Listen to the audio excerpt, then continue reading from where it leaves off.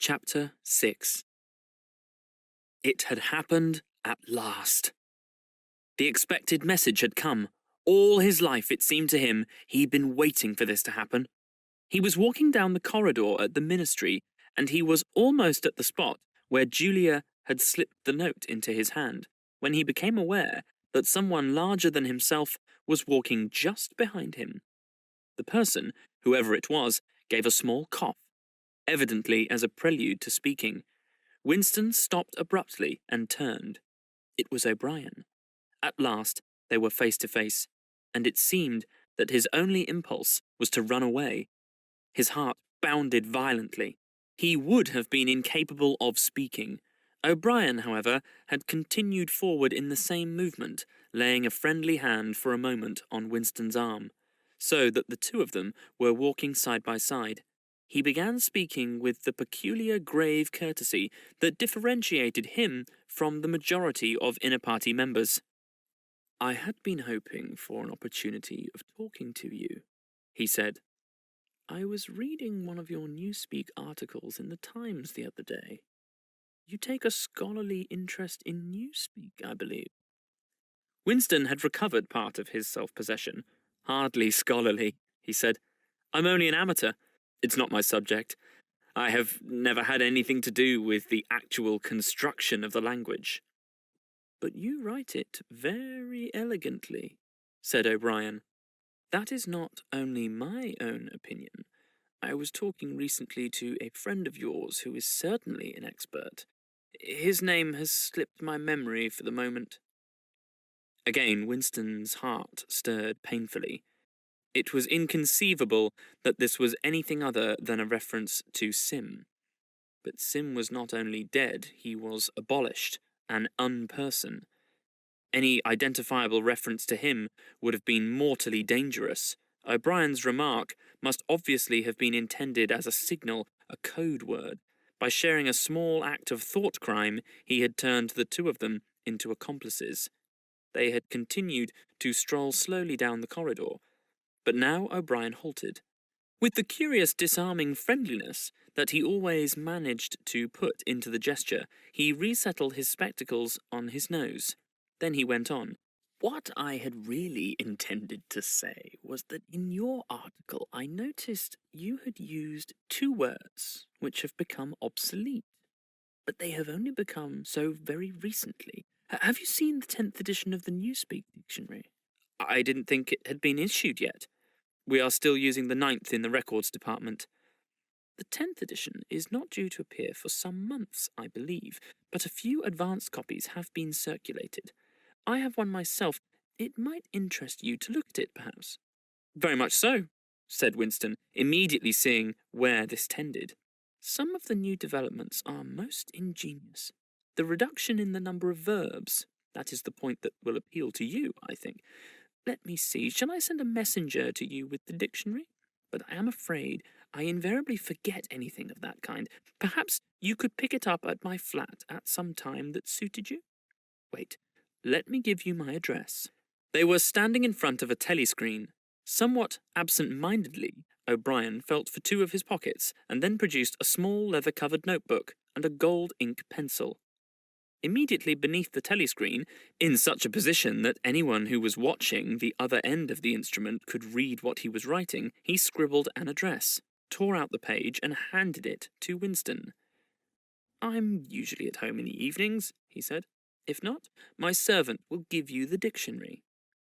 He was gone, leaving Winston holding the scrap of paper, which this time there was no need to conceal. Nevertheless, he carefully memorized what was written on it, and some hours later dropped it into the memory hole along with a mass of other papers. They had been talking to one another for a couple of minutes at the most. There was only one meaning that the episode could possibly have. It had been contrived as a way of letting Winston know O'Brien's address. This was necessary because, except by direct inquiry, it was never possible to discover where anyone lived. There were no directions of any kind. "If you ever want to see me, this is where I can be found," was what O'Brien had been saying to him. Perhaps there would even be a message concealed somewhere in the dictionary. But, at any rate, one thing was certain: the conspiracy that he had dreamed of did exist, and he had reached the outer edges of it. He knew that sooner or later he would obey O'Brien's summons. Perhaps tomorrow, perhaps after a long day, he was not certain. What was happening was only the working out of a process that had started years ago.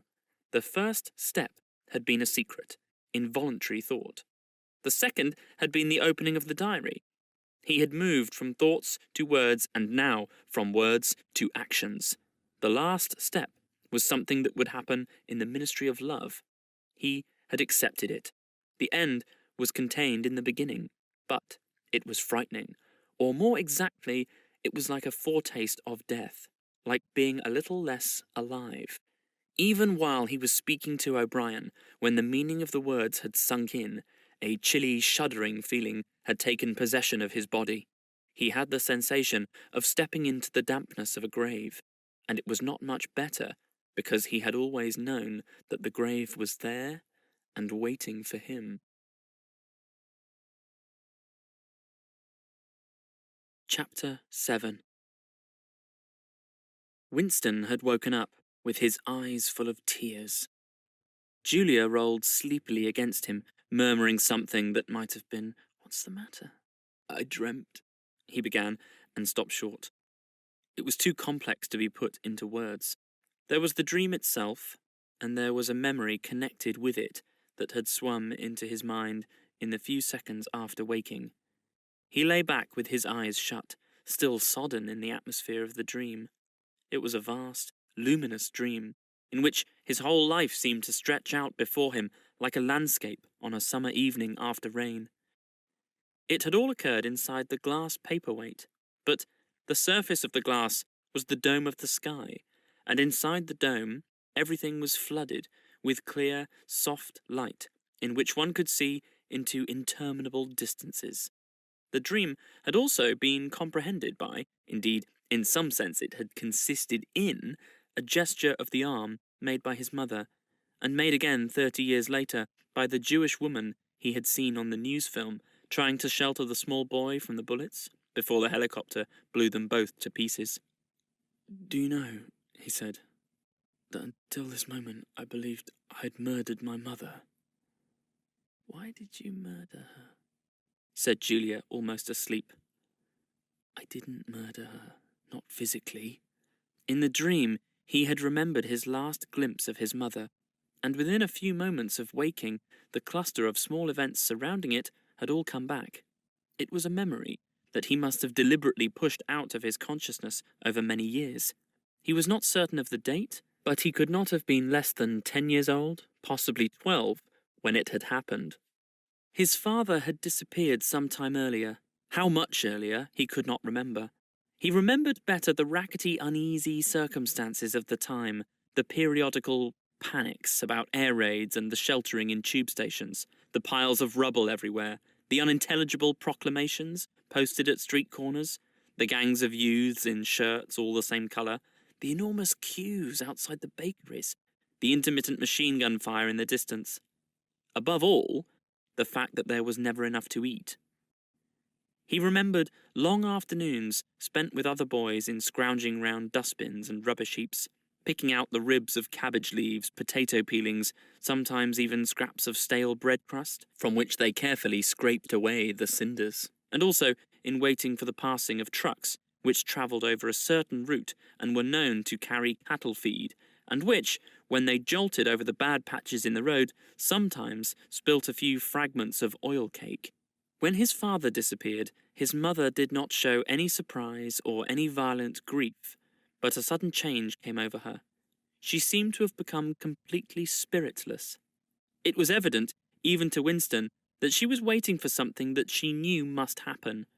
She did everything that was needed: cooked, washed, mended, made the bed, swept the floor, dusted the mantelpiece, always very slowly, and with a curious lack of superfluous motion, like an artist's lay figure moving of its own accord. Her large, shapely body seemed to relapse naturally into stillness. For hours at a time, she would sit almost immobile on the bed, nursing his younger sister, a tiny, ailing, very silent child of 2 or 3, with a face made simian by thinness.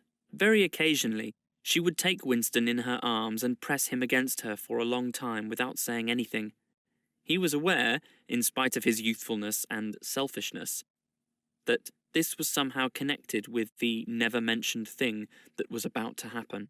He remembered the room where they lived, a dark, close-smelling room that seemed half-filled by a bed with a white counterpane. There was a gas ring in the fender and a shelf where food was kept, and on the landing outside there was a brown earthenware sink, common to several rooms. He remembered his mother's statuesque body bending over the gas ring to stir at something in a saucepan. Above all, he remembered his continuous hunger and the fierce, sordid battles at mealtimes. He would ask his mother, naggingly, over and over again, why there was not more food. He would shout and storm at her. He even remembered the tones of his voice, which was beginning to break prematurely and sometimes boomed in a peculiar way. Or he would attempt a snivelling note of pathos in his efforts to get more than his share. His mother was quite ready to give him more than his share. She took it for granted that he, the boy, should have the biggest portion, but however much she gave him, he invariably demanded more. At every meal, she would beseech him not to be selfish and to remember that his little sister was sick and also needed food. But it was no use. He would cry out with rage when she stopped ladling. He would try to wrench the saucepan and spoon out of her hands. He would grab bits from his sister's plate. He knew that he was starving the other two, but he could not help it. He even felt that he had a right to do it. The clamorous hunger in his belly seemed to justify him. Between meals, if his mother did not stand guard, he was constantly pilfering at the wretched store of food on the shelf. One day, a chocolate ration was issued. There had been no such issue for weeks or months past. He remembered quite clearly that precious little morsel of chocolate. It was a 2-ounce slab. They still talked about ounces in those days, between the 3 of them. It was obvious that it ought to be divided into 3 equal parts. Suddenly, as though he were listening to somebody else, Winston heard himself demanding, in a loud, booming voice, that he should be given the whole piece.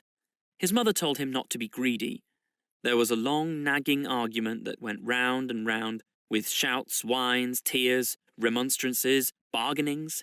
His tiny sister, clinging to her mother with both hands exactly like a baby monkey, sat looking over her shoulder at him with large, mournful eyes.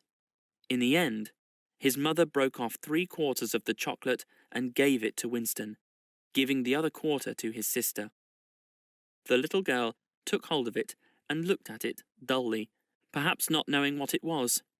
Winston stood watching her for a moment.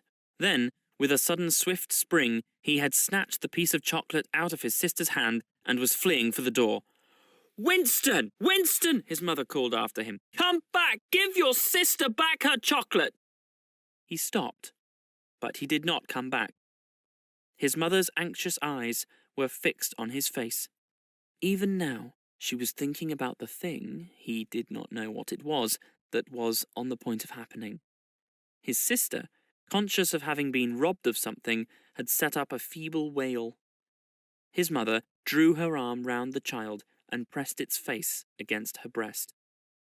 Something in the gesture told him that his sister was dying. He turned and fled down the stairs, with the chocolate growing sticky in his hand. He never saw his mother again. After he had devoured the chocolate, he felt somewhat ashamed of himself and hung about in the streets for several hours, until hunger drove him home. When he came back, his mother had disappeared. This was already becoming normal at that time. Nothing was gone from the room except his mother and his sister. They had not taken any clothes, not even his mother's overcoat. To this day, he did not know with any certainty that his mother was dead. It was perfectly possible that she had merely been sent to a forced labour camp. As for his sister, she might have been removed, like Winston himself, to one of the colonies for homeless children. Reclamation centres, they were called, which had grown up as a result of the Civil War. Or she might have been sent to the labour camp, along with his mother, or simply left somewhere or other to die. The dream was still vivid in his mind, especially the enveloping, protecting gesture of the arm in which its whole meaning seemed to be contained. His mind went back to another dream of 2 months ago, exactly as his mother had sat on the dingy white-quilted bed with the child clinging to her, so she had sat in the sunken ship, far underneath him and drowning deeper every minute, but still looking up at him through the darkening water. He told Julia the story of his mother's disappearance. Without opening her eyes, she rolled over and settled herself into a more comfortable position. "I expect you were a beastly little swine in those days," she said indistinctly. "All children are swine." "Yes, but the real point of the story—" From her breathing, it was evidence that she was going off to sleep again. He would have liked to continue talking about his mother.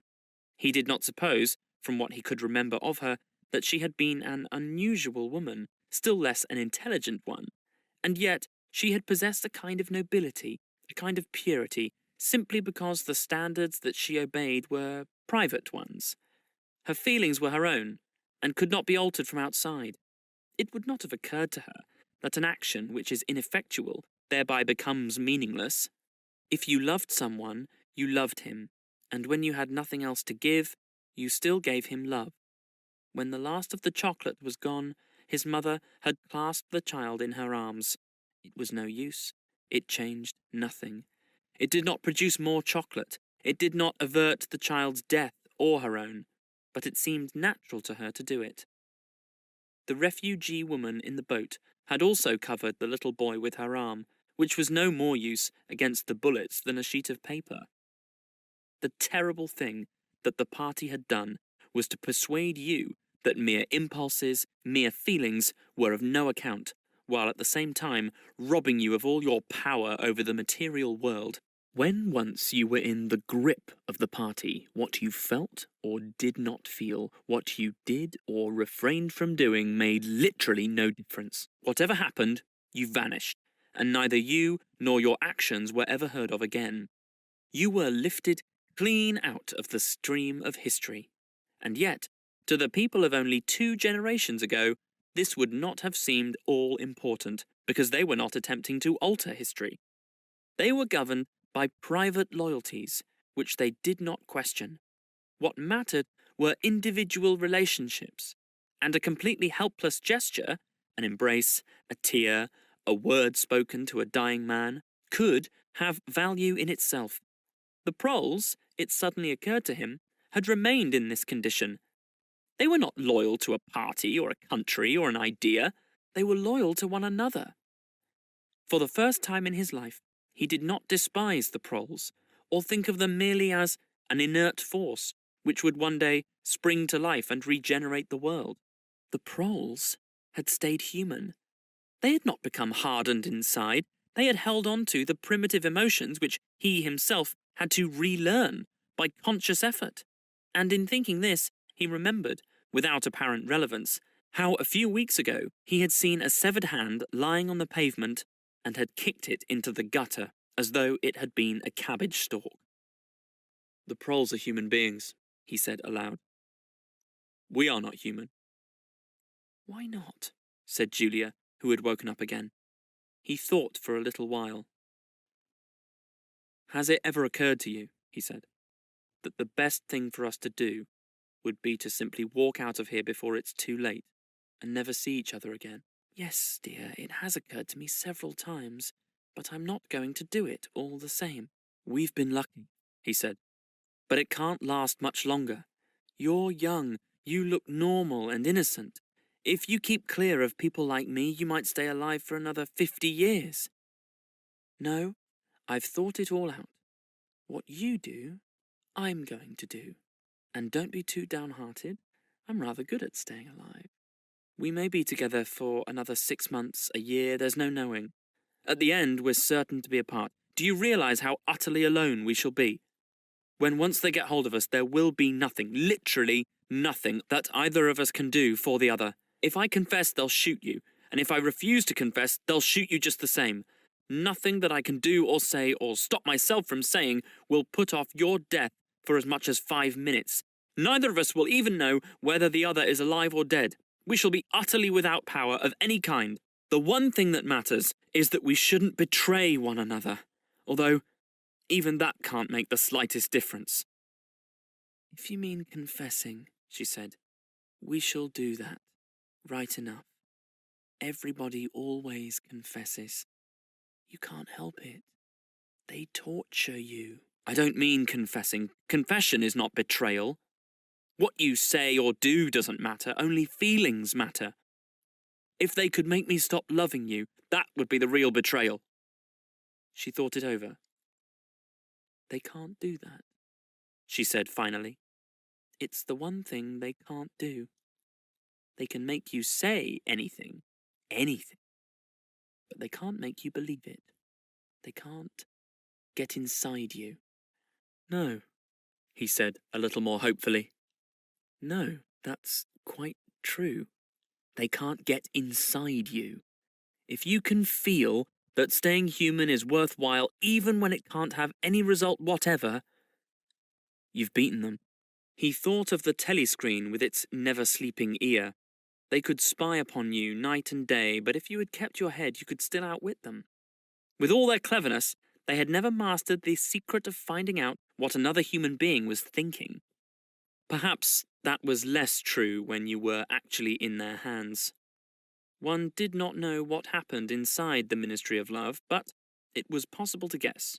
Torture, drugs, delicate instruments that registered your nervous reactions, gradual wearing down by sleeplessness and solitude and persistent questioning. Facts, at any rate, could not be kept hidden. They could be tracked down by inquiry, they could be squeezed out of you by torture, but if the object was not to stay alive, but to stay human, what difference did it ultimately make? They could not alter your feelings. For that matter, you could not alter them yourself, even if you wanted to. They could lay bare, in the utmost detail, everything that you had done, or said, or thought, but the inner heart, whose workings were mysterious even to yourself, remained impregnable. Chapter 8. They had done it! They had done it at last! The room they were standing in was long-shaped and softly lit. The telescreen was dimmed to a low murmur. The richness of the dark blue carpet gave one the impression of treading on velvet. At the far end of the room, O'Brien was sitting at a table under a green-shaded lamp, with a mass of papers on either side of him. He had not bothered to look up when the servant showed Julia and Winston in. Winston's heart was thumping so hard that he doubted whether he would be able to speak. They had done it at last, was all he could think. It had been a rash act to come here at all, and sheer folly to arrive together, though it was true that they had come by different routes and only met on O'Brien's doorstep, but merely to walk into such a place needed an effort of the nerve. It was only on very rare occasions that one saw inside the dwelling places of the inner party, or even penetrated into the quarter of the town where they lived. The whole atmosphere of the huge block of flats, the richness and spaciousness of everything, the unfamiliar smells of good food and good tobacco, the silent and incredibly rapid lifts sliding up and down, the white-jacketed servants hurrying to and fro, everything was intimidating. Although he had a good pretext for coming here, he was haunted at every step by the fear that a black, uniformed guard would suddenly appear from round the corner, demand his papers, and order him to get out. O'Brien's servant, however, had admitted the two of them without demur. He was a small, dark-haired man in a white jacket, with a diamond-shaped, completely expressionless face, which might have been that of a Chinese. The passage down which he led them was softly carpeted, with cream-papered walls and white wainscoting, all exquisitely clean. That, too, was intimidating. Winston could not remember ever to have seen a passageway whose walls were not grimy from the contact of human bodies. O'Brien had a slip of paper between his fingers and seemed to be studying it intently. His heavy face, bent down so that one could see the line of the nose, looked both formidable and intelligent. For perhaps 20 seconds he sat without stirring. Then he pulled the speakwrite toward him and rapped out a message in the hybrid jargon of the ministries. Items 1, 5, 7 approved, full wise, stop, suggestion contained items 6, double plus, ridiculous, verging, crime think, cancel, stop, unproceed, construction wise, anti-getting, plus full, estimates, machinery, overhead, stop, end message. He rose deliberately from his chair and came toward them across the soundless carpet. A little of the official atmosphere seemed to have fallen away from him with the newspeak words, but his expression was grimmer than usual, as though he were not pleased at being disturbed. The terror that Winston already felt was suddenly shot through by a streak of ordinary embarrassment. It seemed to him quite possible that he had simply made a stupid mistake. For what evidence had he, in reality, that O'Brien was any kind of political conspirator? Nothing but a flash of the eyes and a single, equivocal remark. Beyond that, only his own secret imaginings, founded on a dream. He could not even fall back on the pretense that he had come to borrow the dictionary, because in that case, Julia's presence was impossible to explain. As O'Brien passed the telescreen, a thought seemed to strike him. He stopped, turned aside, and pressed a switch on the wall. There was a sharp snap. The voice had stopped. Julia uttered a tiny sound, a sort of squeak of surprise. Even in the midst of his panic, Winston was too much taken aback to be able to hold his tongue. "You can turn it off?" he said. "Yes," said O'Brien. "We can turn it off. We have that privilege." He was opposite them now. His solid form towered over the pair of them, and the expression on his face was still indecipherable. He was waiting, somewhat sternly, for Winston to speak. But about what? Even now it was quite conceivable that he was simply a busy man, wondering irritably why he had been interrupted. Nobody spoke. After the stopping of the telescreen, the room seemed deadly silent. The seconds marched past. Enormous.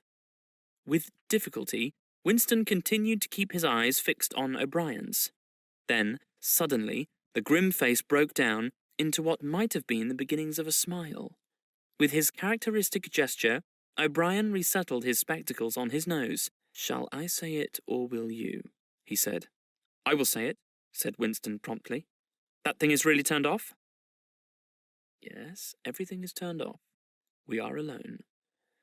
We have come here because—" He paused, realizing for the first time the vagueness of his own motives, since he did not in fact know what kind of help he expected from O'Brien. It was not easy to say why he had come here. He went on, conscious that what he was saying must sound both feeble and pretentious. "We believe that there is some kind of conspiracy, some kind of secret organization working against the party, and that you are involved in it. We want to join it and work for it. We are enemies of the party. We disbelieve in the principles of Ingsoc. We are thought criminals. We are also adulterers.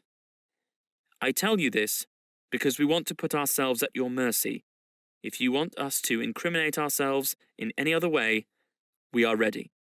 He stopped and glanced over his shoulder, with the feeling that the door had opened. Sure enough, a little yellow-faced servant had come in without knocking. Winston saw that he was carrying a tray with a decanter and glasses. "Martin is one of us," said O'Brien impassively. "Bring the drinks over here, Martin.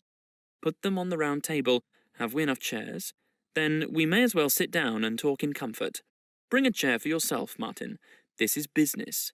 You can stop being a servant for the next 10 minutes. The little man sat down, quite at ease, and yet still with a servant-like air, the air of a valet, enjoying a privilege. Winston regarded him out of the corner of his eye. It struck him that the man's whole life was playing a part, and that he felt it to be dangerous to drop his assumed personality even for a moment. O'Brien took the decanter by the neck and filled up the glasses with the dark red liquid. It aroused in Winston dim memories of something seen long ago on a wall or a hoarding. A vast bottle composed of electric lights, which seemed to move up and down and pour its contents into a glass. Seen from the top, the stuff looked almost black, but in the decanter it gleamed like a ruby. It had a sour, sweet smell. He saw Julia pick up her glass and sniff at it with frank curiosity. "It's called wine," said O'Brien with a faint smile. "You will have read about it in books, no doubt. Not much of it gets to the outer party, I'm afraid." His face grew solemn again, and he raised his glass. "I think it is fitting that we should begin by drinking a health to our leader, to Emmanuel Goldstein." Winston took up his glass with a certain eagerness. Wine was a thing he had read and dreamed about. Like the glass paperweight of Mr. Charrington's half-remembered rhymes, it belonged to the vanished, romantic past. The olden time, as he liked to call it in his secret thoughts. For some reason, he had always thought of wine as having an intensely sweet taste, like that of blackberry jam, and an immediate intoxicating effect. Actually, when he came to swallow it, the stuff was distinctly disappointing. The truth was that after years of gin drinking, he could barely taste it. He set down the empty glass. "Then there is such a person as Goldstein," he said. "Yes, there is such a person, and he is alive. Where? I do not know." "And the conspiracy, the organization, it is real? It is not simply an invention of the thought police?" "No, it is real. The Brotherhood, we call it. You will never learn much more about the Brotherhood than that it exists, and that you belong to it. I will come back to that presently." He looked at his wristwatch. "It is unwise even for members of the inner party to turn off the telescreen for more than half an hour. You ought not to have come here together, and you will have to leave separately. You, comrade," he bowed his head to Julia, "will leave first. We have about 20 minutes at our disposal.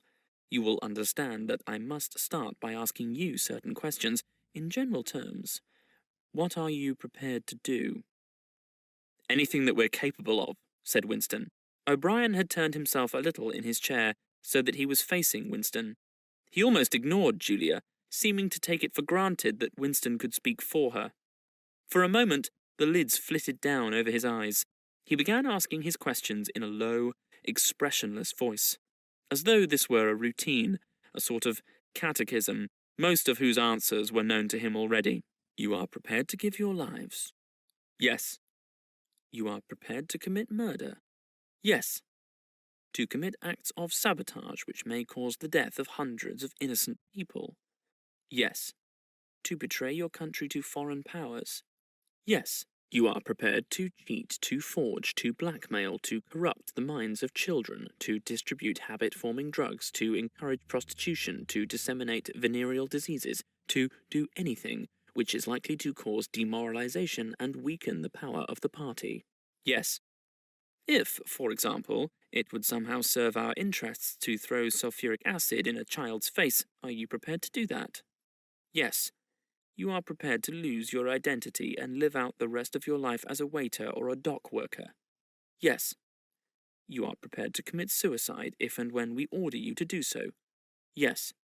"You are prepared, the two of you, to separate and never see one another again?" "No!" broke in Julia. It appeared to Winston that a long time passed before he answered. For a moment, he seemed even to have been deprived of the power of speech. His tongue worked soundlessly, forming the opening syllables first of one word, then of the other, over and over again, until he had said it.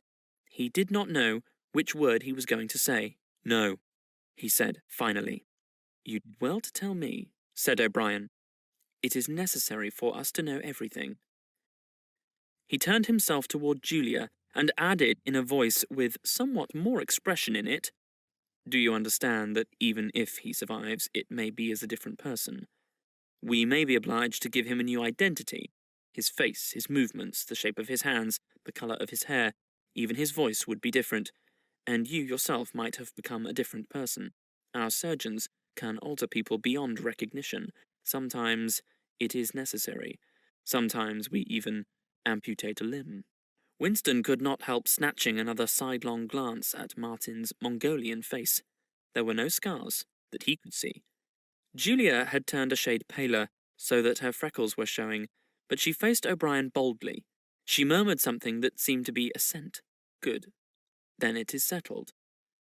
There was a silver box of cigarettes on the table. With a rather absent-minded air, O'Brien pushed them toward the others, took one for himself, then stood up and began to pace slowly to and fro, as though he could think better standing. They were very good cigarettes, very thick and well-packed, with an unfamiliar silkiness in the paper. O'Brien looked at his wristwatch again. "You had better go back to your pantry, Martin," he said. "I shall switch on in a quarter of an hour. Take a good look at these comrades' faces before you go. You will be seeing them again. I may not." Exactly as they had done at the front door, the little man's dark eyes flickered over their faces. There was not a trace of friendliness in his manner. He was memorizing their appearance, but he felt no interest in them, or appeared to feel none. It occurred to Winston that a synthetic face was perhaps incapable of changing its expression without speaking or giving any kind of salutation. Martin went out, closing the door silently behind him. O'Brien was strolling up and down, one hand in the pocket of his black overalls, the other holding his cigarette. "You understand," he said, "that you will be fighting in the dark. You will always be in the dark. You will receive orders and you will obey them, without knowing why. Later, I shall send you a book from which you will learn the true nature of the society we live in, and the strategy by which we shall destroy it. When you have read the book, you will be full members of the Brotherhood. But between the general aims that we are fighting for and the immediate tasks of the moment, you will never know anything. I tell you that the Brotherhood exists, but I cannot tell you whether it numbers 100 members or 10 million. From your personal knowledge, you will never be able to say that it numbers even as many as a dozen. You will have 3 or 4 contacts who will be renewed from time to time as they disappear. As this was your first contact, it will be preserved. When you receive orders, they will come from me. If we find it necessary to communicate with you, it will be through Martin. When you are finally caught, you will confess. That is unavoidable. But you will have very little to confess, other than your own actions. You will not be able to betray more than a handful of unimportant people. Probably, you will not even betray me. By that time, I may be dead, or I shall have become a different person, with a different face. He continued to move to and fro over the soft carpet. In spite of the bulkiness of his body, there was a remarkable grace to his movements. It came out even in the gesture with which he had thrust a hand into his pocket, or manipulated a cigarette. More even than of strength, he gave an impression of confidence and of an understanding tinged by irony. However much in earnest he might be, he had nothing of the single-mindedness that belongs to a fanatic. When he spoke of murder, suicide, venereal disease, amputated limbs, and altered faces, it was with a faint air of persiflage. "This is unavoidable," his voice seemed to say. "This is what we have got to do," unflinchingly. "But this is not what we shall be doing when life is worth living again." A wave of admiration, almost of worship, flowed out of Winston toward O'Brien. For the moment, he had forgotten the shadowy figure of Goldstein. When you looked at O'Brien's powerful shoulders and his blunt-featured face, so ugly and yet so civilized, it was impossible to believe that he could be defeated. There was no stratagem that he was not equal to, no danger that he could not foresee. Even Julia seemed to be impressed. She had let her cigarette go out and was listening intently. O'Brien went on. "You will have heard rumours of the existence of the Brotherhood. No doubt you have formed your own picture of it. You have imagined, probably, a huge underworld of conspirators, meeting secretly in cellars, scribbling messages on walls, recognizing one another by code words or by special movements of the hand. Nothing of the kind exists. the members of the Brotherhood have no way of recognizing one another, and it is impossible for any one member to be aware of the identity of more than a very few others. Goldstein himself, if he fell into the hands of the thought police, could not give them a complete list of members, or any information that would lead them to a complete list. No such list exists. The Brotherhood cannot be wiped out, because it is not an organization in the ordinary sense. Nothing holds it together except an idea which is indestructible. You will never have anything to sustain you except the idea. You will get no comradeship and no encouragement. When finally you are caught, you will get no help. We never help our members. At most, when it is absolutely necessary that someone should be silenced, we are occasionally able to smuggle a razor blade into a prisoner's cell. You will have to get used to living without results and without hope. You will work for a while. You will be caught. You will confess, and then you will die. Those are the only results that you will ever see. There is no possibility that any perceptible change will happen within our own lifetime. We are the dead. Our only true life is in the future. We shall take part in it as handfuls of dust and splinters of bone. But how far away that future may be, there is no knowing. It might be 1,000 years. At present, nothing is possible except to extend the area of sanity little by little. We cannot act collectively.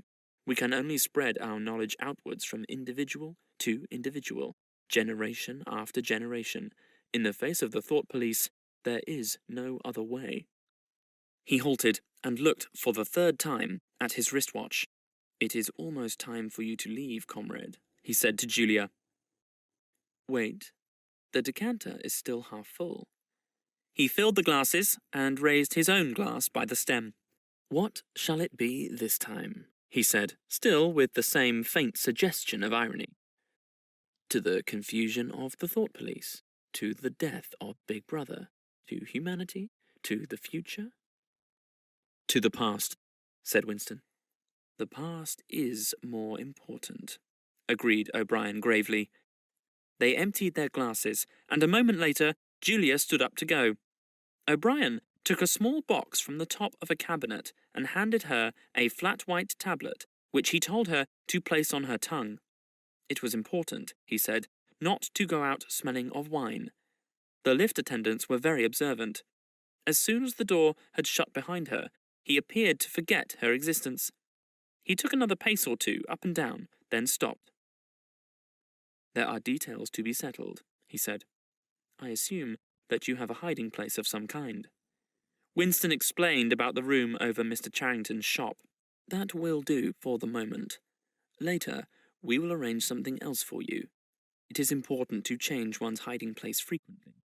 Meanwhile, I shall send you a copy of the book." Even O'Brien, Winston noticed, seemed to pronounce the words as though they were in italics.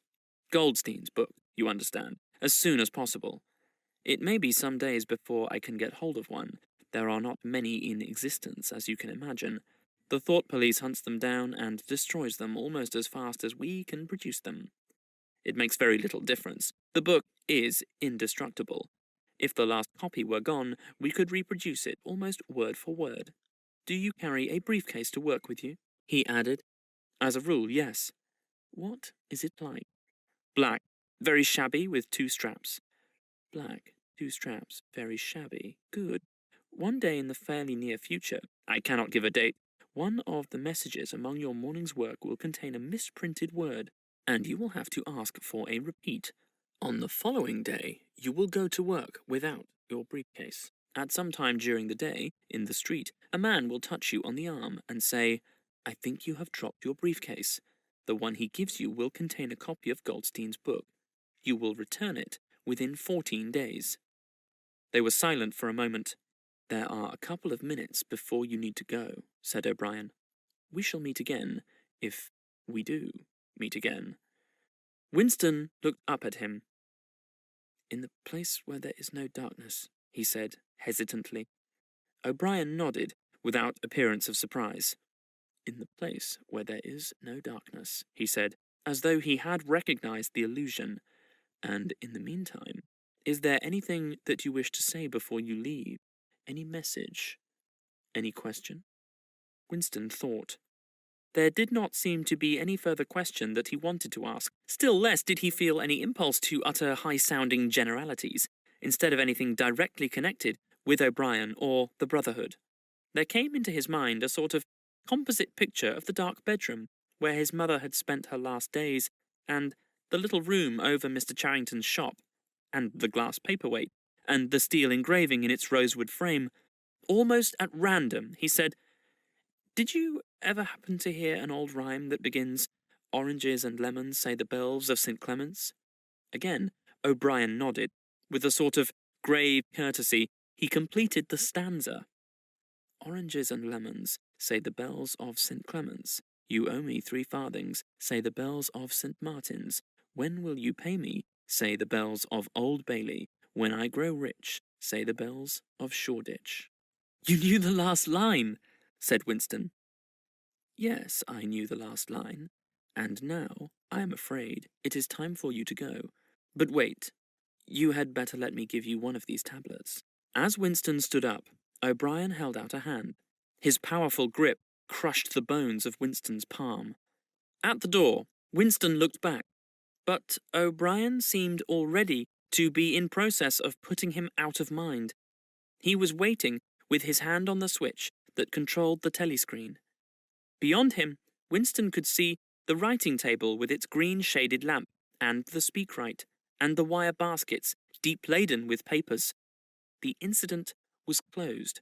Within 30 seconds, it occurred to him, O'Brien would be back at his interrupted and important work on behalf of the party.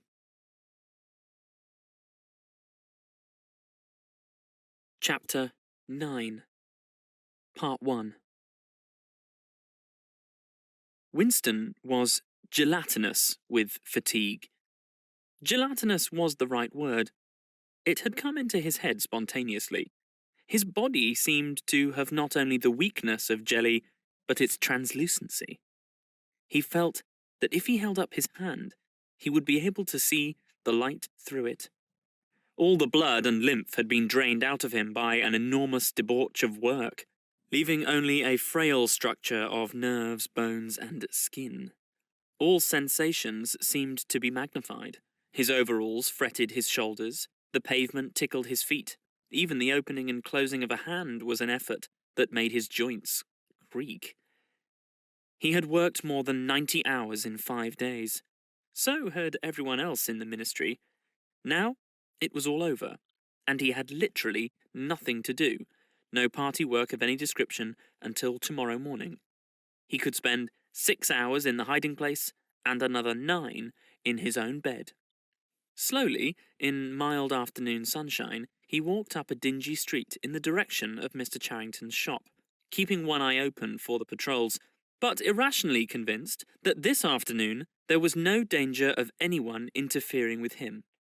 The heavy briefcase that he was carrying bumped against his knee at each step, sending a tingling sensation up and down the skin of his leg.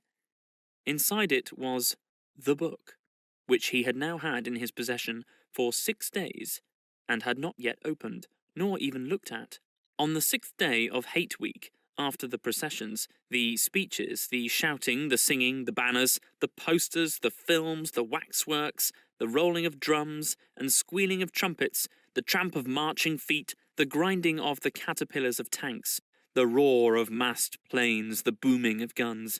After 6 days of this, when the great orgasm was quivering to its climax, and the general hatred of Eurasia had boiled up into such delirium that if the crowd could have got their hands on the 2,000 Eurasian war criminals who were to be publicly hanged on the last day of the proceedings, they would unquestionably have torn them to pieces.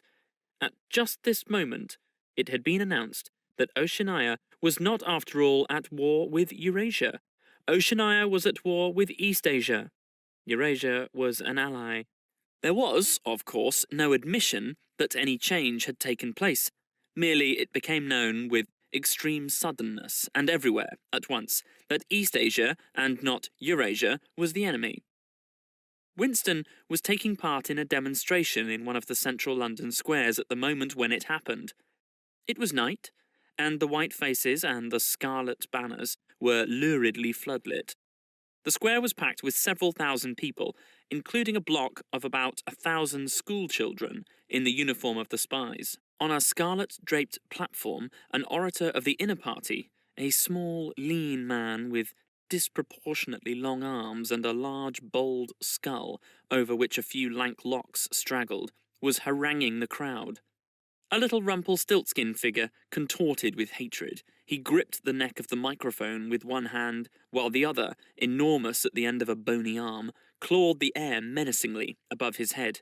His voice, made metallic by the amplifiers, boomed forth an endless catalogue of atrocities, massacres, deportations, lootings, rapings, torture of prisoners, bombarding of civilians, lying propaganda, unjust aggressions, broken treaties.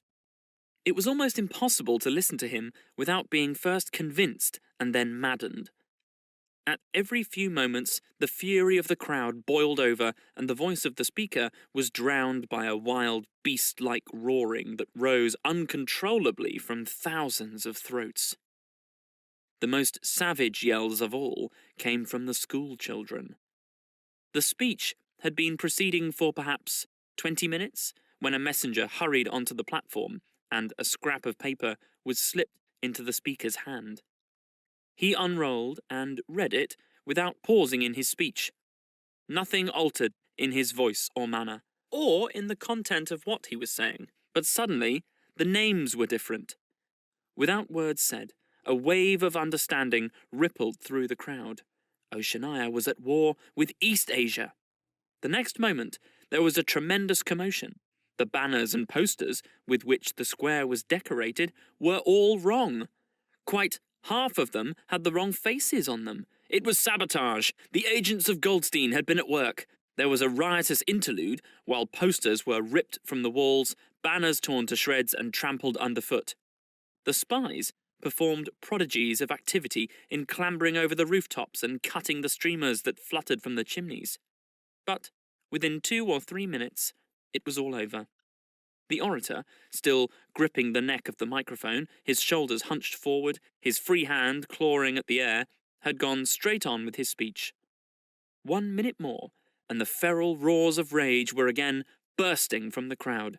The hate continued exactly as before, except the target had been changed.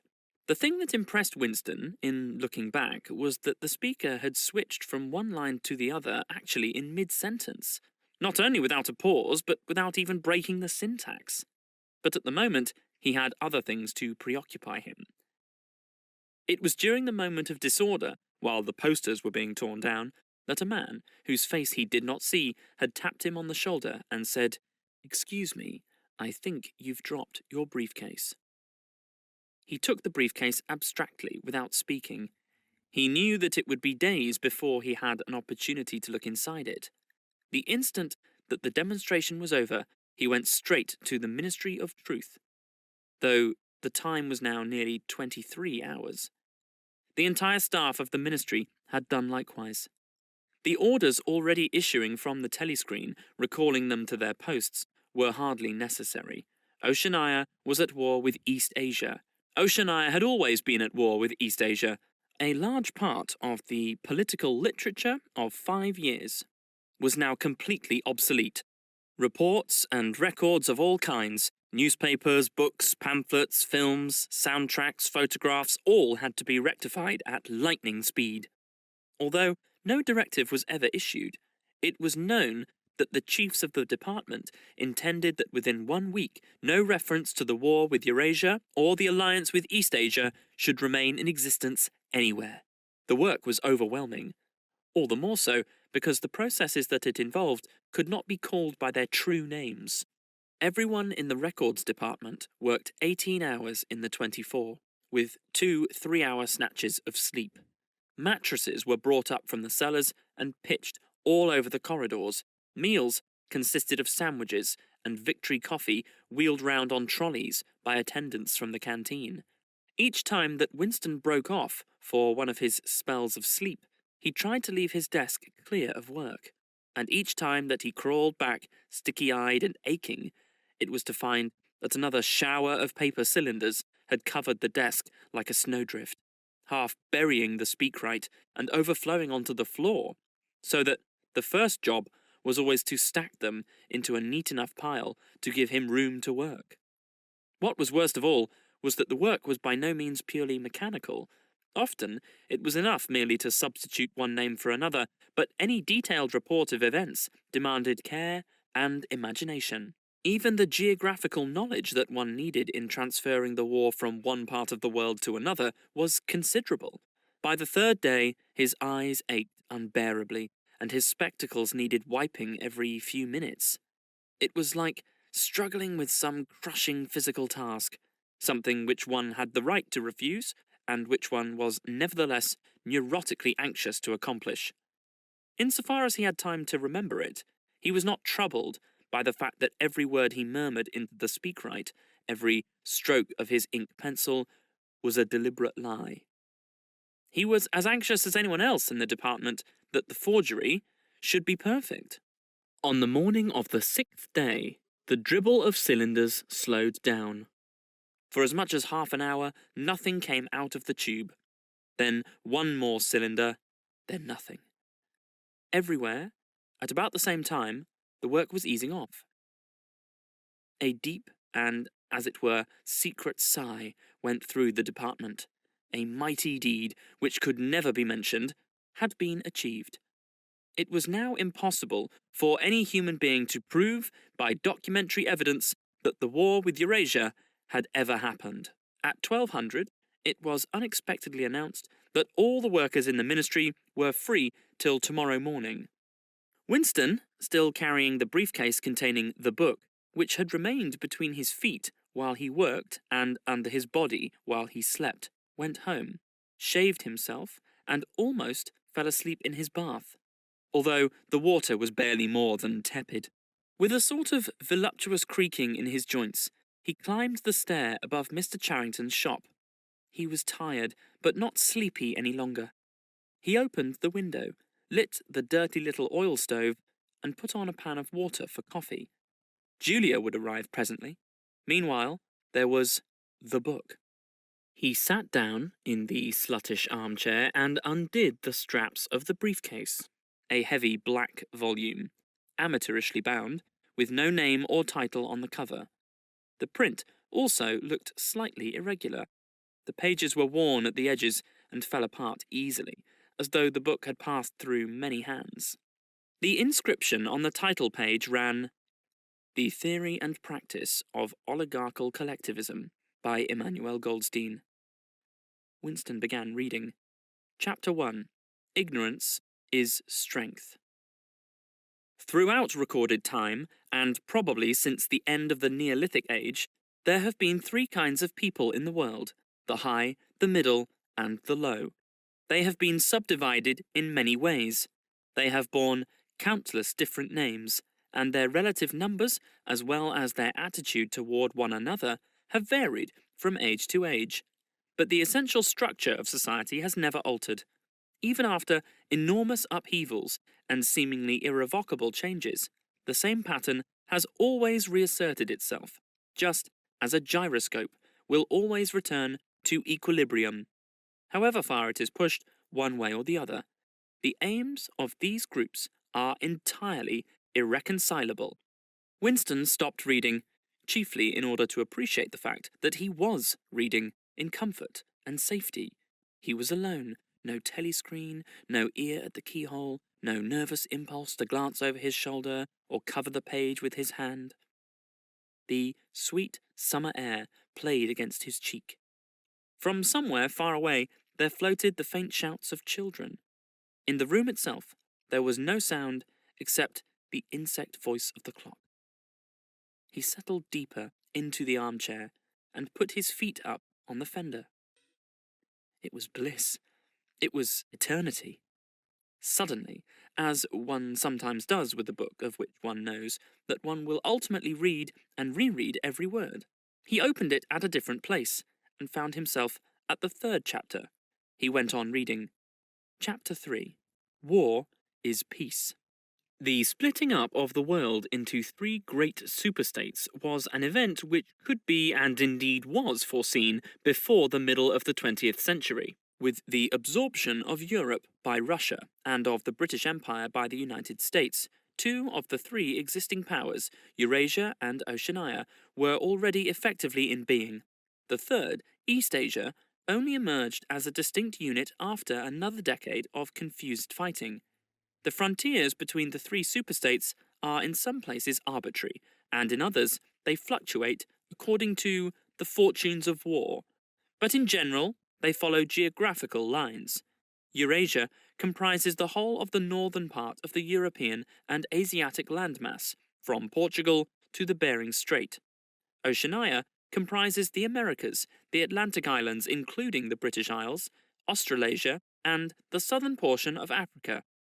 East Asia, smaller than the others, and with a less definite western frontier, comprises China and the countries to the south of it, the Japanese islands, and a large but fluctuating portion of Manchuria, Mongolia, and Tibet. In one combination or another, these three superstates are permanently at war and have been so for the past 25 years. War, however, is no longer the desperate, annihilating struggle that it was in the early decades of the 20th century. It is a warfare of limited aims between combatants who are unable to destroy one another, have no material cause for fighting, and are not divided by any genuine ideological difference. This is not to say that either the conduct of war or the prevailing attitude toward it has become less bloodthirsty or more chivalrous.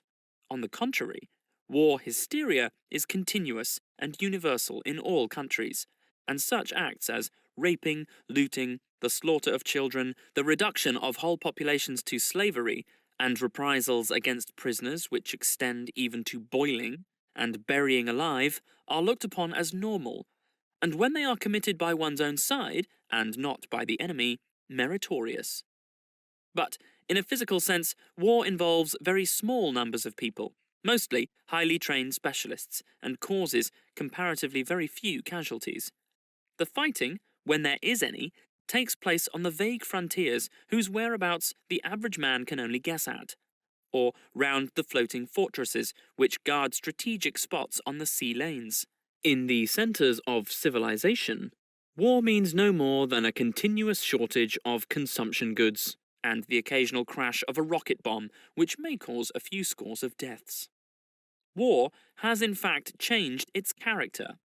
More exactly, the reasons for which war is waged have changed in their order of importance. Motives, which were already present to some small extent in the great wars of the 20th century, have now become dominant and are consciously recognized and acted upon.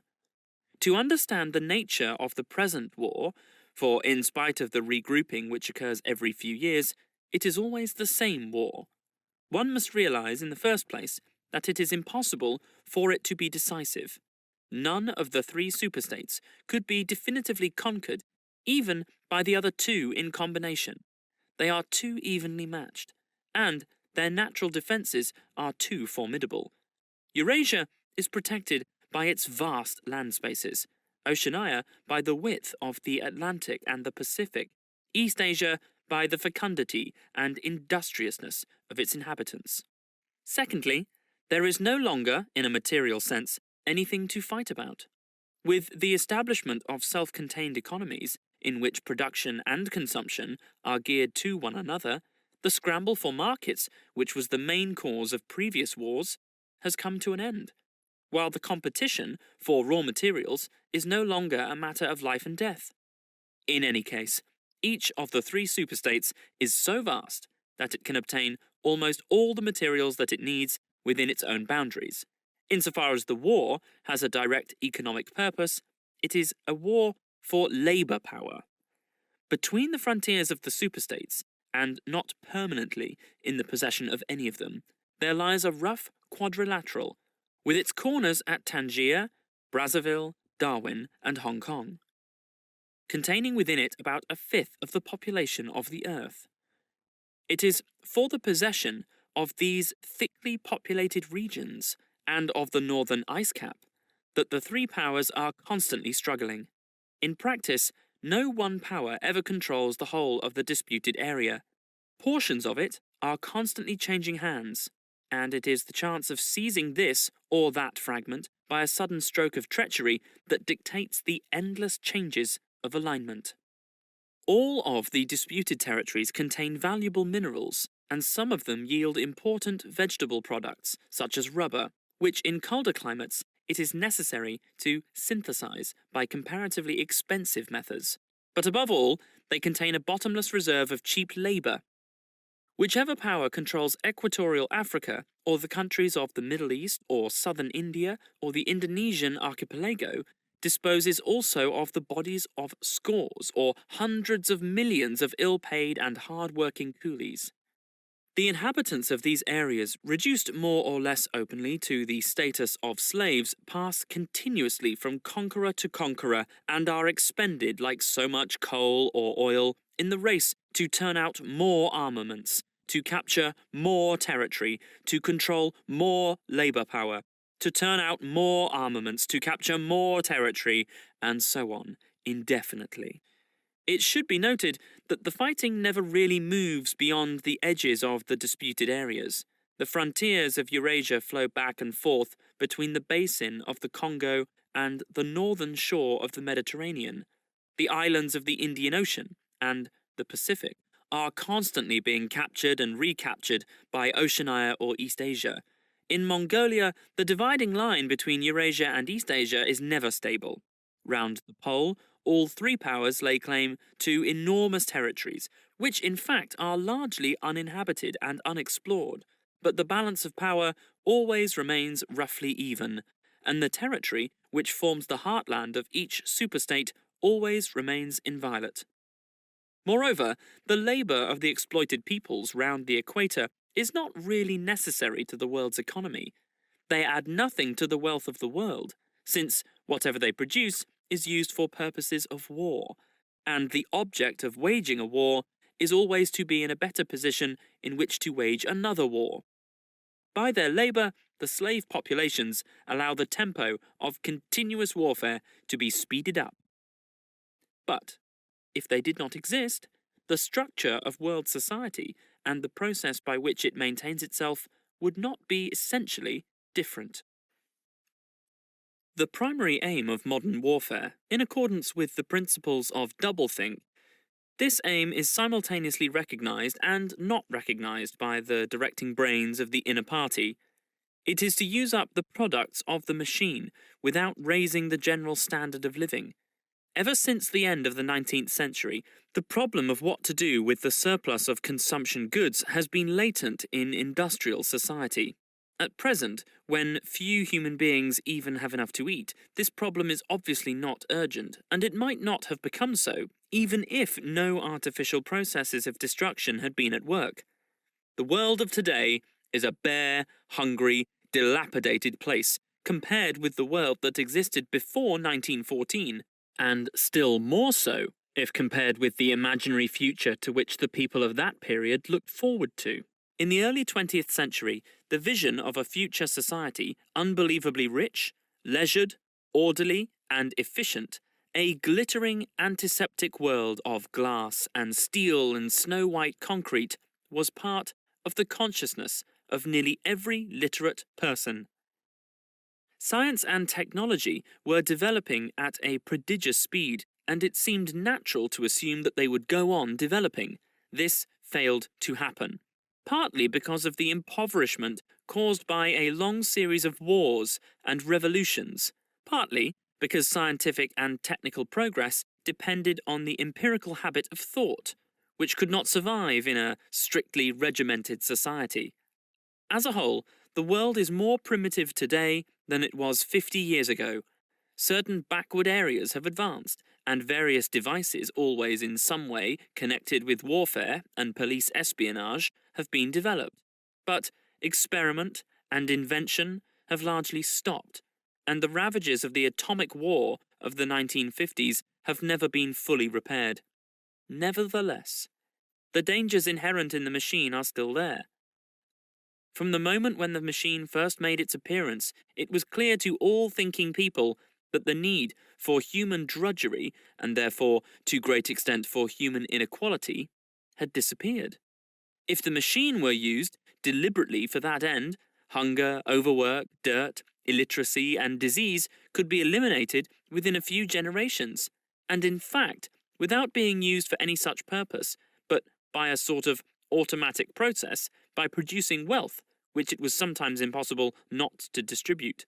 The machine did raise the living standards of the average human being very greatly, over a period of about 50 years at the end of the 19th and the beginning of the 20th centuries. But it was also clear that an all-round increase in wealth threatened the destruction, indeed, in some sense, was the destruction, of a hierarchical society.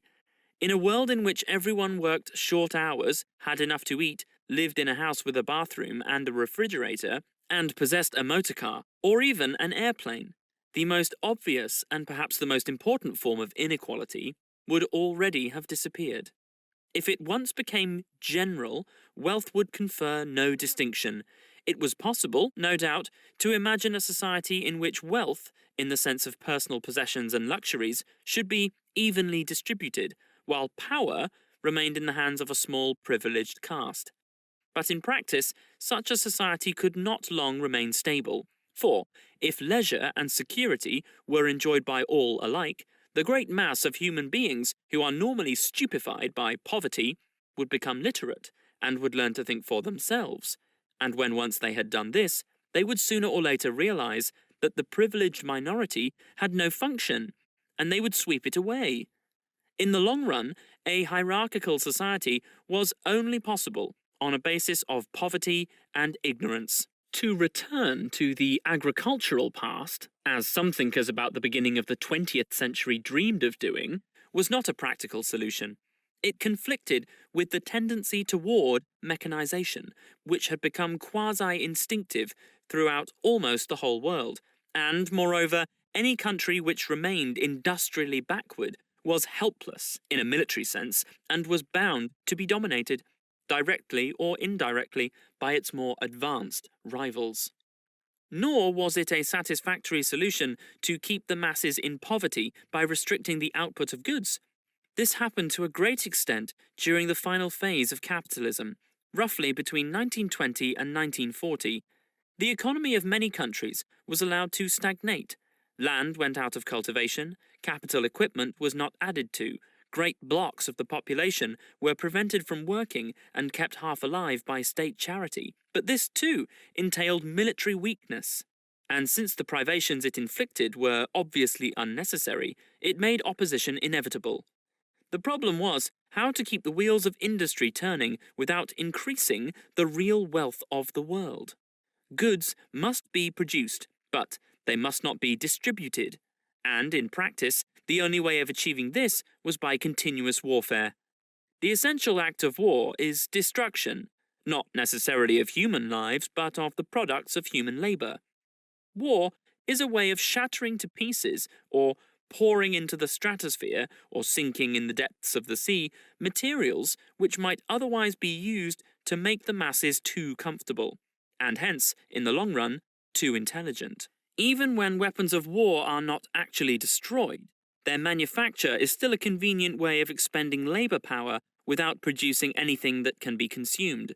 A floating fortress, for example, has locked up in it the labor that would build several hundred cargo ships. Ultimately, it is scrapped as obsolete, never having brought any material benefit to anybody, and with further enormous labors, another floating fortress is built.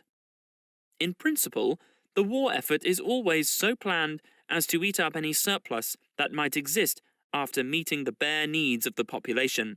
In practice, the needs of the population are always underestimated, with the result that there is a chronic shortage of half the necessities of life. But this is looked on as an advantage.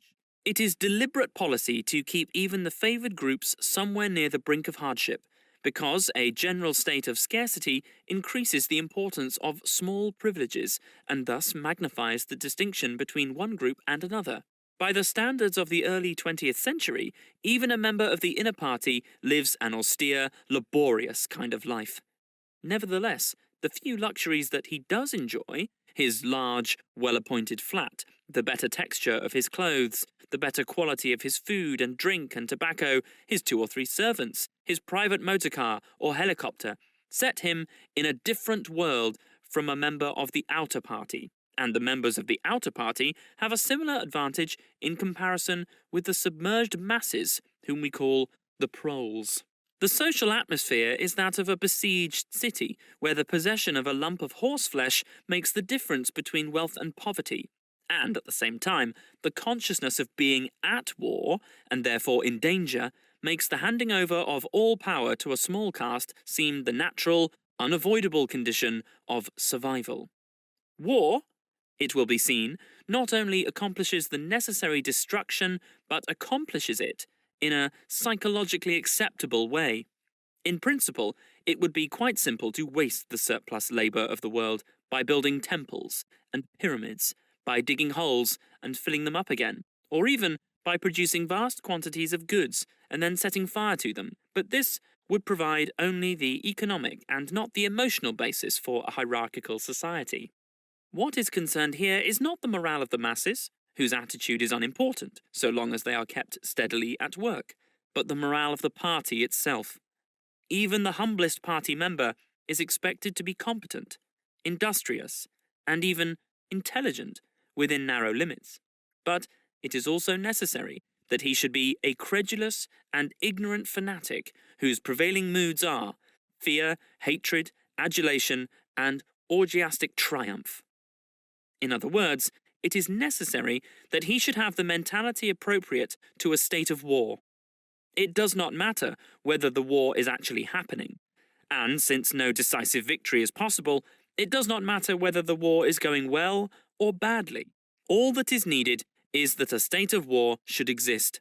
The splitting of the intelligence which the party requires of its members, and which is more easily achieved in an atmosphere of war, is now almost universal. But the higher up the rank one goes, the more marked it becomes. It is precisely in the inner party that war hysteria and hatred of the enemy are strongest.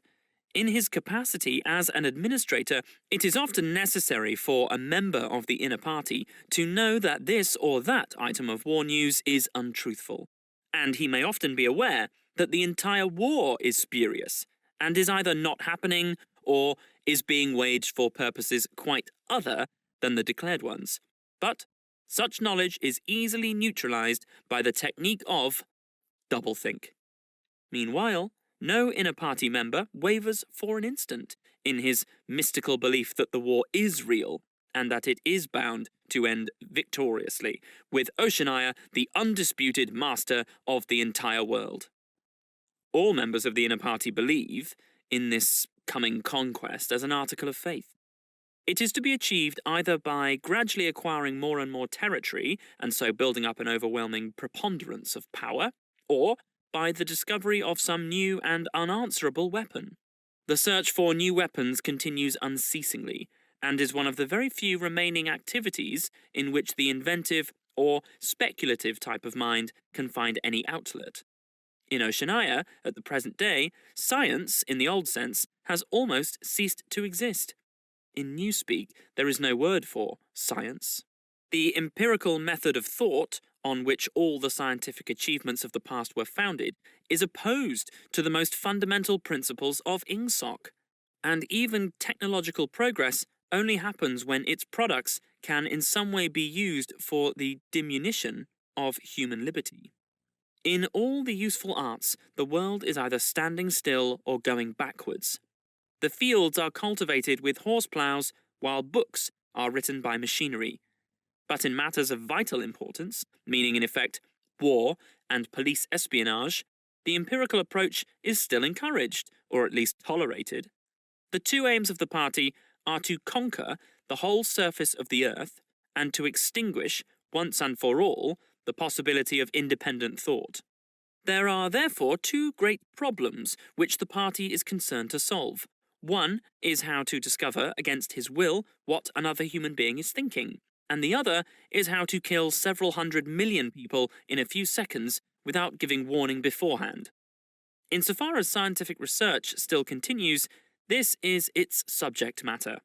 The scientist of today is either a mixture of psychologist and inquisitor, studying with extraordinary minuteness the meaning of facial expressions, gestures, and tone of voice, and testing the truth-producing effects of drugs, shock therapy, hypnosis, and physical torture, or he is a chemist, physicist, or biologist, concerned only with such branches of his special subject as are relevant to the taking of life. In the vast laboratories of the Ministry of Peace, and in the experimental stations hidden in the Brazilian forests, or in the Australian desert, or on lost islands of the Antarctic, the teams of experts are indefatigably at work. Some are concerned simply with planning the logistics of future wars. Others devise larger and larger rocket bombs, more and more powerful explosives, and more impenetrable armor plating. Others search for new and deadlier gases, or for soluble poisons capable of being produced in such quantities as to destroy the vegetation of whole continents, or for breeds of disease germs, immunized against all possible antibodies. Others strive to produce a vehicle that shall bore its way under the soil, like a submarine under the water, or an airplane as independent of its base as a sailing ship. Others explore even remoter possibilities, such as focusing the sun's rays through lenses suspended thousands of kilometers away in space, or producing artificial earthquakes and tidal waves by tapping the heat at the Earth's center. But none of these projects ever comes anywhere near realization, and none of the three superstates ever gains a significant lead on the others. What is more remarkable is that all three powers already possess, in the atomic bomb, a weapon far more powerful than any that their present researchers are likely to discover. Although the party, according to its habit, claims the invention for itself, atomic bombs first appeared as early as the 1940s, and were first used on a large scale about 10 years later.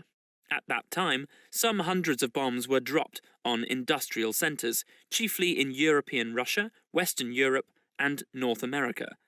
The effect was to convince the ruling groups of all countries that a few more atomic bombs would mean the end of organized society, and hence of their own power. Thereafter, although no formal agreement was ever made or hinted at, no more bombs were dropped. All three powers merely continue to produce atomic bombs and store them up against the decisive opportunity which they all believe will come sooner or later. And, meanwhile, the art of war has remained almost stationary for 30 or 40 years. Helicopters are more used than they were formerly. Bombing planes have been largely superseded by self-propelled projectiles, and the fragile movable battleship has given way to the almost unsinkable floating fortress. But, otherwise, there has been little development. The tank, the submarine, the torpedo, the machine gun, even the rifle and the hand grenade are still in use. And in spite of the endless slaughters reported in the press and on the telescreens, the desperate battles of earlier wars, in which hundreds of thousands or even millions of men were often killed in a few weeks, have never been repeated. None of the three superstates ever attempts any maneuver which involves the risk of serious defeat. When any large operation is undertaken, it is usually a surprise attack against an ally. The strategy that all three powers are following, or pretend to themselves that they are following, is the same. The plan is, by a combination of fighting, bargaining, and well-timed strokes of treachery, to acquire a ring of bases completely encircling one or other of the rival states, and then to sign a pact of friendship with that rival and remain on peaceful terms for so many years as to lull suspicion to sleep. During this time, rockets loaded with atomic bombs can be assembled at all the strategic spots. Finally, they will all be fired simultaneously, with effects so devastating as to make retaliation impossible. It will then be time to sign a pact of friendship with the remaining world power, in preparation for another attack. This scheme, it is hardly necessary to say, is a mere daydream. impossible of realization. Moreover, no fighting ever occurs except in the disputed areas around the equator and the pole. No invasion of enemy territory is ever undertaken. This explains the fact that in some places the frontiers between the superstates are arbitrary. Eurasia, for example, could easily conquer the British Isles, which are geographically part of Europe, or, on the other hand, it would be possible for Oceania to push its frontiers to the Rhine or even to the Vistula. But this would violate the principle, followed on all sides, though never formulated, of cultural integrity. If Oceania were to conquer the areas that used to once be known as France and Germany, it would be necessary either to exterminate the inhabitants, a task of great physical difficulty, or to assimilate a population of about 100 million people who, so far as technical development goes, are roughly on the oceanic level. The problem is the same for all three superstates. It is absolutely necessary to their structure that there should be no contact with foreigners, except to a limited extent with war prisoners and coloured slaves. Even the official ally of the moment is always regarded with the darkest suspicion. War prisoners apart, the average citizen of Oceania never sets eyes on a citizen of either Eurasia or East Asia, and he is forbidden the knowledge of foreign languages. If he were allowed contact with foreigners, he would discover that they are creatures similar to himself, and that most of what he has been told about them is lies. The sealed world in which he lives would be broken, and the fear, hatred, and self-righteousness on which this morale depends might evaporate. It is therefore realized on all sides that however often Persia or Egypt or Java or Celion may change hands, the main frontiers must never be crossed by anything except bombs. Under this lies a fact never mentioned aloud but tacitly understood and acted upon, namely that the conditions of life in all three superstates are very much the same. In Oceania, the prevailing philosophy is called Ingsoc, in Eurasia it is called Neo-Bolshevism, and in East Asia it is called by a Chinese name usually translated as death worship, but perhaps better rendered as obliteration of the self. The citizen of Oceania is not allowed to know anything of the tenets of the other two philosophies, but he is taught to execrate them as barbarous, outrageous upon morality and common sense. Actually, the three philosophies are barely distinguishable, and the social systems which they support are not distinguishable at all. Everywhere, there is the same pyramidal structure, the same worship of semi-divine leader, the same economy existing by and for continuous warfare. It follows that the three superstates not only cannot conquer one another, but would gain no advantage by doing so. On the contrary, as long as they remain in conflict, they prop up one another, like three sheaves of corn. And, as usual, the ruling groups of all three powers are simultaneously aware and unaware of what they are doing. Their lives are dedicated to world conquest, but they also know that it is necessary that the war should continue everlastingly and without victory. Meanwhile, the fact that there is no danger of conquest makes it possible the denial of reality, which is the special feature of Ingsoc and its rival systems of thought. Here, it is necessary to repeat what has been said earlier, that by becoming continuous, war has fundamentally changed its character. In past ages, a war, almost by definition, was something that sooner or later came to an end, usually in unmistakable victory or defeat. In the past, also, war was one of the main instruments by which human societies were kept in touch with physical reality. All rulers in all ages have tried to impose a false view of the world upon their followers, but they could not afford to encourage any illusion that tended to impair military efficiency. So long as defeat meant the loss of independence, or some other result generally held to be undesirable, the precautions against defeat had to be serious. Physical facts could not be ignored. In philosophy, or religion, or ethics, or politics, 2 and 2 might make 5. But when one was designing a gun, or an airplane, they had to make 4. Inefficient nations were always conquered sooner or later, and the struggle for efficiency was inimical to illusions. Moreover, to be efficient, it was necessary to be able to learn from the past, which meant having a fairly accurate idea of what had happened in the past. Newspapers and history books were, of course, always coloured and biased, but falsification of the kind that is practiced today would have been impossible. War was a sure safeguard of sanity, and so far as the ruling classes were concerned, it was probably the most important of all safeguards.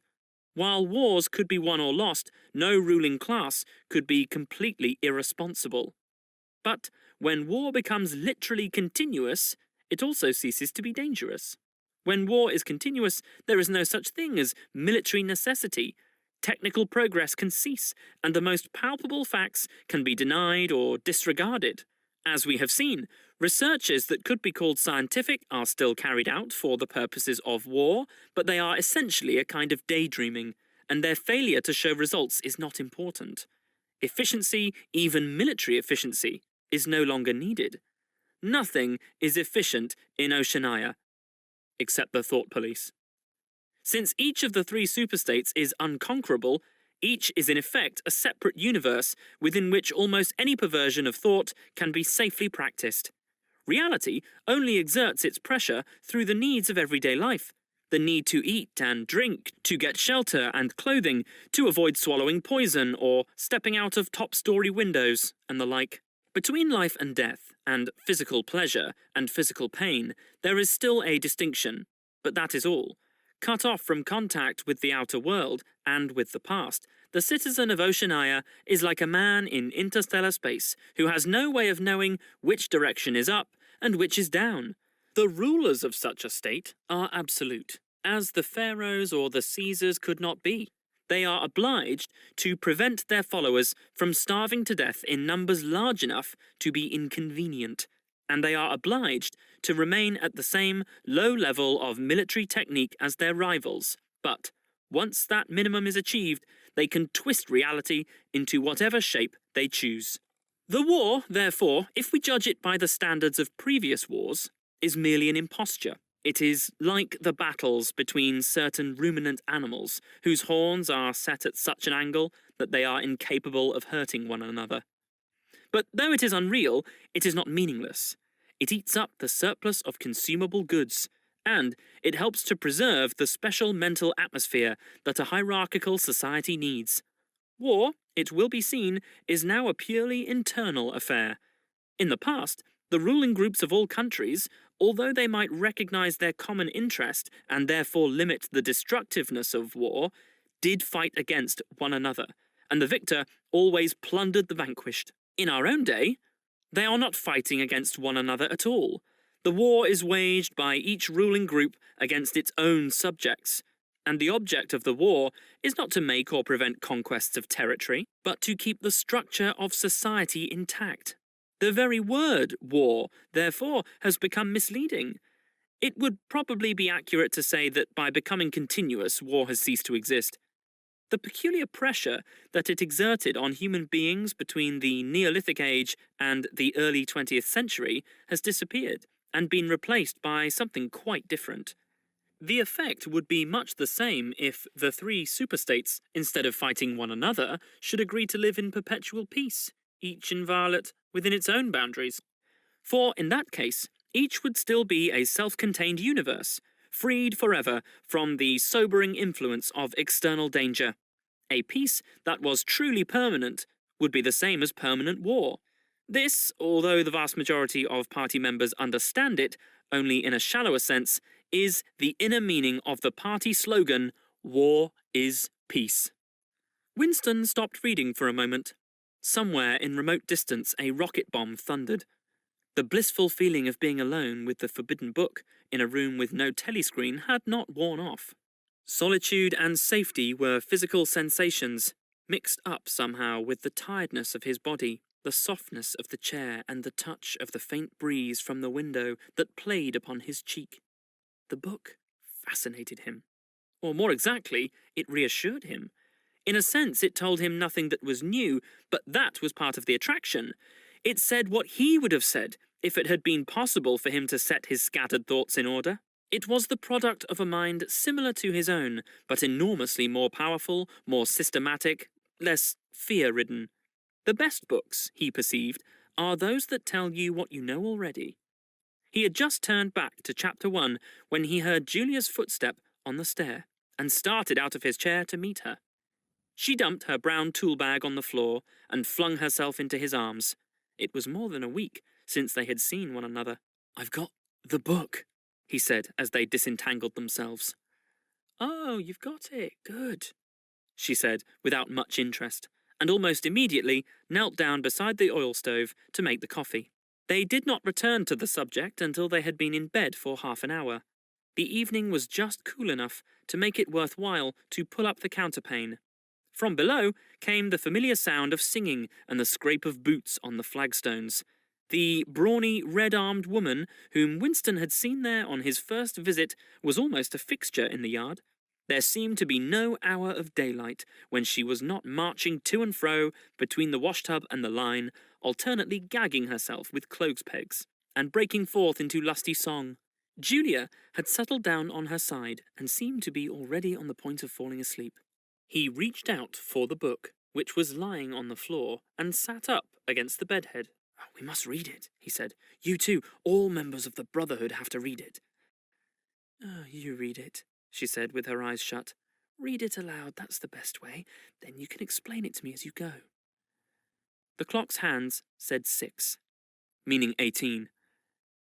They had 3 or 4 hours ahead of them. He propped the book against his knees and began reading. Chapter 1. Ignorance is Strength. Throughout recorded time, and probably since the end of the Neolithic Age, there have been 3 kinds of people in the world: the high, the middle, and the low. They have been subdivided in many ways. They have borne countless different names, and their relative numbers, as well as their attitude toward one another, have varied from age to age. But the essential structure of society has never altered.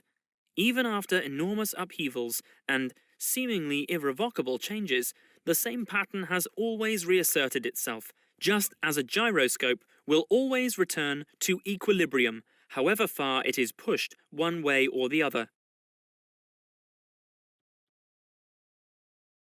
"Julia, are you awake?"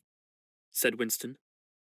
"Yes, my love, I'm listening. Go on, it's marvellous." He continued reading. The aim of these 3 groups are entirely irreconcilable. The aim of the high is to remain where they are. The aim of the middle is to change places with the high. The aim of the low, when they have an aim, for it is an abiding characteristic of the low that they are too much crushed by drudgery to be more than intermittently conscious of anything outside their daily lives, is to abolish all distinctions and create a society in which all men shall be equal. Thus, throughout history, a struggle which is the same in its main outlines recurs over and over again. For long periods, the high seem to be securely in power, but sooner or later, there always comes a moment when they lose either their belief in themselves or their capacity to govern efficiently, or both. They are then overthrown by the middle, who enlist the low on their side by pretending to them that they are fighting for liberty and justice. As soon as they have reached their objective, the middle thrust the low back into their old position of servitude, and themselves become the high. Presently, a new middle group splits off from one of the other groups, or from both of them, and the struggle begins over again. Of the 3 groups, only the low are never even temporarily successful in achieving their aims. It would be an exaggeration to say that throughout history there has been no progress of a material kind. Even today, in a period of decline, the average human being is physically better off than he was a few centuries ago. But no advance in wealth, no softening of manners, no reform or revolution has ever brought human equality a millimetre nearer. From the point of view of the low, no historic change has ever meant much more than a change in the name of their masters. By the late 19th century, the recurrence of this pattern had become obvious to many observers. There then arose schools of thinkers who interpreted history as a cyclical process and claimed to show that inequality was the unalterable law of human life. This doctrine, of course, had always had its adherents, but in the manner in which it was now put forward, there was a significant change. In the past, the need for a hierarchical form of society had been the doctrine specifically of the high. It had been preached by kings and aristocrats and by the priests, lawyers, and the like, who were parasitical upon them, and it had generally been softened by promises of compensation in an imaginary world beyond the grave. The middle, so long as it was struggling for power, had always made use of such terms as freedom, justice, and fraternity. Now, however, the concept of human brotherhood began to be assailed by people who were not yet in positions of command, but merely hoped to be so before long. In the past, the middle had made revolutions under the banner of equality, and then had established a fresh tyranny as soon as the old one was overthrown. The new middle groups, in effect, proclaimed their tyranny beforehand. Socialism, a theory which appeared in the early 19th century, was the last link in a chain of thought stretching back to the slave rebellions of antiquity, was still deeply infected by the utopianism of past ages. But in each variant of socialism that appeared from about 1900 onwards, the aim of establishing liberty and equality was more and more openly abandoned. The new movements, which appeared in the middle years of the century, Ingsoc in Oceania, Neo-Bolshevism in Eurasia, death worship, as it is commonly called, in East Asia, had the conscious aim of perpetuating unfreedom and inequality. These new movements, of course, grew out of the old ones and tended to keep their names and pay lip service to their ideology. But the purpose of all of them was to arrest progress and freeze history at a chosen moment. The familiar pendulum swing was to happen once more and then stop. As usual, the high were to be turned out by the middle, who would then become the high, but this time, by conscious strategy, the high would be able to maintain their position permanently. The new doctrines arose partly because of the accumulation of historical knowledge and the growth of the historical sense which had hardly existed before the 19th century. The cyclical movement of history was now intelligible, or appeared to be so, and if it was intelligible, then it was alterable. But the principal underlying cause was that, as early as the beginning of the 20th century, human equality had become technically possible. It was still true that men were not equal in their native talents, and that functions had to be specialized in ways that favored some individuals against others, but there was no longer any real need for class distinctions or for large differences of wealth. In earlier ages, class distinctions had been not only inevitable, but desirable. Inequality was the price of civilization. With the development of machine production, however, the case was altered. Even if it was still necessary for human beings to do different kinds of work, it was no longer necessary for them to live at different social or economic levels. Therefore, from the point of view of the new groups who were on the point of seizing power, human equality was no longer an ideal to be striven after, but a danger to be averted. In more primitive ages, when a just and peaceful society was in fact not possible, it had been fairly easy to believe in it. The idea of an earthly paradise in which men should live together in a state of brotherhood, without laws and without brute labour, had haunted the human imagination for thousands of years. And this vision had had a certain hold even on the groups who actually profited by each historic change. The heirs of the French, English, and American revolutions had partly believed in their own phrases about the rights of man, freedom of speech, equality before the law, and the like, and had even allowed their conduct to be influenced by them to some extent. But by the fourth decade of the 20th century, all the main currents of political thought were authoritarian. The earthly paradise had been discredited at exactly the moment when it became realizable. Every new political theory, by whatever name it called itself, led back to hierarchy and regimentation.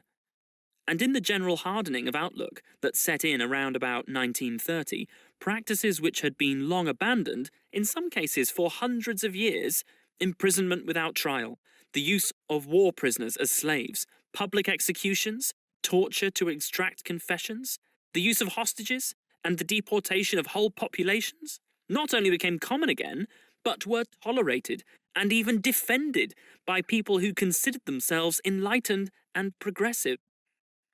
It was only after a decade of national wars, civil wars, revolutions and counter-revolutions in all parts of the world that INGSOC and its rivals emerged as fully worked out political theories. But they had been foreshadowed by the various systems, generally called totalitarian, which had appeared earlier in the century, and the main outlines of the world which would emerge from the prevailing chaos had long been obvious. What kind of people who would control this world had been equally obvious. The new aristocracy was made up for the most part of bureaucrats, scientists, technicians, trade union organisers, publicity experts, sociologists, teachers, journalists, and professional politicians. These people, whose origins lay in the salaried middle class and the upper grades of the working class, had been shaped and brought together by the barren world of monopoly industry and centralised government. As compared with their opposite numbers in past ages, they were less avaricious, less tempted by luxury, hungrier for pure power, and, above all, more conscious of what they were doing and more intent on crushing opposition. This last difference was cardinal. By comparison with that existing today, all the tyrannies of the past were half-hearted and inefficient. The ruling groups were always infected to some extent by liberal ideas and were content to leave loose ends everywhere, to regard only the overt act, and to be uninterested in what their subjects were thinking. Even the Catholic Church of the Middle Ages was tolerant by modern standards. Part of the reason for this was that, in the past, no government had the power to keep its citizens under constant surveillance. The invention of print, however, made it easier to manipulate public opinion, and the film and the radio carried the process further. With the development of television, and the technical advance which made it possible to receive and transmit simultaneously on the same instrument, private life came to an end. Every citizen, or at least every citizen important enough to be worth watching, could be kept for 24 hours a day under the eyes of the police and in the sound of official propaganda, with all other channels of communication closed. The possibility of enforcing not only complete obedience to the will of the state, but complete uniformity of opinion on all subjects now existed for the first time. After the revolutionary period of the 50s and 60s, society regrouped itself, as always, into high, middle, and low. But the new high group, unlike all its forerunners, did not act upon instinct, but knew what was needed to safeguard its position. It had long been realized that the only secure basis for oligarchy is collectivism. Wealth and privilege are most easily defended when they are possessed jointly. The so-called abolition of private property, which took place in the middle years of the century, meant, in effect, the concentration of property in far fewer hands than before, but with this difference, that the new owners were a group instead of a mass of individuals. Individually, no member of the party owns anything, except petty personal belongings. Collectively, the party owns everything in Oceania. Because it controls everything, and disposes of the products as it thinks fit. In the years following the revolution, it was able to step into this commanding position almost unopposed, because the whole process was represented as an act of collectivization. It had always been assumed that if the capitalist class were expropriated, socialism must follow, and unquestionably, the capitalists had been expropriated. Factories, mines, land, houses, transport, everything had been taken away from them. And since these things were no longer private property, it followed that they must be public property. INGSOC, which grew out of the earlier socialist movement and inherited its phraseology, has in fact carried out the main item of the socialist program, with the result foreseen and intended beforehand, that economic inequality has been made permanent. But the problems of perpetuating a hierarchical society go deeper than this. There are only 4 ways in which a ruling group can fall from power. Either it is conquered from without, or it governs so inefficiently that the masses are stirred to revolt, or it allows a strong and discontented middle group to come into being, or it loses its own self-confidence and willingness to govern. These causes do not operate singly, and as a rule all 4 of them are present in some degree. A ruling class which could guard against all of them would remain in power permanently. Ultimately, the determining factor is the mental attitude of the ruling class itself. After the middle of the present century, the first danger had in reality disappeared. Each of the 3 powers which now divide the world is in fact unconquerable, and could only become conquerable through slow, demographic changes, which a government with wide powers can easily avert. The second danger, also, is only a theoretical one. The masses never revolt of their own accord, and they never revolt merely because they are oppressed. Indeed, so long as they are not permitted to have standards of comparison, they never even become aware that they are oppressed. The recurrent economic crisis of past times were totally unnecessary and are now not permitted to happen. But other, and equally large dislocations can and do happen without having political results, because there is no way in which discontent can become articulate. As for the problem of overproduction, which has been latent in our society since the development of machine technique, it is solved by the device of continuous warfare, see Chapter 3, which is also useful in keying up public morale to the necessary pitch. From the point of view of our present rulers, therefore, the only genuine dangers are the splitting off of a new group of able, underemployed, power-hungry people, and the growth of liberalism and skepticism in their own ranks. The problem, that is to say, is educational. It is a problem of continuously moulding the consciousness, both of the directing group and of the larger executive group that lies immediately below it. The consciousness of the masses needs only to be influenced in a negative way. Given this background, one could infer, if one did not know it already, the general structure of oceanic society. At the apex of the pyramid comes Big Brother. Big Brother is infallible and all-powerful.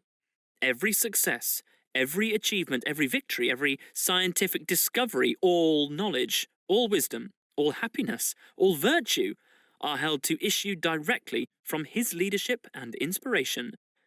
Nobody has ever seen Big Brother. He is a face on the hoardings, a voice on the telescreen. We may be reasonably sure that he will never die, and there is already considerable uncertainty as to when he was born. Big Brother is the guise in which the party chooses to exhibit itself to the world. His function is to act as a focusing point for love, fear, and reverence, emotions which are more easily felt toward an individual than toward an organization. Below Big Brother comes the inner party, its numbers limited to 6 million or something less than 2% of the population of Oceania. Below the inner party comes the outer party, which, if the inner party is described as the brain of the state, may be justly likened to the hands. Below that come the dumb masses, whom we habitually refer to as the proles, numbering perhaps 85% of the population.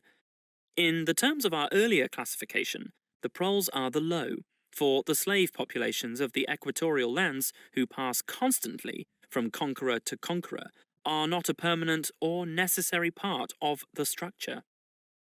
In principle, membership in these 3 groups is not hereditary. The child of inner party parents is in theory not born into the inner party. Admission to either branch of the party is by examination, taken at the age of 16, nor is there any racial discrimination or any marked domination of one province by another. Jews, Negroes, South Americans of pure Indian blood are to be found in the highest ranks of the party, and the administrators of any area are always drawn from the inhabitants of that area. In no part of Oceania do the inhabitants have the feeling that they are a colonial population ruled from a distant capital. Oceania has no capital, and its titular head is a person whose whereabouts nobody knows, except that English is its chief lingua franca, and Newspeak its official language. It is not centralized in any way. Its rulers are not held together by blood ties, but by adherence to a common doctrine. It is true that our society is stratified, and very rigidly stratified, on what at first sight appear to be hereditary lines. There is far less to and fro movement between the different groups than happened under capitalism, or even in the pre-industrial ages. Between the two branches of the party, there is a certain amount of interchange, but only so much as will ensure that weaklings are excluded from the inner party, and that ambitious members of the outer party are made harmless by allowing them to rise. Proletarians, in practice, are not allowed to graduate into the party. The most gifted among them, who might possibly become nuclei of discontent, are simply marked down by the thought police and eliminated. But this state of affairs is not necessarily permanent, nor is it a matter of principle. The party is not a class in the old sense of the word. It does not aim at transmitting power to its own children as such, and if there were no other way of keeping the ablest people at the top, it would be perfectly prepared to recruit an entire new generation from the ranks of the proletariat. In the crucial years, the fact that the party was not a hereditary body did a great deal to neutralize opposition. The older kind of socialist, who had been trained to fight against something called class privilege, assumed that what is not hereditary cannot be permanent. He did not see that the continuity of an oligarchy need not be physical, nor did he pause to reflect that hereditary aristocracies have always been short-lived, whereas adoptive organizations, such as the Catholic Church, have sometimes lasted for hundreds or thousands of years. The essence of oligarchical rule is not father-to-son inheritance, but the persistence of a certain world-view and a certain way of life imposed by the dead upon the living. A ruling group is a ruling group, so long as it can nominate its successors. The party is not concerned with perpetuating its blood, but with perpetuating itself. Who wields the power is not important, provided that the hierarchical structure remains always the same. All the beliefs, habits, tastes, emotions, mental attitudes that characterize our time are really designed to sustain the mystique of the party and prevent the true nature of present-day society from being perceived. Physical rebellion, or any preliminary move toward rebellion, is at present not possible. From the proletarians, nothing is to be feared. Left to themselves, they will continue from generation to generation and from century to century, working, breeding, and dying. Not only without any impulse to rebel, but without the power of grasping that the world could be other than it is. They could only become dangerous if the advance of industrial technique made it necessary to educate them more highly. But since military and commercial rivalry are no longer important, the level of popular education is actually declining. What opinions the masses hold or do not hold is looked on as a matter of indifference. They can be granted intellectual liberty because they have no intellect. In a party member, on the other hand, not even the smallest deviation of opinion on the most unimportant subject can be tolerated.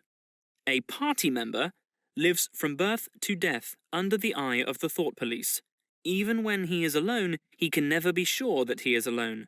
Wherever he may be, asleep or awake, working or resting, in his bath or in bed, he can be inspected without warning and without knowing that he is being inspected.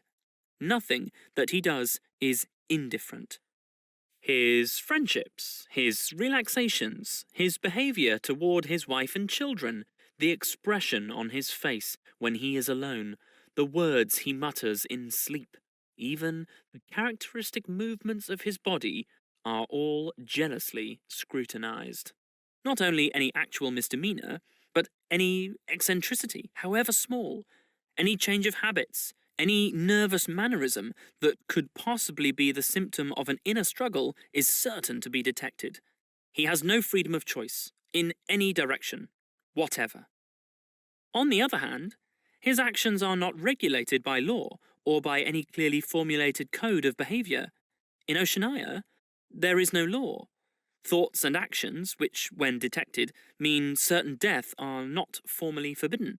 And the endless purges, arrests, tortures, imprisonments, and vaporizations are not inflicted as punishment for crimes which have actually been committed, but are merely the wiping out of persons who might, perhaps, commit a crime at some time in the future. A party member is required to have not only the right opinions, but the right instincts. Many of the beliefs and attitudes demanded of him are never plainly stated, and could not be stated without laying bare the contradictions inherent in ingsoc. If he is a person naturally orthodox, in newspeak a good thinker, he will in all circumstances know, without taking thought, what is the true belief or the desirable emotion. But in any case, an elaborate mental training undergone in childhood and grouping itself round the newspeak words crime stop, black white, and doublethink makes him unwilling and unable to think too deeply on any subject whatever. A party member is expected to have no private emotions and no respites from enthusiasm. He is supposed to live in a continuous frenzy of hatred of foreign enemies and internal traitors, triumph over victories, and self-abasement before the power and wisdom of the party. The discontents produced by his bare, unsatisfying life are deliberately turned outwards and dissipated by such devices as the 2 minutes hate, and the speculations which might possibly induce a sceptical or rebellious attitude are killed in advance by his earlier acquired inner discipline. The first and simplest stage in the discipline, which can be taught even to young children, is called, in newspeak, crime stop. Crime stop means the faculty of stopping short, as though by instinct, at the threshold of any dangerous thought. It includes the power of not grasping analogies, of failing to perceive logical errors, of misunderstanding the simplest arguments if they are inimical to ingsoc, and of being bored or repelled by any train of thought which is capable of leading in a heretical direction. Crime stop, in short, means protective stupidity. But stupidity is not enough. On the contrary, orthodoxy, in the full sense, demands a control over one's own mental processes, as complete as that of a contortionist over his body. Oceanic society rests ultimately on the belief that Big Brother is omnipotent and that the party is infallible.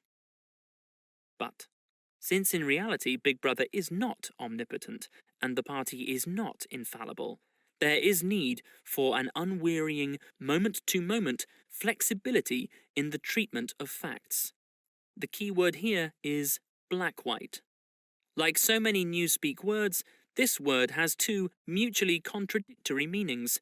Applied to an opponent, it means the habit of impudently claiming that black is white, in contradiction of the plain facts. Applied to a party member, it means a loyal willingness to say that black is white when party discipline demands this. But it means also the ability to believe that black is white, and more, to know that black is white, and to forget that one has ever believed the contrary. This demands a continuous alteration of the past, made possible by the system of thought which really embraces all the rest, and which is known in newspeak as doublethink. The alteration of the past is necessary for two reasons, one of which is subsidiary and, so to speak, precautionary. The subsidiary reason is that the party member, like the proletarian, tolerates present day-to-day conditions partly because he has no standards of comparison.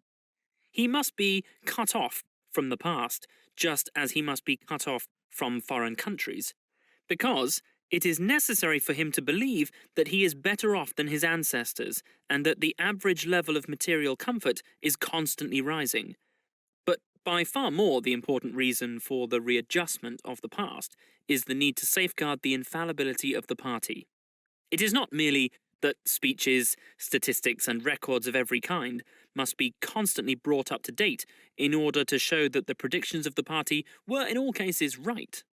It is also that no change in doctrine or in political alignment can ever be admitted, for to change one's mind, or even one's policy, is a confession of weakness. If, for example, Eurasia or Eastasia, whichever it may be, is the enemy today, then that country must always have been the enemy.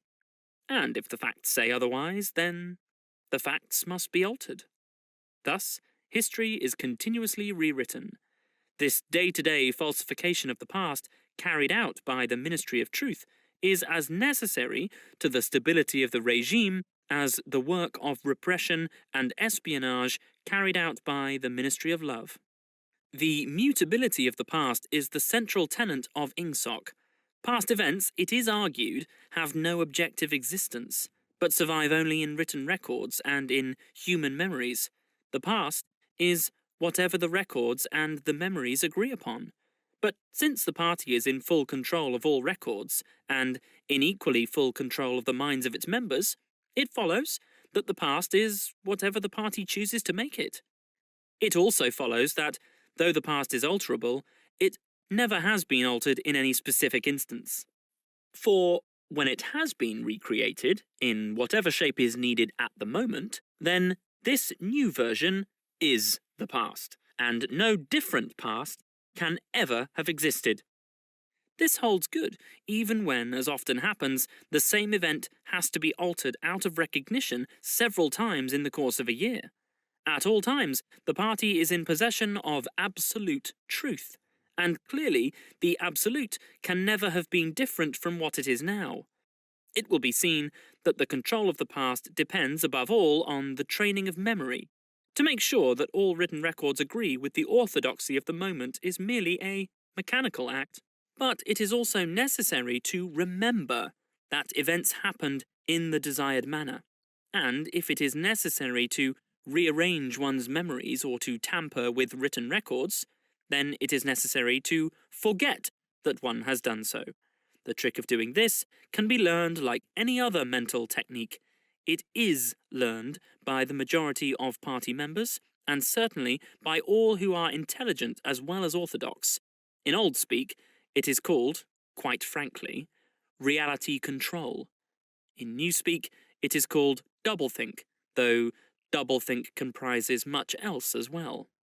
Doublethink means the power of holding two contradictory beliefs in one's mind simultaneously and accepting both of them. The party intellectual knows in which direction his memories must be altered. He therefore knows that he is playing tricks with reality, but by the exercise of doublethink, he also satisfies himself that reality is not violated. The process has to be conscious, or it would not be carried out with sufficient precision, but it also has to be unconscious, or it would bring with it a feeling of falsity and hence of guilt. Doublethink lies at the very heart of INGSOC, since the essential act of the party is to use conscious deception while retaining the firmness of purpose that goes with complete honesty. To tell deliberate lies while genuinely believing in them, to forget any fact that has become inconvenient, and then, when it becomes necessary again, to draw back from oblivion for just so long as it is needed, to deny the existence of objective reality, and all the while to take account of the reality which one denies. All this is indispensably necessary. Even in using the word doublethink, it is necessary to exercise doublethink, for by using the word, one admits that one is tampering with reality. By a fresh act of doublethink, one erases this knowledge, and so on indefinitely, with the lie always one leap ahead of the truth. Ultimately, it is by means of doublethink that the party has been able, and may, for all we know, continue to be able for thousands of years, to arrest the course of history. All past oligarchs have fallen from power either because they ossified or because they grew soft. Either they became stupid and arrogant, failed to adjust themselves to changing circumstances and were overthrown, or they became liberal and cowardly, made concessions when they should have used force, and once again were overthrown. They fell, that is to say, either through consciousness or through unconsciousness. It is the achievement of the party to have produced a system of thought in which both conditions can exist simultaneously. And upon no other intellectual basis could the dominion of the party be made permanent. If one is to rule and to continue ruling, one must be able to dislocate the sense of reality. For the secret of rulership is to combine a belief in one's own infallibility with the power to learn from past mistakes. It need hardly be said that the subtlest practitioners of doublethink are those who invented doublethink, and know that it is a vast system of mental cheating. In our society, those who have the best knowledge of what is happening are also those who are furthest from seeing the world as it is. In general, the greater the understanding, the greater the delusion. The more intelligent, the less sane. One clear illustration of this is the fact that war hysteria increases in intensity as one rises in the social scale. Those whose attitude toward the war is most nearly rational are the subject peoples of the disputed territories. To these people, the war is simply a continuous calamity which sweeps to and fro over their bodies like a tidal wave. Which side is winning is a matter of complete indifference to them. They are aware that a change of overlordship means simply that they will be doing the same work as before for new masters who treat them in the same manner as the old ones. The slightly more favoured workers, whom we call the proles, are only intermittently conscious of the war. When it is necessary, they can be prodded into frenzies of fear and hatred, but when left to themselves, they are capable of forgetting for long periods that the war is happening. It is in the ranks of the party, and above all, of the inner party, that the true war enthusiasm is found. World conquest is believed in most firmly by those who know it to be impossible. This peculiar linking together of opposites, knowledge with ignorance, cynicism with fanaticism, is one of the chief distinguishing marks of oceanic society. The official ideology abounds with contradictions even when there is no practical reason for them. Thus, the party rejects and vilifies every principle for which the socialist movement originally stood, and it chooses to do this in the name of socialism. It preaches a contempt for the working class, unexampled for centuries past, and it dresses its members in a uniform which was at one time peculiar to manual workers and was adopted for that reason. It systematically undermines the solidarity of the family, and it calls its leader by a name which is a direct appeal to the sentiment of family loyalty. Even the names of the four ministries by which we are governed exhibit a sort of impudence in their deliberate reversal of the facts. The Ministry of Peace concerns itself with war, the Ministry of Truth with lies, the Ministry of Love with torture, and the Ministry of Plenty with starvation. These contradictions are not accidental, nor do they result from ordinary hypocrisy. They are deliberate exercises in doublethink. For it is only by reconciling contradictions that power can be retained indefinitely. In no other way could the ancient cycle be broken. If human equality is to be forever averted, if the high, as we have called them, are to keep their places permanently, then the prevailing mental condition must be controlled insanity. But there is one question which until this moment we have almost ignored.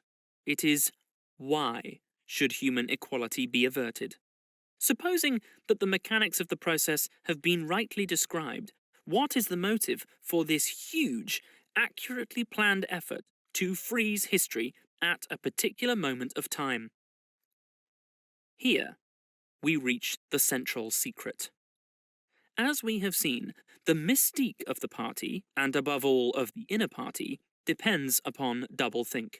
But deeper than this lies the original motive, the never-questioned instinct that first led to the seizure of power and brought doublethink, the thought police, continuous warfare, and all the other necessary paraphernalia into existence afterwards.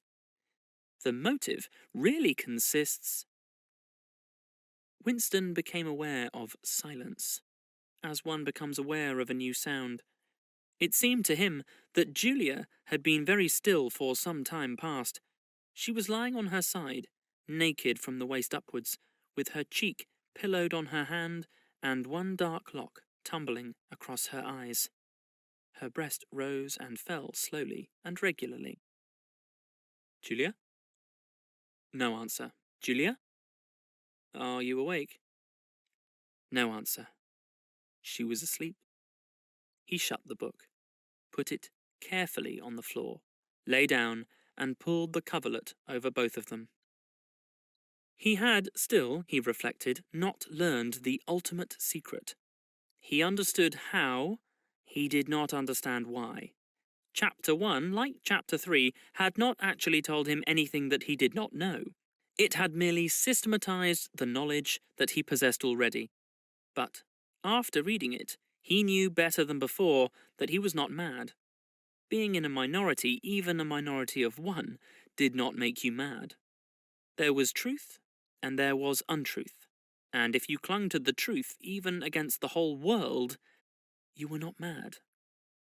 A yellow beam from the sinking sun slanted in through the window and fell across the pillow. He shut his eyes. The sun on his face and the girl's smooth body touching his own gave him a strong, sleepy, confident feeling. He was safe. Everything was all right. He fell asleep, murmuring, "Sanity is not statistical," with the feeling that this remark contained in it a profound wisdom. Chapter 10. When he woke, it was with the sensation of having slept for a long time. But a glance at the old-fashioned clock told him that it was only 20:30. He lay dozing for a little while, then the usual deep-lunged singing struck up from the yard below. "It was only an hopeless fancy, it passed like an April dye. But a look and a word and the dreams that they stirred, they have stolen my heart away." The drivelling song seemed to have kept its popularity. You heard it all over the place. It had outlived the hate song. Julia woke up at the sound, stretched herself luxuriously, and got out of bed. "I'm hungry," she said. "Let's make some more coffee. Damn, the stove's gone out, and the water's cold." She picked the stove up and shook it. "There's no oil in it." "We can get some from old Charrington, I expect." "The funny thing is, I made sure it was full. I'm going to put my clothes on," she added. "It seems to have got colder." Winston also got up and dressed himself. The indefatigable voice sang on. "They say that time heals all things. They say you can always forget. But the smiles and the tears across the years, they twist my heartstrings yet." As he fastened the belt of his overalls, he strolled across to the window. The sun must have gone down behind the houses. It was not shining into the yard any longer. The flagstones were wet, as though they had just been washed, and he had the feeling that the sky had been washed too, so fresh and pale was the blue between the chimney pots. Tirelessly the woman marched to and fro, corking and uncorking herself, singing and falling silent, and pegging out more diapers, and more and yet more. He wondered whether she took in washing for a living, or was merely the slave of 20 or 30 grandchildren. Julia had come across to his side. Together they gazed down with a sort of fascination at the sturdy figure below. As he looked at the woman in her characteristic attitude, her thick arms reaching up for the line, her powerful mare-like buttocks protruded, it struck him, for the first time, that she was beautiful. It had never occurred to him that the body of a woman of 50, blown up to monstrous dimensions by childbearing, then hardened, roughened by work, till it was coarse in the grain like an overripe turnip, could be beautiful. But it was so, and after all, he thought, why not? The solid, contourless body like a block of granite, and the rasping red skin bore the same relation to the body of a girl as the rose hip to the rose. Why should the fruit be held inferior to the flower? She's beautiful, he murmured. She's a metre across the hips easily, said Julia. That is her style of beauty, said Winston. He held Julia's supple waist easily encircled by his arm. From the hip to the knee, her flank was against his. Out of their bodies no child would ever come. That was one thing they could never do. Only by word of mouth, from mind to mind, could they pass on the secret. The woman down there had no mind. She had only strong arms, a warm heart, and a fertile belly. He wondered how many children she had given birth to. It might easily be 15. She had had her momentary flowering, a year, perhaps, of wild rose beauty, and then she had suddenly swollen like a fertilized fruit and grown hard and red and coarse. And then her life had been laundering, scrubbing, darning, cooking, sweeping, polishing, mending, scrubbing, laundering, first for children, then for grandchildren, over 30 unbroken years. At the end of it, she was still singing. The mystical reverence that he felt for her was somehow mixed up with the aspect of the pale, cloudless sky, stretching away behind the chimney pots into interminable distances. It was curious to think that the sky was the same for everybody, in Eurasia or East Asia as well as here. And the people under the sky were also very much the same, everywhere, all over the world, hundreds of thousands of millions of people just like this, people ignorant of one another's existence, held apart by walls of hatred and lies, and yet almost exactly the same. People who had never learned to think, but were storing up in their hearts and bellies and muscles the power that would one day overturn the world. If there was hope, it lay in the proles. Without having read to the end of the book, he knew that that must be Goldstein's final message. The future belonged to the proles. And could he be sure that when their time came, the world they constructed would not be just as alien to him, Winston Smith, as the world of the party? Yes, because at the least it would be a world of sanity. Where there is equality, there can be sanity. Sooner or later it would happen. Strength would change into consciousness. The proles were immortal. You could not doubt it when you looked at that valiant figure in the yard. In the end, their awakening would come, and until that happened, though it might be 1,000 years, they would stay alive against all the odds, like birds, passing on from body to body, the vitality which the party did not share and could not kill. Do you remember, he said, the thrush that sang to us that first day at the edge of the wood? He wasn't singing to us, said Julia. He was just singing to please himself. Not even that, he was just singing. The birds sang, the proles sang, the party did not sing. All round the world, in London and New York, in Africa and Brazil, and in the mysterious forbidden lands beyond the frontiers, in the streets of Paris and Berlin, in the villages of the endless Russian plain, in the bazaars of China and Japan, everywhere stood the same solid, unconquerable figure, made monstrous by work and childbearing, toiling from birth to death and still singing. Out of those mighty loins a race of conscious beings must one day come. You were the dead. Theirs was the future. But you could share in that future if you kept alive the mind as they kept alive the body, and passed on the secret doctrine that 2 + 2 make 4. We are the dead, echoed Julia dutifully. You are the dead, said an iron voice behind them. They sprang apart. Winston's entrails seemed to have been turned to ice. He could see the white all round the irises of Julia's eyes. Her face had turned a milky yellow. The smear of the rouge that was still on each cheekbone stood out sharply, almost as though unconnected with the skin beneath. You are the dead, repeated the iron voice. It was behind the picture, breathed Julia. It was behind the picture, said the voice. Remain exactly where you are. Make no movement until you are ordered. It was starting at last. They could do nothing except stand gazing into one another's eyes. To run for life, to get out of the house before it was too late, no such thought occurred to them. Unthinkable, to disobey the iron voice from the wall. There was a snap, as though a catch had been turned back, and a crash of breaking glass. The picture had fallen to the floor, uncovering the telescreen behind it. "Now they can see us," said Julia. "Now we can see you," said the voice. "Stand out in the middle of the room. Stand back to back. Clasp your hands behind your heads. Do not touch one another." They were not touching, but it seemed to him that he could feel Julia's body shaking, or perhaps it was merely the shaking of his own. He could just stop his teeth from chattering, but his knees were beyond his control. There was a sound of trampling boots below, inside the house and outside. The yard seemed to be full of men. Something was being dragged across the stones. The woman singing had stopped abruptly.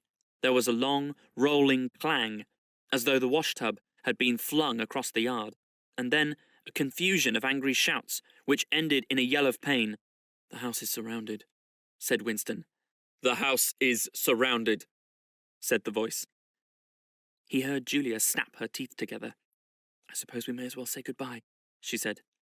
"You may as well say goodbye," said the voice. And then another, quite different voice, a thin, cultivated voice, which Winston had the impression of having heard before, struck in. "And by the way, while we are on the subject, here comes a candle to light you to bed. Here comes a chopper to chop off your head." Something crashed onto the bed behind Winston's back. The head of a ladder had been thrust through the window and had burst in the frame. Someone was climbing through the window. There was a stampede of boots up the stairs.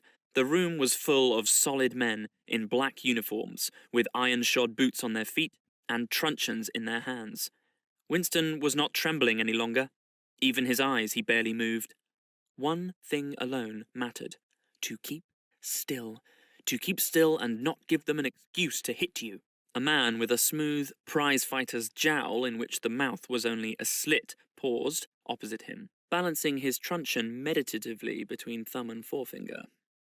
Winston met his eyes. The feeling of nakedness with one's hands behind one's head and one's face and body all exposed was almost unbearable. The man protruded the tip of a white tongue, licked the place where his lips should have been, and then passed on. There was another crash. Someone had picked up the glass paperweight from the table and smashed it to pieces on the hearthstone. The fragment of coral, a tiny crinkle of pink, like a sugar rosebud from a cake, rolled across the mat. How small, thought Winston. How small it always was. There was a gasp and a thump behind him, and he received a violent kick on the ankle, which nearly flung him off his balance. One of the men had smashed his fist into Julia's solar plexus, doubling her up like a pocket ruler. She was thrashing about on the floor, fighting for breath. Winston dared not turn his head even by a millimetre, but sometimes her livid, gasping face came within the angle of his vision. Even in his terror, it was as though he could feel the pain in his own body, the deadly pain which nevertheless was less urgent than the struggle to get back her breath. He knew what it was like, the terrible, agonizing pain which was there all the while but could not be suffered yet, because, before all else, it was necessary to be able to breathe. Then two of the men hoisted her up by her knees and shoulders and carried her out of the room like a sack. Winston had a glimpse of her face, upside down, yellow and contorted, with the eyes shut, and still with a smear of rouge on either cheek. And that was the last he saw of her. He stood dead still. No one had hit him yet. Thoughts which came of their own accord, but seemed totally uninteresting, began to flit through his mind. He wondered whether they had got to Mr. Charrington. He wondered what they had done to the woman in the yard. He noticed that he badly wanted to urinate, and felt a faint surprise because he had done so only 2 or 3 hours ago. He noticed that the clock on the mantelpiece said 9, meaning 21, but the light seemed too strong. Would not the light be fading at 21 hours on an August evening? He wondered whether, after all, he and Julia had mistaken the time, had slept the clock round and thought it was 20:30, when really it was 08:30 on the following morning. But he did not pursue the thought further. It was not interesting. There was another lighter step in the passage. Mr. Charrington came into the room. The demeanour of the black uniformed men suddenly became more subdued. Something had also changed in Mr. Charrington's appearance. His eyes fell on the fragments of the glass paperweight. "Pick up those pieces," he said sharply. A man stooped to obey. The Cockney accent had disappeared. Winston suddenly realised whose voice it was that he had heard a few moments ago on the telescreen. Mr. Charrington was still wearing his old velvet jacket, but his hair, which had been almost white, had turned black. Also, he was not wearing his spectacles. He gave Winston a single, sharp glance, as though verifying his identity, and then paid no more attention to him. He was still recognisable, but he was not the same person any longer. His body had straightened and seemed to have grown bigger. His face had undergone only tiny changes that had nevertheless worked a complete transformation. The black eyebrows were less bushy. The wrinkles were gone. The whole lines of the face seemed to have altered. Even the nose seemed shorter. It was the alert, cold face of a man of about 35. It occurred to Winston that for the first time in his life he was looking with knowledge at a member of the thought police.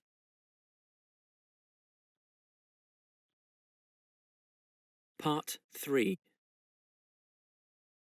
Chapter 1. He did not know where he was.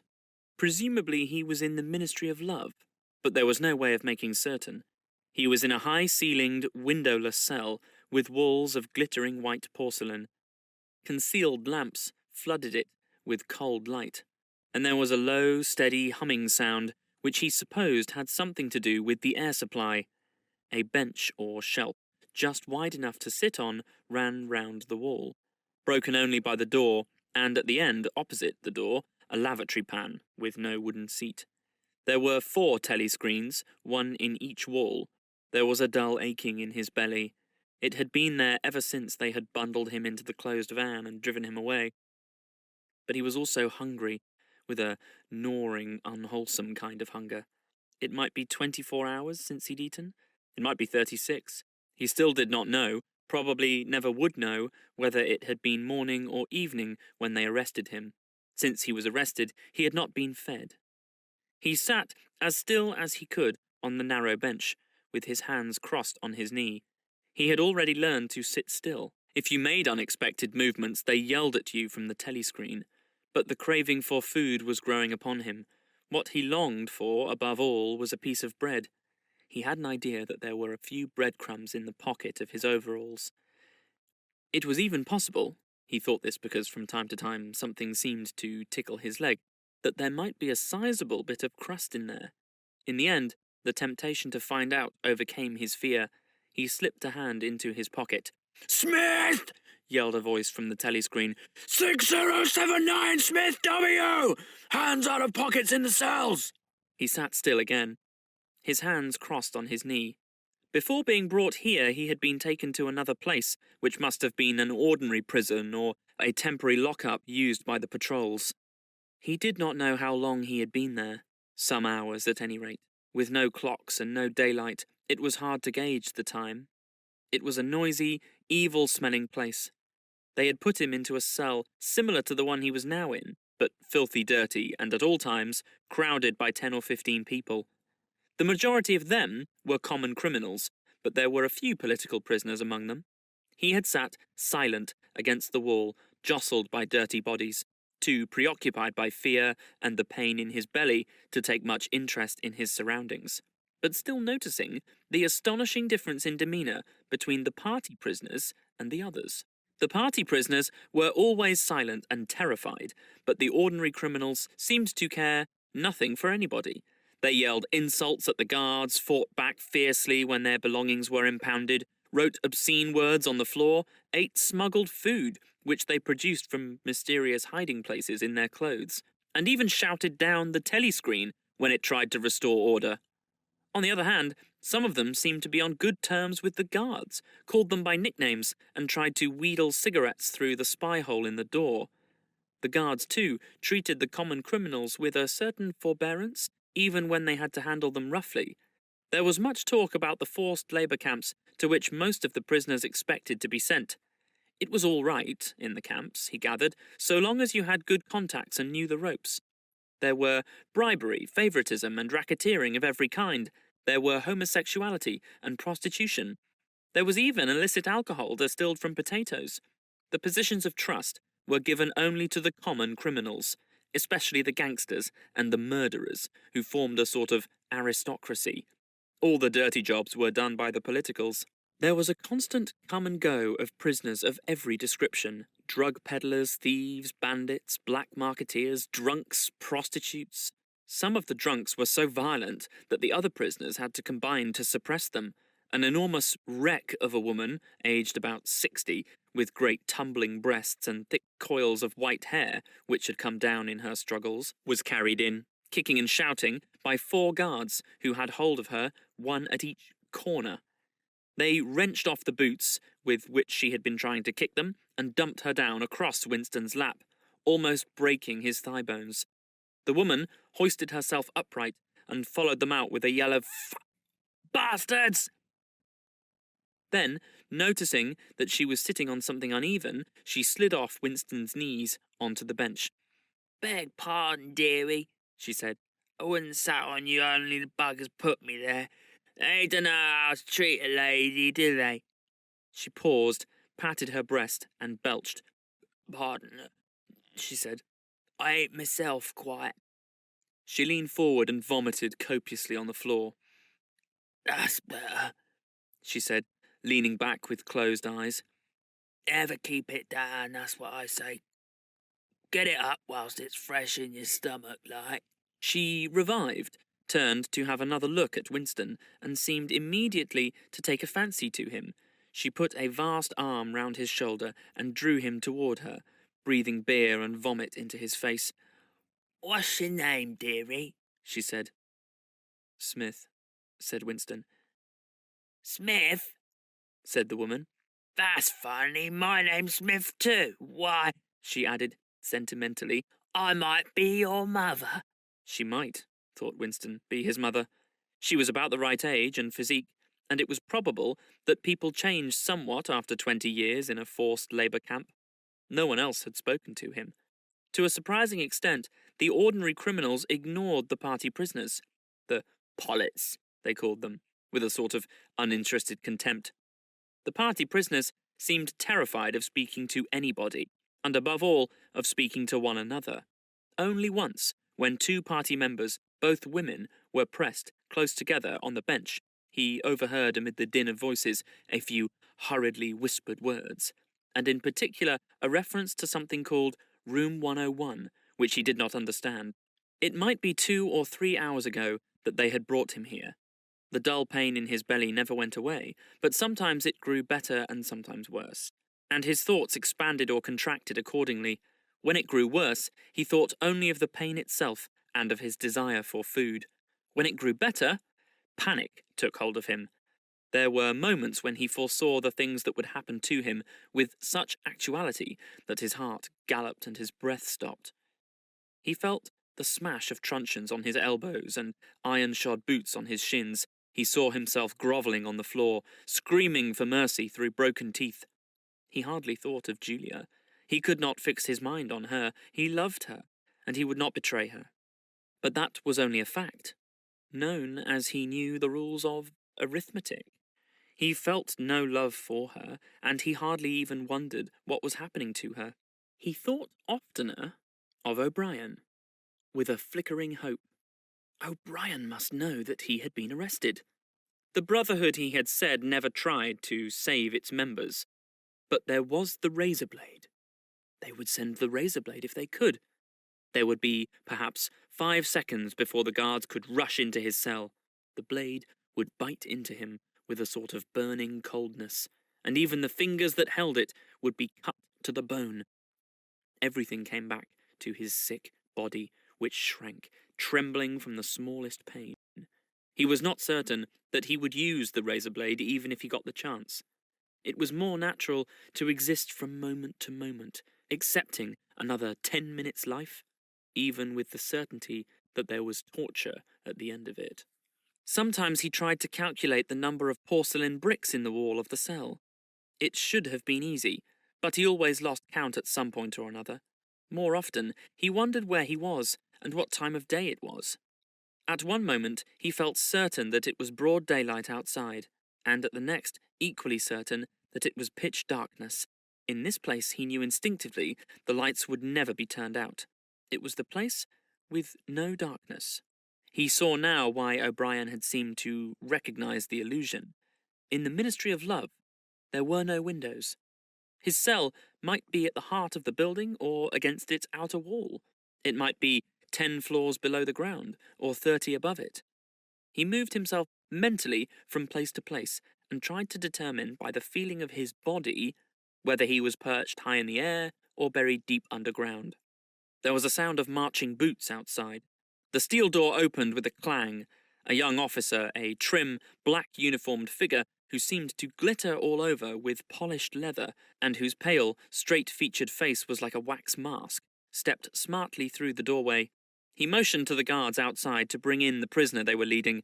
The poet, Ampleforth, shambled into the cell.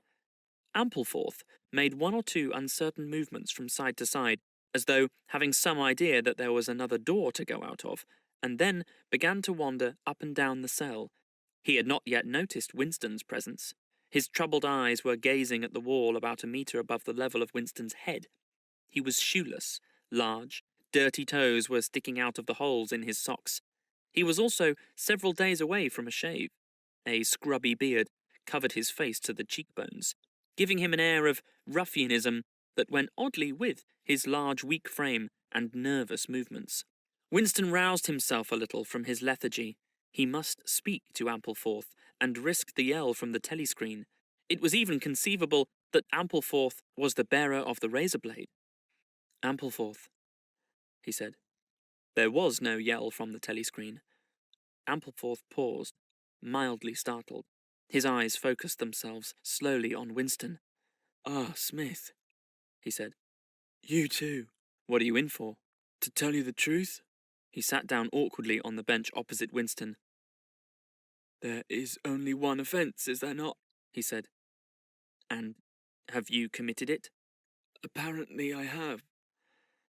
He put a hand to his forehead and pressed his temples for a moment, as though trying to remember something. "These things happen," he began vaguely.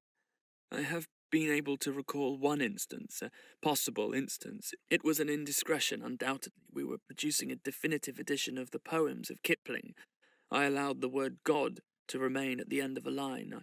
I could not help it," he added almost indignantly, raising his face to look at Winston. "It was impossible to change the line. The rhyme was rod. Do you realize that there are only 12 rhymes to rod in the entire language?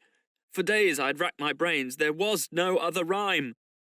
The expression on his face changed. The annoyance passed out of it, and for a moment he looked almost pleased.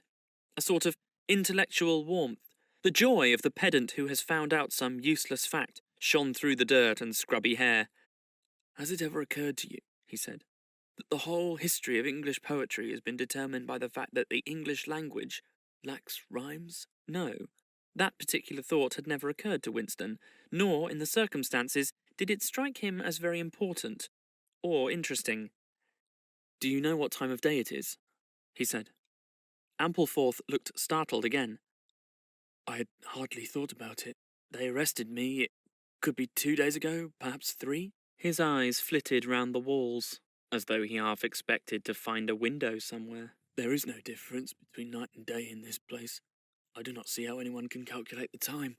They talked desultorily for some minutes. Then, without apparent reason, a yell from the telescreen bade them be silent. Winston sat quietly, his hands crossed.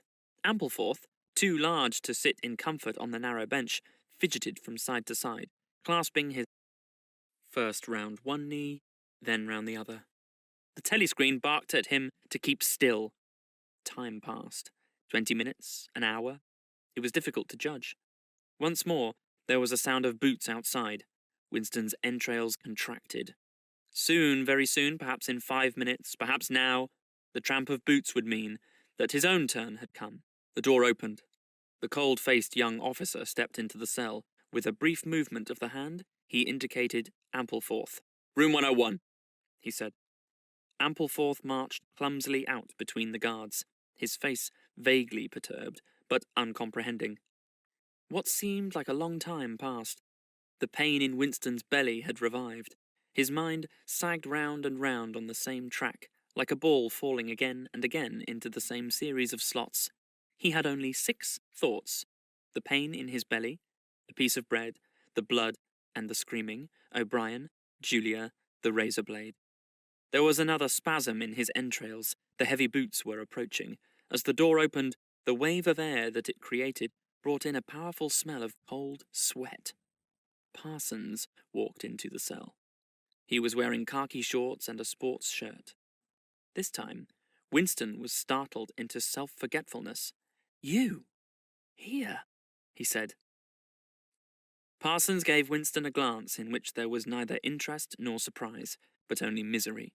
He began walking jerkily up and down, evidently unable to keep still.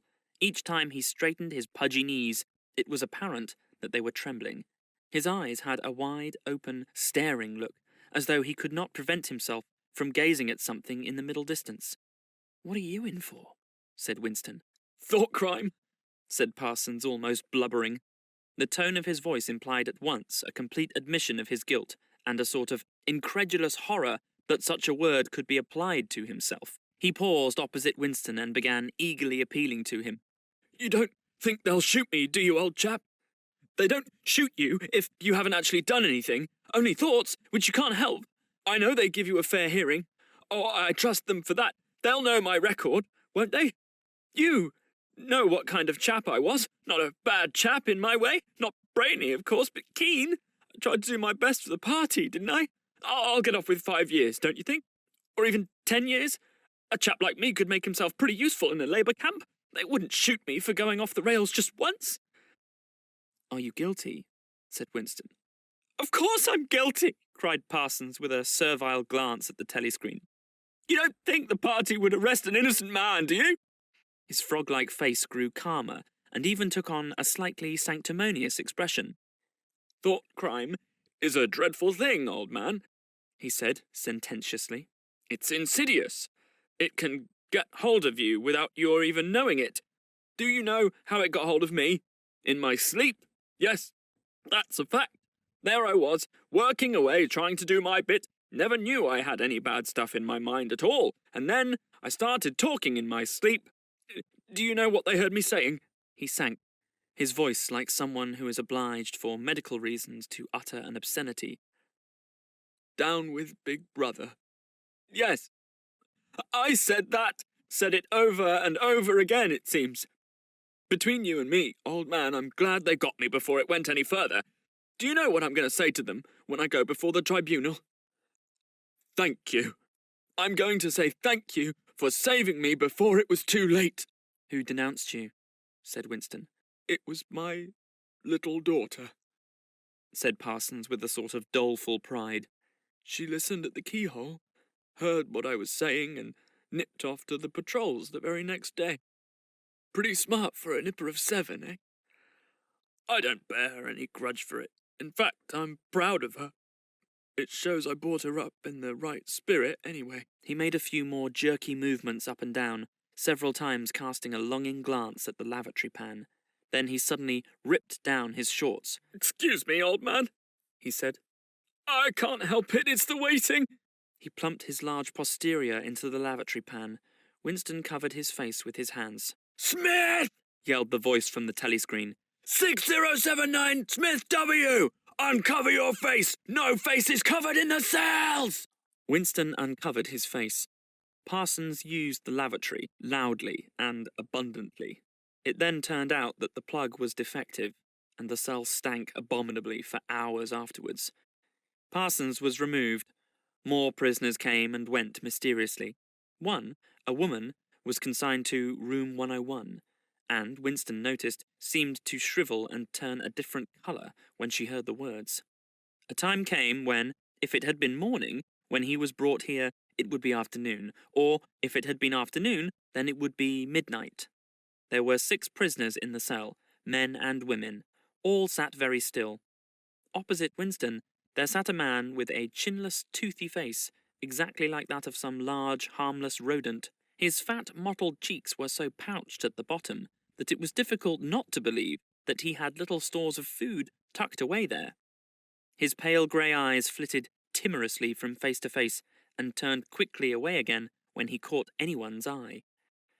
The door opened, and another prisoner was brought in, whose appearance sent a momentary chill through Winston. He was a commonplace, mean-looking man who might have been an engineer or technician of some kind, but what was startling was the emaciation of his face. It was like a skull. Because of its thinness, the mouth and eyes looked disproportionately large, and the eyes seemed filled with a murderous, unappeasable hatred of somebody or something. The man sat down on the bench at a little distance from Winston. Winston did not look at him again, but the tormented, skull-like face was as vivid in his mind as though it had been straight in front of his eyes. Suddenly, he realized what was the matter.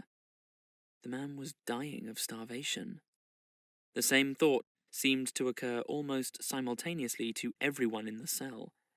There was a very faint stirring all the way round the bench. The eyes of the chinless man kept flitting towards the skull-faced man, then turning guiltily away, then being dragged back by an irresistible attraction. Presently, he began to fidget on his seat. At last, he stood up, waddled clumsily across the cell, dug down into the pocket of his overalls, and, with an abashed air, held out a grimy piece of bread to the skull-faced man. There was a furious, deafening roar from the telescreen. The chinless man jumped in his tracks. The skull-faced man had quickly thrust his hand behind his back, as though demonstrating to all the world that he refused the gift. "Bumstead!" roared the voice. 2713 Bumstead J! Let fall that piece of bread! The chinless man dropped the piece of bread on the floor. "Remain standing where you are," said the voice.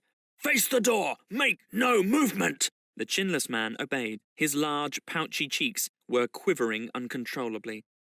The door clanged open. As the young officer entered and stepped aside, there emerged from behind him a short, stumpy guard with enormous arms and shoulders. He took his stand opposite the chinless man, and then, at a signal from the officer, let free a frightful blow, with all the weight of his body behind it, full in the chinless man's mouth. The force of it seemed almost to knock him clear off the floor. His body was flung across the cell and fetched up against the base of the lavatory seat. For a moment, he lay as though stunned, with dark blood oozing from his mouth and nose. A very faint whimpering or squeaking, which seemed unconscious, came out of him. Then he rolled over and raised himself unsteadily on hands and knees. Amid a stream of blood and saliva, the two halves of a dental plate fell out of his mouth. The prisoners sat very still, their hands crossed on their knees. The chinless man climbed back into his place. Down one side of his face the flesh was darkening. His mouth had swollen into a shapeless cherry-coloured mass with a black hole in the middle of it. From time to time, a little blood dripped onto the breast of his overalls. His grey eyes still flitted from face to face, more guiltily than ever, as though he were trying to discover how much the others despised him for his humiliation. The door opened. With a small gesture, the officer indicated the skull-faced man. "Room 101, he said. There was a gasp and a flurry at Winston's side. The man had actually flung himself on his knees on the floor, with his hands clasped together. "Comrade officer," he cried, "you don't have to take me to that place. Haven't I told you everything already? What else is it you want to know? There's nothing I wouldn't confess, nothing. Just tell me what it is and I'll confess it straight off. Write it down and I'll sign it, anything. Not room 101. "Room 101, said the officer. The man's face, already very pale, turned a colour Winston would not have believed possible. It was definitely, unmistakably, a shade of green. "Do anything to me!" he yelled. "You've been starving me for weeks. Finish it off and let me die. Shoot me. Hang me, sentence me to 25 years. Is there somebody else you want me to give away? Just say who it is and I'll tell you anything you want.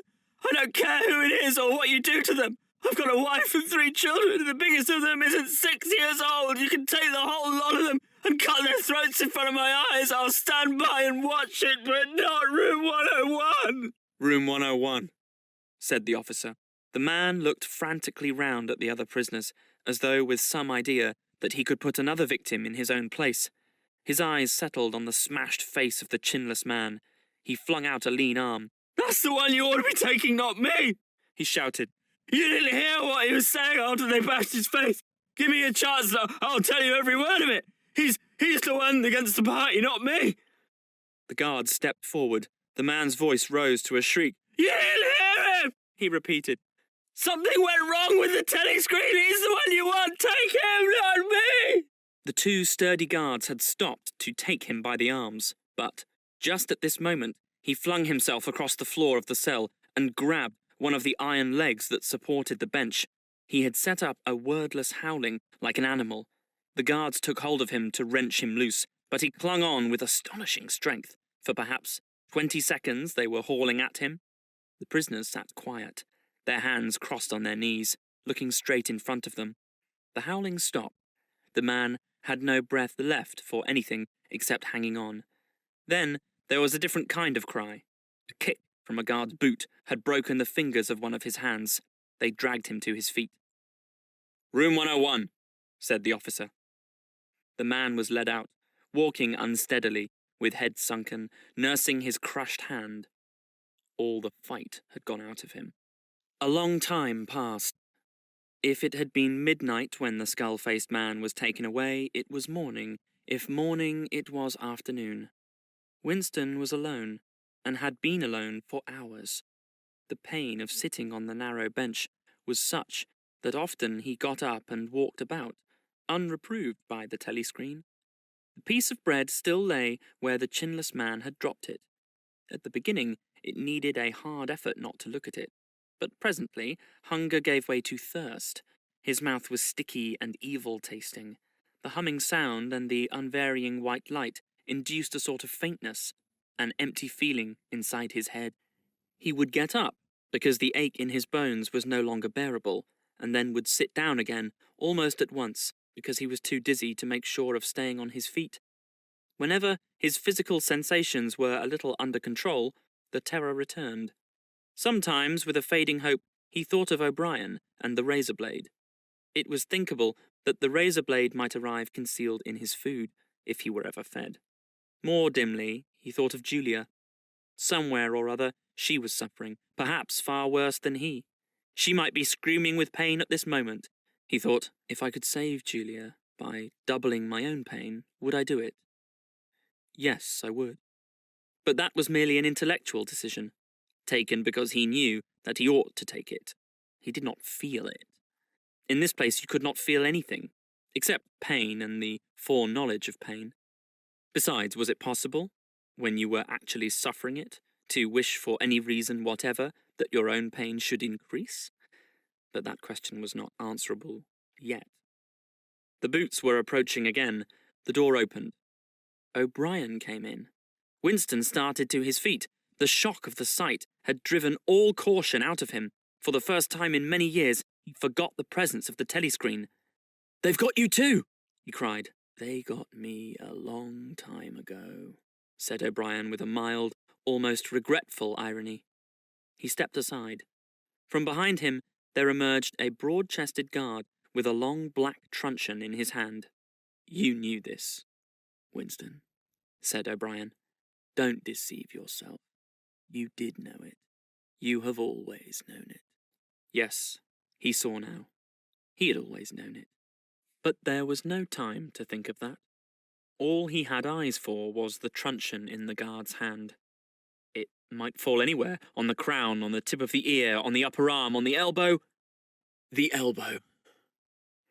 He had slumped to his knees, almost paralyzed, clasping the stricken elbow with his other hand. Everything had exploded into yellow light. Inconceivable that one blow could cause such pain. The light cleared and he could see the other two looking down at him. The guard was laughing at his contortions. One question, at any rate, was answered.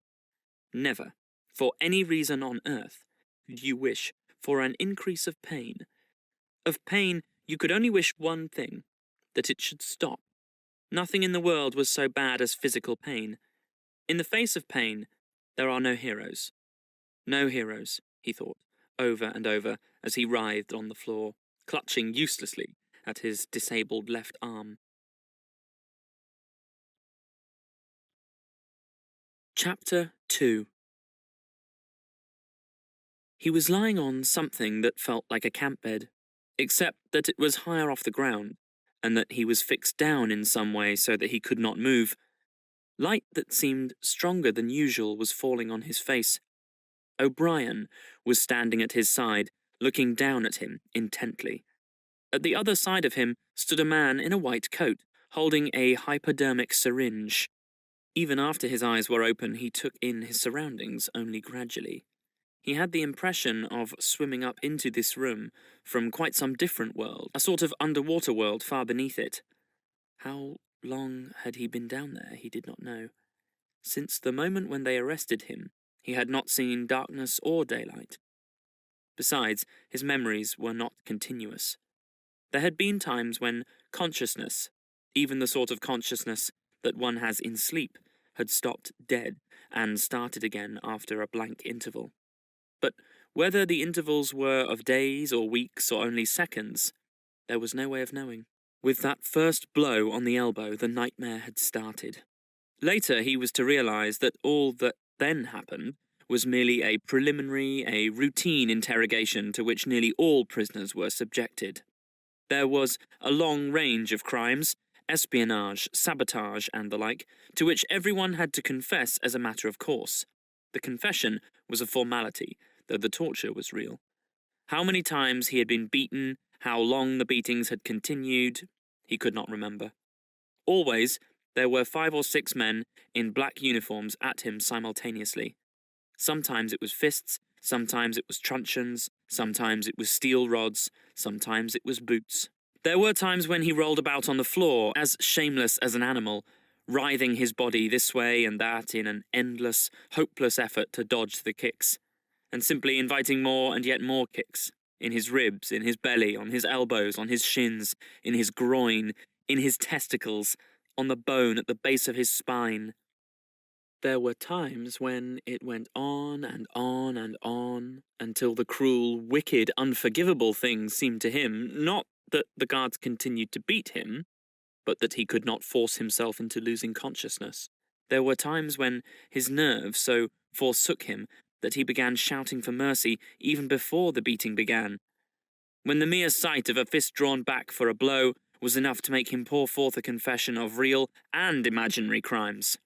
There were other times when he started out with the resolve of confessing nothing, when every word had to be forced out of him between gasps of pain, and there were times when he feebly tried to compromise, when he said to himself, "I will confess, but not yet. I must hold on till the pain becomes unbearable. 3 more kicks, 2 more kicks, and then I will tell them what they want."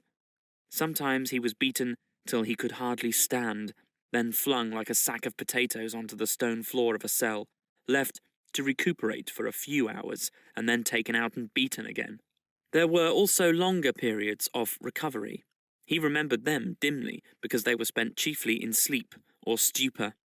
He remembered a cell with a plank bed, a sort of shelf sticking out from the wall, and a tin wash basin, and meals of hot soup and bread and sometimes coffee. He remembered a surly barber arriving to scrape his chin and crop his hair, and, businesslike, unsympathetic men in white coats, feeling his pulse, tapping his reflexes, turning up his eyelids, running harsh fingers over him in search of broken bones, and shooting needles into his arm to make him sleep. The beatings grew less frequent, and became mainly a threat, a horror, to which he could be sent back at any moment, when his answers were unsatisfactory. His questioners now were not ruffians in black uniforms, but party intellectuals, little rotund men with quick movements and flashing spectacles, who worked on him in relays over periods which lasted, he thought, he could not be sure, 10 or 12 hours at a stretch. These other questioners saw to it that he was in constant slight pain, but it was not chiefly pain that they relied on. They slapped his face, wrung his ears, pulled his hair, made him stand on one leg, refused him leave to urinate, shone glaring lights in his face until his eyes ran with water. But the aim of this was simply to humiliate him and destroy his power of arguing and reasoning. Their real weapon was the merciless questioning that went on, and on hour after hour, tripping him up, laying traps for him, twisting everything that he said, convicting him at every step of lies and self-contradiction, until he began weeping as much from shame as from nervous fatigue.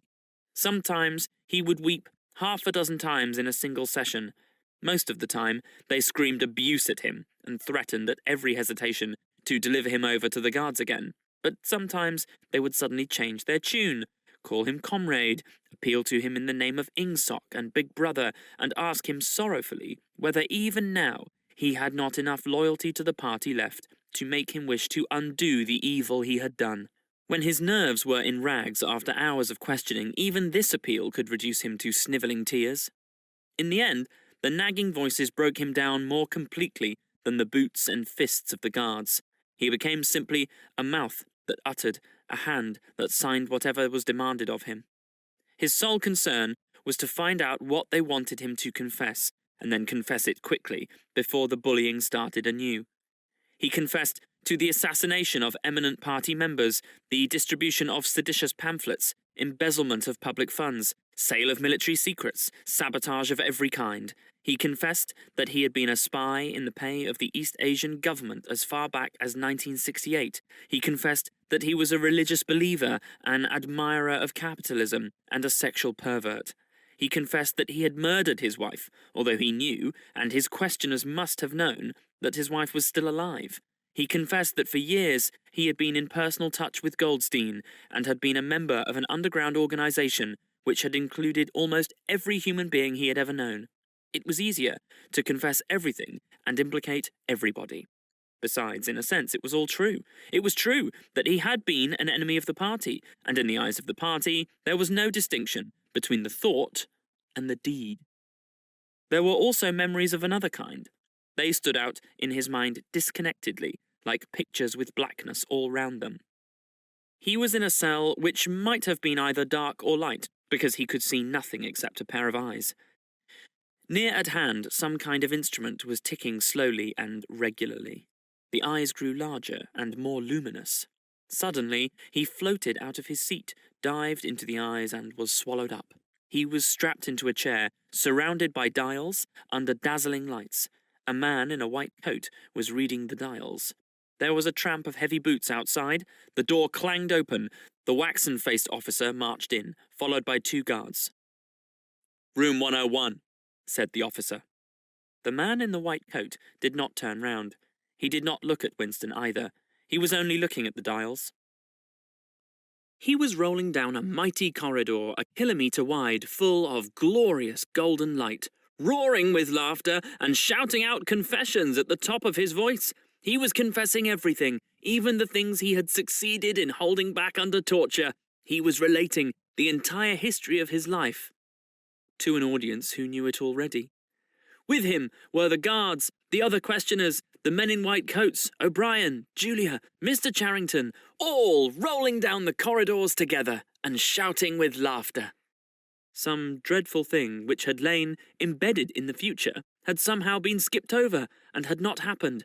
Everything was all right. There was no more pain. The last detail of his life was laid bare, understood, forgiven. He was starting up from the plank bed in the half-certainty that he had heard O'Brien's voice. All through his interrogation, although he had never seen him, he had had the feeling that O'Brien was at his elbow, just out of sight. It was O'Brien who was directing everything. It was he who set the guards onto Winston and who prevented them from killing him.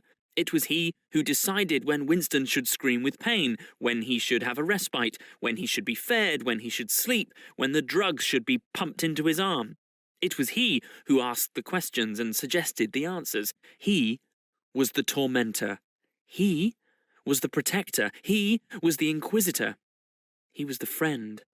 And once, Winston could not remember whether it was in drugged sleep or in normal sleep or even in a moment of wakefulness, a voice murmured in his ear, "Don't worry, Winston. You are in my keeping. For 7 years I have watched over you. Now the turning point has come. I shall save you. I shall make you perfect." He was not sure whether it was O'Brien's voice, but it was the same voice that had said to him, "We shall meet in the place where there is no darkness," in that other dream, 7 years ago. He did not remember any ending to his interrogation. There was a period of blackness, and then the cell or room in which he now was had gradually materialized round him. He was almost flat on his back and unable to move. His body was held down at every essential point. Even the back of his head was gripped in some manner. O'Brien was looking down at him, gravely and rather sadly. His face, seen from below, looked coarse and worn, with pouches under the eyes, the tired lines from nose to chin.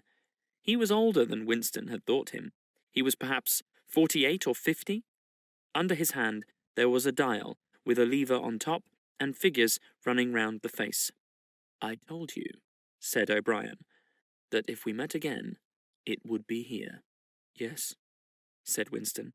Without any warning, except a slight movement of O'Brien's hand, a wave of pain flooded his body. It was a frightening pain because he could not see what was happening, and he had the feeling that some mortal injury was being done to him. He did not know whether the thing was really happening or whether the effect was electrically produced, but his body was being wrenched out of shape. The joints were being slowly torn apart. Although the pain had brought the sweat out on his forehead, the worst of all was the fear that his backbone was about to snap. He set his teeth and breathed hard through his nose, trying to keep silent as long as possible. "You are afraid," said O'Brien, watching his face, "that in another moment something is going to break. Your especial fear is that it will be your backbone. You have a vivid mental picture of the vertebrae snapping apart, and the spinal fluid dripping out of them. That is what you are thinking, is it not, Winston?" Winston did not answer. O'Brien drew back the lever on the dial. The wave of pain receded almost as quickly as it had come. "That was 40, said O'Brien. "You can see that the numbers on this dial run up to 100. Will you please remember throughout our conversation that I have it in my power to inflict pain on you at any moment and to whatever degree I choose. If you tell me any lies, or attempt to prevaricate in any way, or even fall below your usual level of intelligence, you will cry out with pain, instantly. Do you understand that?" "Yes," said Winston. O'Brien's manner became less severe. He resettled his spectacles thoughtfully and took a pace or two up and down. When he spoke, his voice was gentle and patient.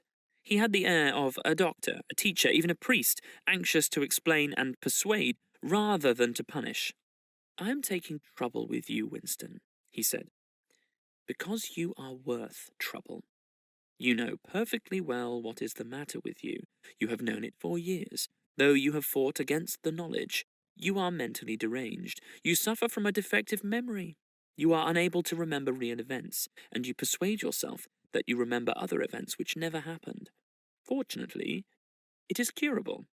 You have never cured yourself of it, because you did not choose to.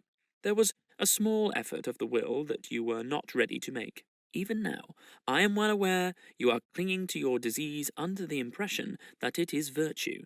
Now, we will take an example. At this moment, which power is Oceania at war with? When I was arrested, Oceania was at war with East Asia. With East Asia, good. And Oceania has always been at war with East Asia, has it not? Winston drew in his breath. He opened his mouth to speak, and then did not speak. He could not take his eyes away from the dial. "The truth, please, Winston. Your truth. Tell me what you think you remember." "I remember that until only a week before I was arrested, we were not at war with East Asia at all. We were in alliance with them. The war was against Eurasia. That had lasted for 4 years before that." O'Brien stopped him with a movement of the hand. "Another example," he said. "Some years ago you had a very serious delusion indeed. You believed that 3 men, 3 one-time party members named Jones, Aronson, and Rutherford, men who were executed for treachery and sabotage after making the fullest possible confession, were not guilty of the crimes they were charged with. You believed that you had seen unmistakable documentary evidence proving that their confessions were false. There was a certain photograph about which you had a hallucination. You believed that you had actually held it in your hands. It was a photograph, something like this. An oblong slip of newspaper had appeared between O'Brien's fingers. For perhaps 5 seconds it was within the angle of Winston's vision. It was a photograph, and there was no question of its identity. It was the photograph. It was another copy of the photograph of Jones, Aronson, and Rutherford at the party function in New York, which he had chanced upon 11 years ago and promptly destroyed. For only an instant it was before his eyes, then it was out of sight again. But he had seen it. Unquestionably, he had seen it. He made a desperate, agonizing effort to wrench the top half of his body free. It was impossible to move so much as a centimetre in any direction. For the moment, he had even forgotten the dial. All he wanted was to hold the photograph in his fingers again, or at least to see it. "It exists!" he cried. "No," said O'Brien. He stepped across the room. There was a memory hole in the opposite wall. O'Brien lifted the grating. Unseen, the frail slip of paper was whirling away on the current of warm air. It was vanishing in a flash of flame. O'Brien turned away from the wall. "Ashes," he said. "Not even identifiable ashes. Dust. It does not exist. It never existed." "But it did exist! It does exist! It exists in memory! I remember it! You remember it!" "I do not remember it," said O'Brien. Winston's heart sank. That was doublethink. He had a feeling of deadly helplessness. If he could have been certain that O'Brien was lying, it would not have seemed to matter. But it was perfectly possible that O'Brien had really forgotten the photograph. And, if so, then already he would have forgotten his denial of remembering it and forgotten the act of forgetting. How could one be sure that it was simply trickery? Perhaps that lunatic dislocation in the mind could really happen. That was the thought that defeated him. O'Brien was looking down at him speculatively. More than ever, he had the air of a teacher taking pains with a wayward but promising child. "There is a party slogan dealing with the control of the past," he said. "Repeat it, if you please." "Who controls the past controls the future. Who controls the present controls the past," repeated Winston, obediently. "Who controls the present controls the past," said O'Brien, nodding his head with slow approval. "Is it your opinion, Winston, that the past has real existence?" Again the feeling of helplessness descended upon Winston. His eyes flitted toward the dial. He not only did not know whether yes or no was the answer that would save him from pain, he did not even know which answer he believed to be the true one. O'Brien smiled faintly. "You are no metaphysician, Winston," he said. "Until this moment, you have never considered what is meant by existence. I will put it more precisely. Does the past exist concretely in space? Is there somewhere or other, a place, a world of solid objects, where the past is still happening?" "No." "Then where does the past exist, if at all?" "In records. It is written down." "In records and in the mind, in human memories." "In memory. Very well, then. We, the party, control all records, and we control all memories. Then we control the past, do we not?" "But how can you stop people remembering things?" cried Winston, again momentarily forgetting the dial. "It is involuntary. It's outside of oneself. How can you control memory? You have not controlled mine." O'Brien's manner grew stern again. He laid his hand on the dial. "On the contrary," he said, "you have not controlled it. That is what has brought you here. You are here because you have failed in humility, in self-discipline. You would not make the act of submission, which is the price of sanity. You preferred to be a lunatic, a minority of one. Only the disciplined mind can see reality, Winston. You believe that reality is something objective, external, existing in its own right. You also believe that the nature of reality is self-evident. When you delude yourself into thinking that you see something, you assume that everyone else sees the same thing as you. But I tell you, Winston, that reality is not external. Reality exists in the human mind and nowhere else, not in the individual mind, which can make mistakes, and in any case soon perishes. Only in the mind of the party, which is collective and immortal, whatever the party holds to be truth is truth. It is impossible to see reality except by looking through the eyes of the party. That is the fact that you have got to relearn, Winston. It needs an act of self-destruction, an effort of the will. You must humble yourself before you can become sane.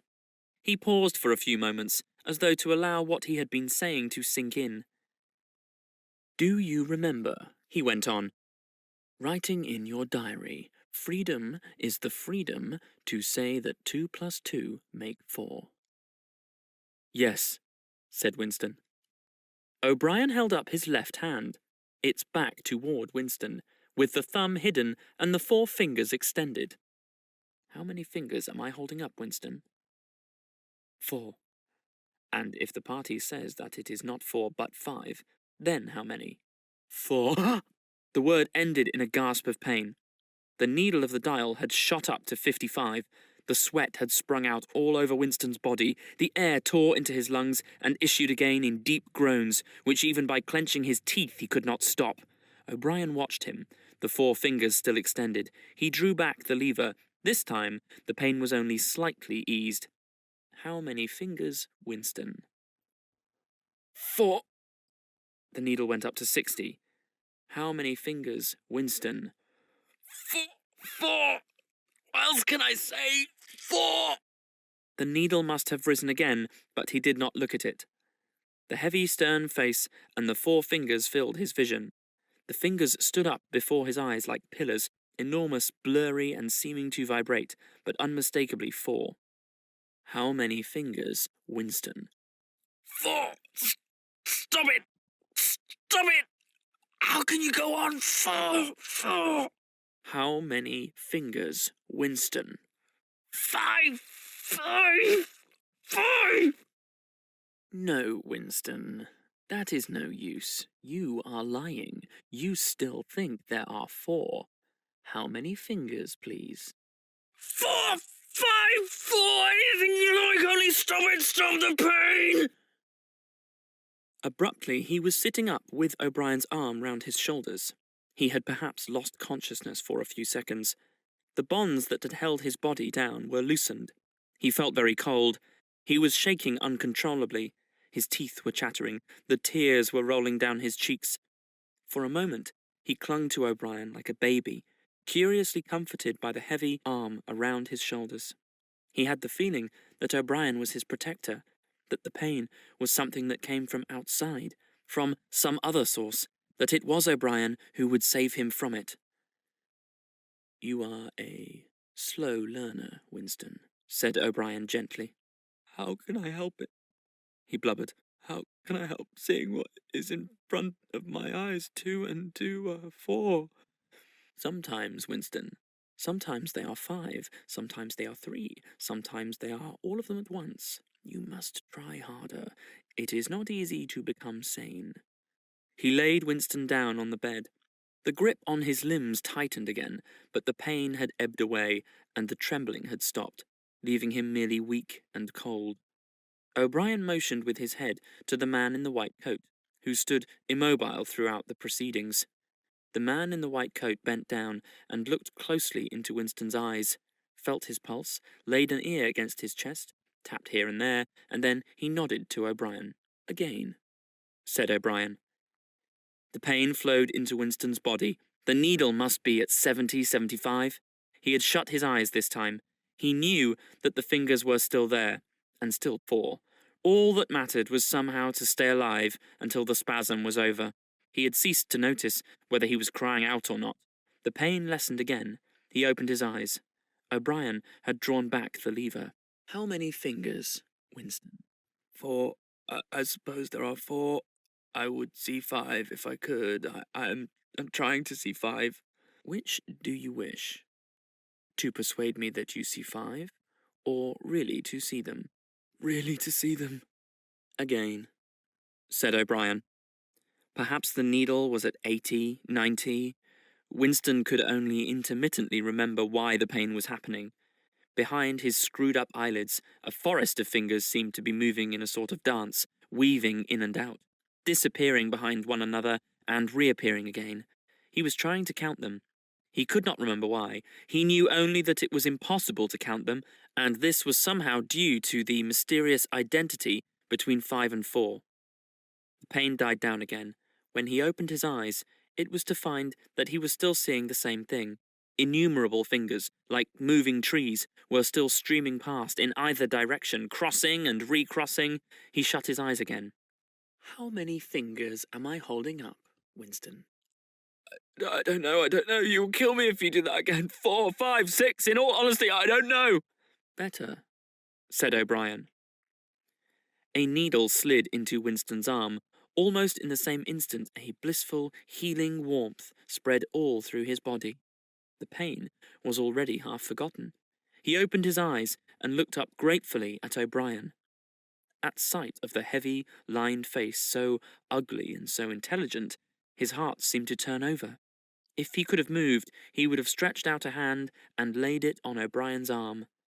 He had never loved him so deeply as at this moment, and not merely because he had stopped the pain.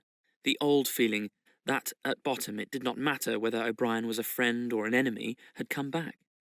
O'Brien was a person who could be talked to. Perhaps one did not want to be loved so much as to be understood. O'Brien had tortured him to the edge of lunacy, and in a little while it was certain he would send him to his death. It made no difference. In some sense, that went deeper than friendship. They were intimates, somewhere or other. Although the actual words might never be spoken, there was a place where they could meet and talk. O'Brien was looking down at him with an expression which suggested that the same thought might be in his own mind. When he spoke, it was in an easy, conversational tone. "Do you know who you are, Winston?" he said. I don't know. I can guess the Ministry of Love. Do you know how long you have been here? I don't know. Days, weeks, months. I think it's months. And why do you imagine that we bring people to this place? To make them confess? No, that is not the reason. Try again. To punish them. No! Exclaimed O'Brien. His voice had changed extraordinarily, and his face had suddenly become both stern and animated. No! Not merely to extract your confession, nor to punish you. Shall I tell you why we have brought you here? To cure you! To make you sane. Will you understand, Winston, that no one whom we bring to this place ever leaves our hands uncured? We are not interested in those stupid crimes that you have committed. The party is not interested in the overt act. The thought is all we care about. We do not merely destroy our enemies, we change them. Do you understand what I mean by that? He was bending over Winston. His face looked enormous because of its nearness, and hideously ugly because it was seen from below. Moreover, it was filled with a sort of exaltation, a lunatic intensity. Again, Winston's heart shrank. If it had been possible, he would have cowered deeper into the bed. He felt certain that O'Brien was about to twist the dial out of sheer wantonness. At this moment, however, O'Brien turned away. He took a pace or two up and down. Then he continued, less vehemently. The thing for you to understand is that in this place there are no martyrdoms. You have read of the religious persecutions of the past. In the Middle Ages, there was the Inquisition. It was a failure. It set out to eradicate heresy and ended up perpetuating it. For every heretic it burned at the stake, thousands of others rose up. Why was that? Because the Inquisition killed its enemies in the open, and killed them while they were still unrepentant. In fact, it killed them because they were unrepentant. Men were dying because they would not abandon their true beliefs. Naturally, all the glory belonged to the victim, and all the shame to the inquisitor who burned him. Later, in the 20th century, There were the totalitarians, as they were called. There were the German Nazis and the Russian communists. The Russians persecuted heresy more cruelly than the Inquisition had done, and they imagined that they had learned from the mistakes of the past. They knew, at any rate, that one must not make martyrs. Before they exposed their victims to public trial, they deliberately set themselves to destroy their dignity. They wore them down by torture and solitude until they were despicable, cringing wretches, confessing whatever was put into their mouths, covering themselves with abuse, accusing and sheltering behind one another, whimpering for mercy. And yet, after only a few years, the same thing had happened over again. The dead men had become martyrs, and their degradation was forgotten. Once again, why was it? In the first place, because the confessions that they had made were obviously extorted and untrue. We do not make mistakes of that kind. All the confessions that are uttered here are true. We make them true. And above all, we do not allow the dead to rise up against us. You must stop imagining that posterity will vindicate you, Winston. Posterity will never hear of you. You will be lifted clean out of the stream of history. We shall turn you into gas and pour you into the stratosphere. Nothing will remain of you, not a name in a register, not a memory in a living brain. You will be annihilated in the past as well as in the future. You will never have existed. Then why bother to torture me? Thought Winston, with a momentary bitterness. O'Brien checked his step, as though Winston had uttered the thought aloud. His large, ugly face came nearer, with the eyes a little narrowed. You are thinking, he said, that since we intend to destroy you utterly, so that nothing you say or do can make the smallest difference, in that case, why do we go to the trouble of interrogating you first? That is what you were thinking, was it not? Yes, said Winston. O'Brien smiled slightly. You are a flaw in the pattern, Winston. You are a stain that must be wiped out. Did I not tell you just now that we are different from the persecutors of the past? We are not content with negative obedience, nor even with the most abject submission. When finally you surrender to us, it must be of your own free will. We do not destroy the heretic, because he resists us. So long as he resists us, we never destroy him. We convert him. We capture his inner mind. We reshape him. We burn all evil and all illusion out of him. We bring him over to our side, not in appearance, but genuinely, heart and soul. We make him one of ourselves before we kill him. It is intolerable to us that an erroneous thought should exist anywhere in the world, however secret and powerless it may be. Even in the instant of death, we cannot permit any deviation. In the old days, the heretic walked to the stake, still a heretic, proclaiming his heresy, exulting in it. Even the victim of the Russian purges could carry rebellion locked up in his skull as he walked down the passage, waiting for the bullet. But we make the brain perfect before we blow it out. The command of the old despotisms was, "Thou shalt not." The command of the totalitarians was, "Thou shalt." Our command is, "Thou art." No one whom we bring to this place ever stands out against us. Everyone is washed clean, even those three miserable traitors in whose innocence you once believed, Jones, Aronson, and Rutherford. In the end, we broke them down. I took part in their interrogation myself. I saw them, gradually worn down, whimpering, grovelling, weeping, and in the end, it was not with pain or fear, only with penitence. By the time we had finished with them, they were only the shells of men.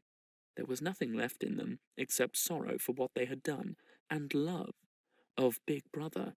It was touching to see how they loved him.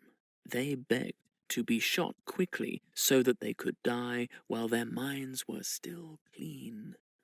His voice had grown almost dreamy. The exultation, the lunatic enthusiasm was still in his face. He's not pretending, thought Winston. He is not a hypocrite. He believes every word he says. What most oppressed him was the consciousness of his own intellectual inferiority. He watched the heavy yet graceful form strolling to and fro, in and out of range of his vision. O'Brien was a being in all ways larger than himself. There was no idea that he had ever had, or could have, that O'Brien had not long ago known, examined, and rejected. His mind contained Winston's mind. But in that case, how could it be true that O'Brien was mad? It must be he, Winston, who was mad.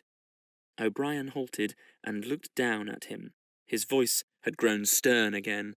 Do not imagine that you will save yourself, Winston. However completely you surrender to us, no one who has once gone astray is ever spared. And even if we chose to let you live out the natural term of your life, still you would never escape from us. What happens to you here is forever. Understand that in advance. We shall crush you down to the point from which there is no coming back. Things will happen to you from which you could not recover if you lived 1,000 years. Never again will you be capable of ordinary human feeling. Everything will be dead inside you. Never again will you be capable of love or friendship or joy of living or laughter or curiosity or courage or integrity. You will be hollow. We shall squeeze you empty, and then we shall fill you with ourselves. He paused and signed to the man in the white coat. Winston was aware of some heavy piece of apparatus being pushed into place behind his head. O'Brien had sat down beside the bed, so that his face was almost on a level with Winston's. 3,000, he said, speaking over Winston's head to the man in the white coat. Two soft pads, which felt slightly moist, clamped themselves against Winston's temples. He quailed. There was pain coming, a new kind of pain. O'Brien laid a hand reassuringly, almost kindly, on his. This time it will not hurt, he said. Keep your eyes fixed on mine. At this moment, there was a devastating explosion, or what seemed like an explosion, though it was not certain whether there was any noise. There was undoubtedly a blinding flash of light. Winston was not hurt, only prostrated. Although he had already been lying on his back when the thing happened, he had a curious feeling that he had been knocked into that position. A terrific, painless blow had flattened him out. Also, something had happened inside his head. As his eyes regained their focus, he remembered who he was and where he was, and recognized the face that was gazing into his own. But somewhere or other there was a large patch of emptiness, as though a piece had been taken out of his brain. It will not last, said O'Brien. Look me in the eyes. What country is Oceania at war with? Winston thought. He knew what was meant by Oceania, and that he himself was a citizen of Oceania. He also remembered Eurasia and Eastasia, but who was at war with whom he did not know. In fact, he had not been aware that there was any war. I don't remember. Oceania is at war with Eastasia. Do you remember that now? Yes. Oceania has always been at war with Eastasia, since the beginning of your life, since the beginning of the party, since the beginning of history. The war has continued without a break, always the same war. Do you remember that? Yes. 11 years ago, you created a legend about 3 men who had been condemned to death for treachery. You pretended that you had seen a piece of paper which proved them innocent. No such piece of paper ever existed. You invented it, and later you grew to believe in it. You remember now the very moment at which you first invented it. Do you remember that? Yes. Just now I held up the fingers of my hand to you. You saw 5 fingers. Do you remember that? Yes. O'Brien held up the fingers of his left hand, with the thumb concealed. There are 5 fingers there. Do you see 5 fingers? Yes. And he did see them. For a fleeting instant, before the scenery of his mind changed, he saw 5 fingers, and there was no deformity. Then everything was normal again, and the old fear, the hatred, and the bewilderment came crowding back again. But there had been a moment, he did not know how long, 30 seconds perhaps, of luminous certainty, when each new suggestion of O'Brien's had filled up a patch of emptiness and had become absolute truth, and when 2 and 2 could have been 3 as easily as 5, if that were what was needed. It had faded out before O'Brien had dropped his hand, but though he could not recapture it, he could remember it, as one remembers a vivid experience at some remote period of one's life when one was in effect a different person. "You see now," said O'Brien, "that it is at any rate possible." "Yes," said Winston. O'Brien stood up with a satisfied air.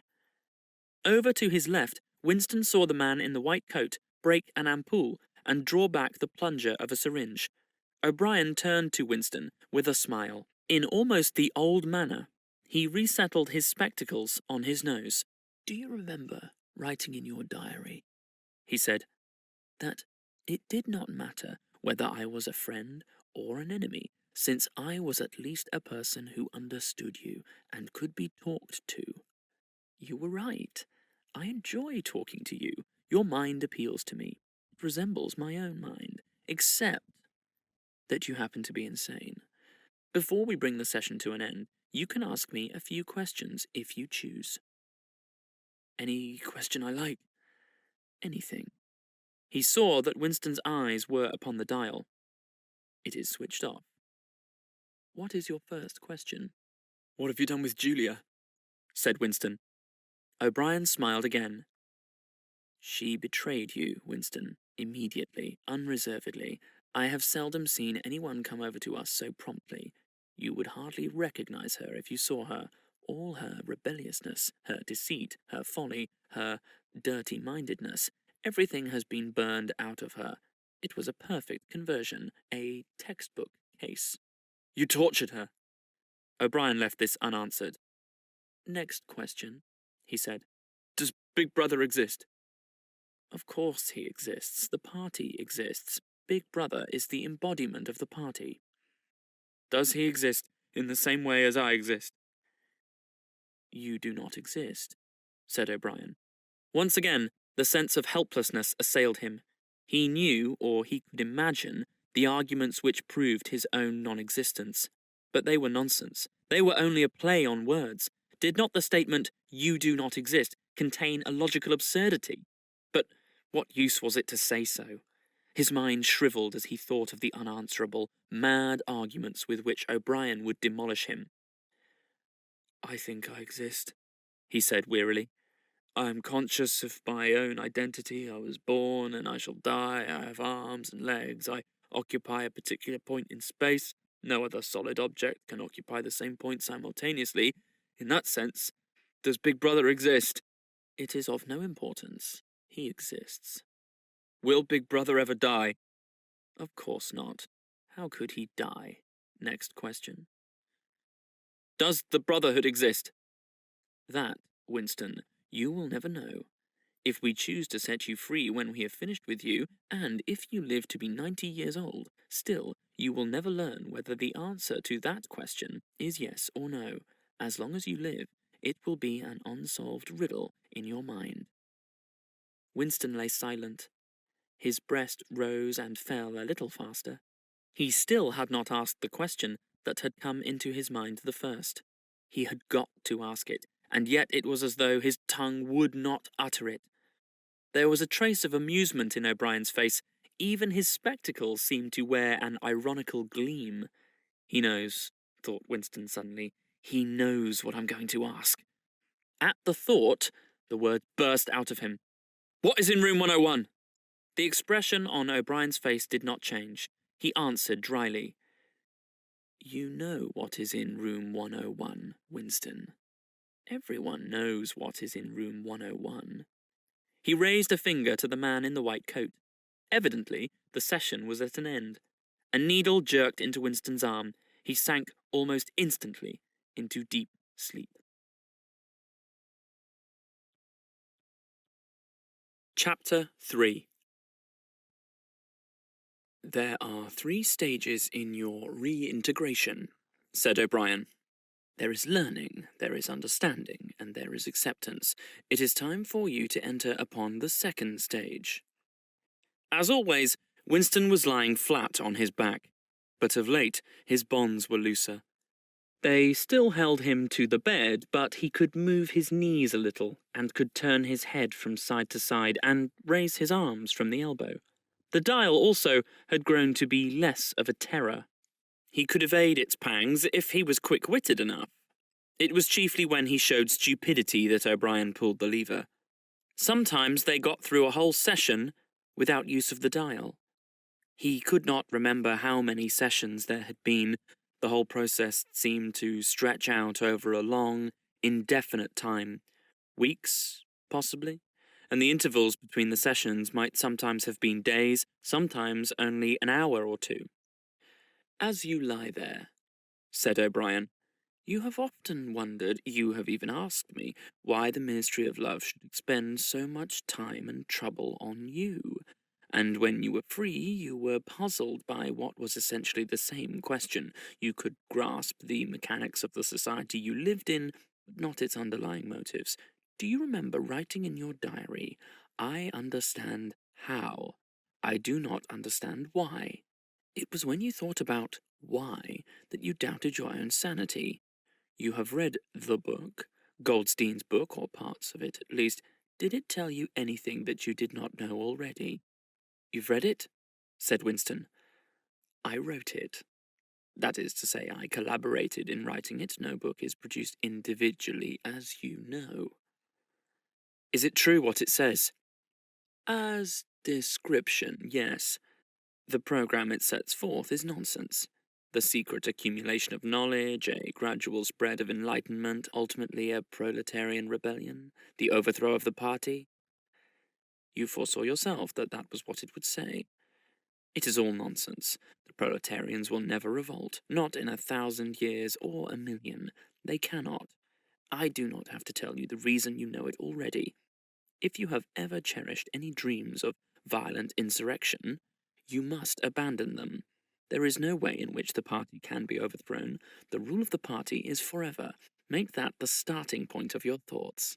He came closer to the bed. "Forever," he repeated. "And now, let us get back to the question of how and why.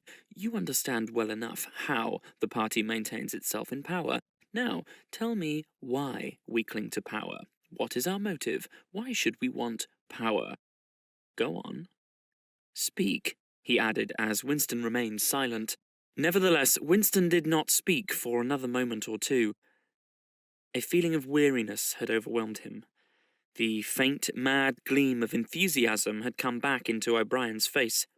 He knew in advance what O'Brien would say, that the party did not seek power for its own ends, but only for the good of the majority, that it sought power because men in the mass were frail, cowardly creatures who could not endure liberty or face the truth, and must be ruled over, and systematically deceived by others who were stronger than themselves. That the choice for mankind lay between freedom and happiness, and that, for the great bulk of mankind, happiness was better. That the party was the eternal guardian of the weak, a dedicated sect, doing evil that good might come, sacrificing its own happiness to that of others. The terrible thing, thought Winston, the terrible thing was that when O'Brien said this, he would believe it. You could see it in his face. O'Brien knew everything. 1,000 times better than Winston. He knew what the world was really like, in what degradation the mass of human beings lived, and by what lies and barbarities the party kept them there. He had understood it all, weighed it all, and it made no difference. All was justified by the ultimate purpose. "What can you do?" thought Winston, "against the lunatic who is more intelligent than yourself, who gives your arguments a fair hearing and then simply persists in his lunacy?" "You are ruling over us for our own good," he said feebly. "You believe that human beings are not fit to govern themselves, and therefore—" He started and almost cried out. A pang of pain had shot through his body. O'Brien had pushed the lever of the dial up to 35. "That was stupid, Winston, stupid," he said. "You know better than to say a thing like that." He pulled the lever back and continued. Now, I will tell you the answer to my question. It is this. The party seeks power entirely for its own sake. We are not interested in the good of others. We are interested solely in power, not wealth or luxury or long life or happiness. Only power, pure power. What pure power means, you will understand presently. We are different from all the oligarchs of the past, in that we know what we are doing. All the others, even those who resembled ourselves, were cowards and hypocrites. The German Nazis and the Russian communists came very close to us in their methods, but they never had the courage to recognize their own motives. They pretended, perhaps they even believed, that they had seized power unwillingly and for a limited time, and that just round the corner there lay a paradise where human beings would be free and equal. We are not like that. We know that no one ever seizes power with the intention of relinquishing it. Power is not a means, it is an end. One does not establish a dictatorship in order to safeguard a revolution. One makes the revolution in order to establish the dictatorship. The object of persecution is persecution. The object of torture is torture. The object of power is power. Now, do you begin to understand me? Winston was struck, as he had been struck before, by the tiredness of O'Brien's face. It was strong and fleshy and brutal. It was full of intelligence and a sort of controlled passion, before which he felt himself helpless. But it was tired. There were pouches under the eyes. The skin sagged from the cheekbones. O'Brien leaned over him, deliberately bringing the worn face nearer. "You are thinking," he said, "that my face is old and tired. You are thinking that I talk of power, and yet I am not even able to prevent the decay of my own body. Can you not understand, Winston, that the individual is only a cell?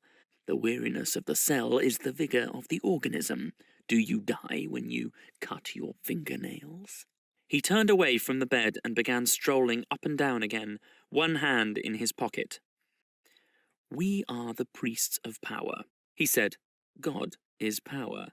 But at present, power is only a word, so far as you are concerned. It is time for you to gather some idea of what power means. The first thing you must realize is that power is collective. The individual only has power insofar as he ceases to be an individual. You know the party slogan, freedom is slavery. Has it ever occurred to you that it is reversible? Slavery is freedom. Alone, free. The human being is always defeated. It must be so, because every human being is doomed to die, which is the greatest of all failures. But if he can make complete, utter submission, if he can escape from his identity, if he can merge himself in the party so that he is the party, then he is all-powerful and immortal. The second thing for you to realize is that power is power over human beings, over the body, but above all over the mind. Power over matter, external reality as you would call it, is not important. Already our control over matter is absolute. For a moment Winston ignored the dial. He made a violent effort to raise himself into a sitting position and merely succeeded in wrenching his body painfully. "But how can you control matter?" he burst out. "You don't even control the climate or the law of gravity, and there are disease, pain, death." O'Brien silenced him by a movement of his hand. "We control matter because we control the mind. Reality is inside the skull. You will learn by degrees, Winston. There is nothing that we could not do. Invisibility, levitation, anything. I could float off this floor like a soap bubble if I wished to. I do not wish to, because the party does not wish it. You must get rid of those 19th century ideas about the laws of nature. We make the laws of nature." "But you do not. You're not even the masters of this planet. What about Eurasia and East Asia? You've not conquered them yet." "Unimportant. We shall conquer them when it suits us. And if we did not, what difference would it make? We can shut them out of existence. Oceania is the world." "But the world itself is only a speck of dust, and man is tiny, helpless. How long has he been in existence? For millions of years the earth was uninhabited." Nonsense. The Earth is as old as we are, no older. How could it be older? Nothing exists except through human consciousness. But the rocks are full of the bones of extinct animals, mammoths and mastodons and enormous reptiles which lived here long before man was ever heard of. Have you ever seen those bones, Winston? Of course not. 19th century biologists invented them. Before man, there was nothing. After man, if he could come to an end, there would be nothing. Outside man, there is nothing. But the whole universe is outside us. Look at the stars. Some of them are 1,000,000 light years away. They are out of our reach forever. What are the stars? Said O'Brien indifferently. They are bits of fire a few kilometres away. We could reach them if we wanted to, or we could blot them out. The Earth is the centre of the universe. The sun and the stars go round it. Winston made another convulsive movement. This time he did not say anything. O'Brien continued as though answering a spoken objection. For certain purposes, of course, that is not true. When we navigate the ocean, or when we predict an eclipse, we often find it convenient to assume that the Earth goes round the sun, and that the stars are millions upon millions of kilometres away. But what of it? Do you suppose it is beyond us to produce a dual system of astronomy? The stars can be near or distant, according as we need them. Do you suppose our mathematicians are unequal to that? Have you forgotten doublethink? Winston shrank back upon the bed. Whatever he said, the swift answer crushed him like a bludgeon. And yet he knew that he was right. The belief that nothing exists outside your own mind, surely there must be some way of demonstrating that it was false? Had it not been exposed long ago as a fallacy? There was even a name for it, which he had forgotten. A faint smile twitched the corners of O'Brien's mouth as he looked down at him. I told you, Winston, he said, that metaphysics is not your strong point. The word you are trying to think of is solipsism, but you are mistaken. That is not a solipsism. Collective solipsism, if you like, but that is a different thing. In fact, the opposite thing. All this is a digression. He added in a different tone, the real power, the power we have to fight for night and day, is not the power over things, but over men. He paused, and for a moment assumed again his air of a schoolmaster, questioning a promising pupil. How does one man assert his power over another, Winston? Winston thought. By making him suffer, he said. Exactly. By making him suffer. Obedience is not enough. Unless he is suffering, how can you be sure that he is obeying your will and not his own? Power is in inflicting pain and humiliation. Power is in tearing human minds to pieces and putting them together again in new shapes of your own choosing. Do you begin to see, then, what kind of world we are creating? It is the exact opposite of the stupid, hedonistic utopias that the old reformers imagined. A world of fear and treachery and torment, a world of trampling and being trampled upon. A world which will grow not less but more merciless as it refines itself. Progress in our world will be progress toward more pain. The old civilizations claimed that they were founded on love or justice. Ours is founded upon hatred. In our world, there will be no emotions except fear, rage, triumph, and self-abasement. Everything else we shall destroy. Everything. Already we are breaking down the habits of thought which have survived from before the revolution. We have cut the links between child and parent, and between man, and between man and woman. No one dares trust a wife or a child or a friend any longer. But in the future, there will be no wives and no friends. Children will be taken from their mothers at birth, as one takes eggs from a hen. The sex instinct will be eradicated. Procreation will be an annual formality like the renewal of a ration card. We shall abolish the orgasm. Our neurologists are at work upon it now. There will be no loyalty except loyalty toward the party. There will be no love except the love of Big Brother.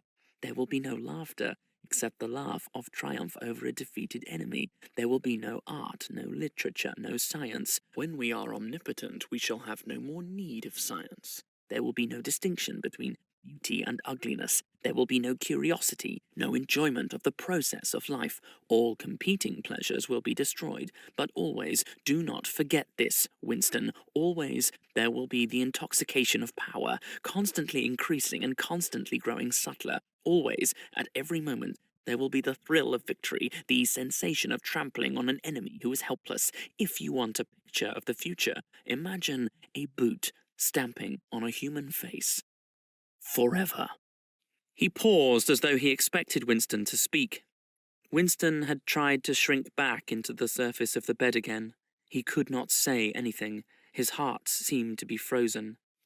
O'Brien went on. And remember that it is forever. The face will always be there, to be stamped upon.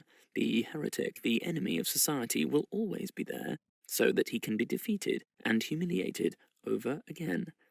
Everything that you have undergone since you have been in our hands, all that will continue, and worse. The espionage, the betrayals, the arrests, the tortures, the executions, the disappearances will never cease.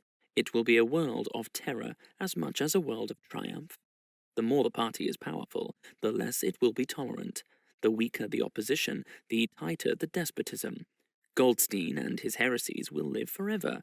Every day, at every moment, they will be defeated, discredited, ridiculed, spat upon, and yet they will always survive. This drama that I have played out with you during 7 years will be played out over and over again, generation after generation, always in subtler forms. Always we shall have the heretic here at our mercy, screaming with pain, broken up, contemptible, and in the end, utterly penitent, saved from himself, crawling to our feet of his own accord. That is the world that we are preparing, Winston. A world of victory after victory, triumph after triumph after triumph. An endless pressing upon the nerve of power. You are beginning, I can see, to realize what that world will be like. But in the end, you will do more than understand it. You will accept it, welcome it, become part of it. Winston had recovered himself sufficiently to speak. You can't, he said weakly. What do you mean by that remark, Winston? You could not create such a world as you've described. It's a dream. It's impossible. Why? It is impossible to found a civilization on fear and hatred and cruelty it would never endure. Why not? It would have no vitality. It would disintegrate. It would commit suicide. Nonsense. You are under the impression that hatred is more exhausting than love. Why should it be? And if it were, what difference would that make? Suppose that we choose to wear ourselves out faster. Suppose that we quicken the tempo of human life till men are senile at 30. Still, what difference would it make? Can you not understand that the death of the individual is not death? The party is immortal. As usual, the voice had battered Winston into helplessness. Moreover, he was in dread that if he persisted in his disagreement, O'Brien would twist the dial again, and yet he could not keep silent. Feebly, without arguments, with nothing to support him except his inarticulate horror of what O'Brien had said, he returned to the attack. I don't know. I don't care. Somehow you will fail. Something will defeat you. Life will defeat you. We control life, Winston, at all its levels. You are imagining that there is something called human nature, which will be outraged by what we do and will turn against us. But we create human nature. Men are infinitely malleable, or perhaps you have returned to your old idea that the proletarians or the slaves will arise and overthrow us. Put it out of your mind. They are helpless, like the animals. Humanity is the party. The others are outside, irrelevant. I don't care. In the end, they will beat you. Sooner or later, they will see you for what you are, and then they will tear you to pieces. Do you see any evidence that that is happening, or any reason why it should? No. I believe it. I know that you will fail. There is something in the universe, I don't know, some spirit, some principle that you will never overcome. Do you believe in God, Winston? No. Then what is it, this principle that will defeat us? I don't know, the spirit of man. And do you consider yourself a man? Yes. If you are a man, Winston, you are the last man. Your kind is extinct. We are the inheritors. Do you understand that you are alone? You are outside history. You are non-existent. His manner changed, and he said more harshly, "And you consider yourself morally superior to us with our lies and our cruelty?"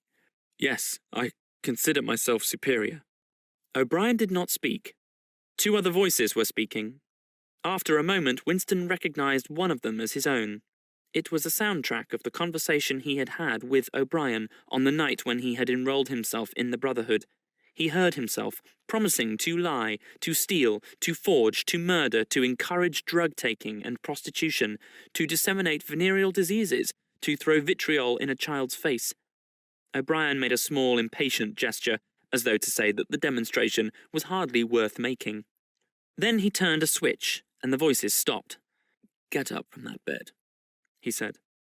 The bonds had loosened themselves. Winston lowered himself to the floor and stood up unsteadily. "You are the last man," said O'Brien. "You are the guardian of the human spirit. You shall see yourself as you are. Take off your clothes." Winston undid the bit of string that held his overalls together. The zip fastener had long since been wrenched out of them. He could not remember whether at any time since his arrest he had taken off all his clothes at one time. Beneath the overalls, his body was looped with filthy yellowish rags, just recognizable as the remnants of underclothes. As he slid them to the ground, he saw that there was a three-sided mirror at the far end of the room. He approached it, then stopped short. An involuntary cry had broken out of him. "Go on," said O'Brien. "Stand between the wings of the mirror. You shall see the side view as well." He had stopped, because he was frightened. A bowed, grey-coloured, skeleton-like thing was coming toward him. Its actual appearance was frightening, and not merely the fact that he knew it to be himself. He moved closer to the glass. The creature's face seemed to be protruded because of its bent carriage. A forlorn jailbird's face with a knobby forehead running back into a bald scalp, a crooked nose, and battered-looking cheekbones above which the eyes were fierce and watchful. The cheeks were seamed. The mouth had a drawn-in look. Certainly it was his own face, but it seemed to him that it had changed more than he had changed inside. The emotions it registered would be different from the ones he felt. He had gone partially bald. For the first moment, he had thought that he had gone grey as well, but it was only the scalp that was grey. Except for his hands and a circle of his face, his body was grey all over, with ancient, ingrained dirt. Here and there, under the dirt, there were the red scars of wounds, and near the ankle the varicose ulcer was an inflamed mass with flakes of skin peeling off it. But the truly frightening thing was the emaciation of his body. The barrel of the ribs was as narrow as that of a skeleton. The legs had shrunk so that the knees were thicker than the thighs. He saw now what O'Brien had meant about seeing the side view. The curvature of the spine was astonishing. The thin shoulders were hunched forward so as to make a cavity of the chest. The scraggy neck seemed to be bending double under the weight of the skull. At a guess, he would have said that it was the body of a man of 60, suffering from some malignant disease.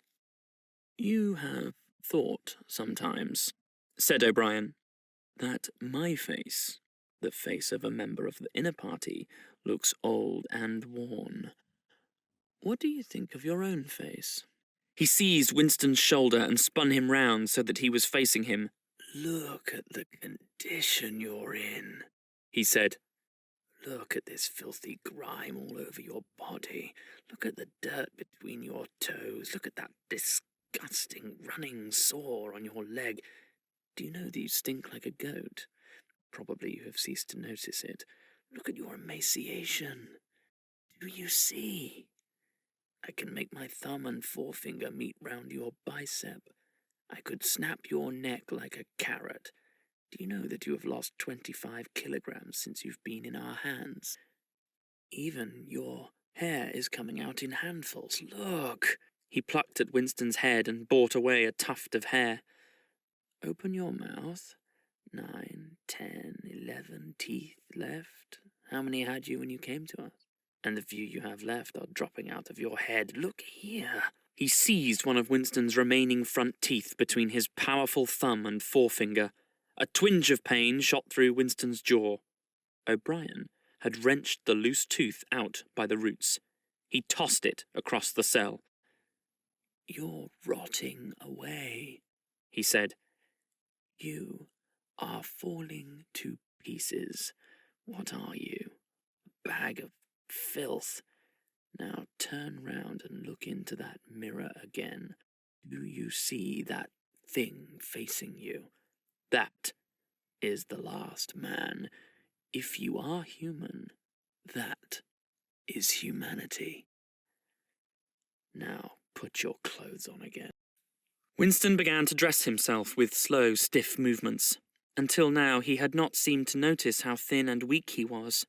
Only one thought stirred in his mind, that he must have been in this place longer than he had imagined. Then, suddenly, as he fixed the miserable rags round himself, a feeling of pity for his ruined body overcame him. Before he knew what he was doing, he had collapsed onto a small stool that stood beside the bed and burst into tears. He was aware of his ugliness, his gracelessness, a bundle of bones in filthy underclothes, sitting, weeping in the harsh light. But he could not stop himself. O'Brien laid a hand on his shoulder almost kindly. It will not last forever, he said. You can escape from it whenever you choose.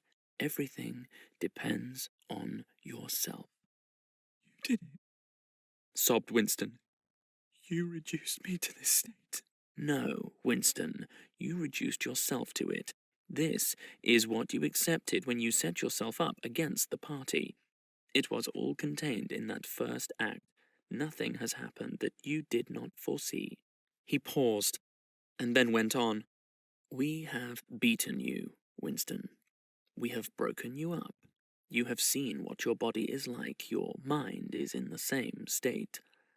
I do not think there can be much pride left in you. You have been kicked and flogged and insulted, and you have screamed with pain. You have rolled on the floor in your own blood and vomit. You have whimpered for mercy. You have betrayed everybody and everything. Can you think of a single degradation that has not happened to you?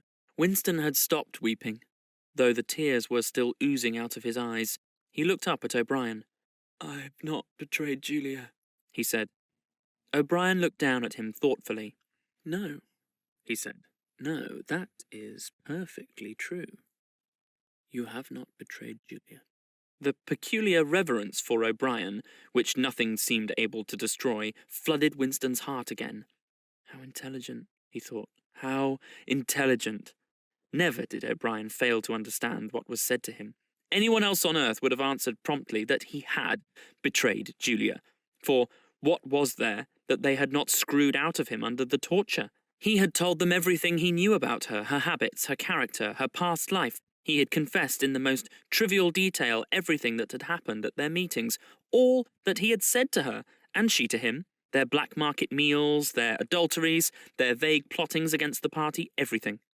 And yet, in the sense in which he intended the word, he had not betrayed her. He had not stopped loving her. His feeling toward her had remained the same. O'Brien had seen what he meant, without the need for explanation. Tell me, he said, how soon will they shoot me? It might be a long time, said O'Brien. You are a difficult case, but don't give up hope. Everyone is cured, sooner or later. In the end, we shall shoot you. Chapter 4. He was much better. He was growing fatter and stronger every day, if it was proper to speak of days. The white light and the humming sound were the same as ever, But the cell was a little more comfortable than the others he had been in. There was a pillow and a mattress on the plank of bed. There was a pillow and a mattress on the plank bed, and a stool to sit on. They had given him a bath, and they allowed him to wash himself fairly frequently in a tin basin. They even gave him warm water to wash with. They had given him new underclothes and a clean suit of overalls. They had dressed his varicose ulcer with soothing ointment. They had pulled out the remnants of his teeth and given him a new set of dentures. Weeks or months must have passed. It would have been possible now to keep count of the passage of time, if he had felt any interest in doing so, since he was being fed at what appeared to be regular intervals. He was getting, he judged, 3 meals in the 24 hours. Sometimes he wondered dimly whether he was getting them by night or by day. The food was surprisingly good, with meat at every 3rd meal. Once there was even a packet of cigarettes.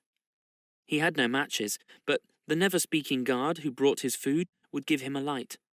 The first time he tried to smoke it made him sick, but he persevered and spun the packet out for a long time, smoking half a cigarette after each meal. They had given him a white slate with a stump of pencil tied to the corner. At first, he made no use of it. Even when he was awake, he was completely torpid. He would often lie from one meal to the next, almost without stirring, sometimes sleep, sometimes waking into vague reveries in which it was too much trouble to open his eyes. He had long grown used to sleeping with a strong light on his face. It seemed to make no difference, except that one's dreams were more coherent. He dreamed a great deal all through this time, and they were always happy dreams.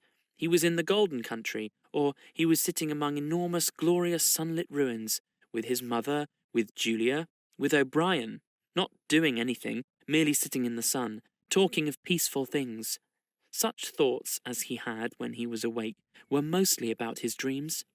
He seemed to have lost the power of intellectual effort, now that the stimulus of pain had been removed. He was not bored. He had no desire for conversation or distraction, merely to be alone, not to be beaten or questioned, to have enough to eat, and to be clean all over was completely satisfying. By degrees, he came to spend less time in sleep, but he still felt no impulse to get off the bed. All he cared for was to lie quiet and feel the strength gathering in his body. He would finger himself here and there, trying to make sure that it was not an illusion, that his muscles were growing rounder and his skin tauter. Finally, it was established beyond a doubt that he was growing fatter. His thighs were now definitely thicker than his knees. After that, reluctantly at first, he began exercising himself regularly. In a little while, he could walk 3 kilometers, measured by pacing the cell, and his bowed shoulders were growing straighter. He attempted more elaborate exercises and was astonished and humiliated to find what things he could not do. He could not move out of a walk. He could not hold his stool out at arm's length. He could not stand on one leg without falling over. He squatted down on his heels and found that, with agonizing pains in thigh and calf, he could just lift himself to a standing position. He lay flat on his belly and tried to lift his weight by his hands. It was hopeless. He could not raise himself a centimetre. But after a few more days, a few more mealtimes, even that feat was accomplished. A time came when he could do it 6 times running. He began to grow actually proud of his body and to cherish an intermittent belief that his face was also growing back to normal. Only when he chanced to put his hand on his bald scalp did he remember the seamed, ruined face that had looked back at him out of the mirror. His mind grew more active. He sat down on the plank bed, his back against the wall and the slate on his knees, and set to work deliberately at the task of re-educating himself. He had capitulated. That was agreed. In reality, as he saw now, he had been ready to capitulate long before he had taken the decision. From the moment when he was inside the Ministry of Love, and yes, even during those minutes when he and Julia had stood helpless while the iron voice from the telescreen told them what to do, he had grasped the frivolity, the shallowness of his attempt to set himself up against the power of the party. He knew now that for 7 years The thought police had watched him like a beetle under a magnifying glass. There was no physical act, no word spoken aloud that they had not noticed, no train of thought that they had not been able to infer. Even the speck of whitish dust on the cover of his diary they had carefully replaced. They had played soundtracks to him, shown him photographs. Some of them were photographs of Julia and himself. Yes, even.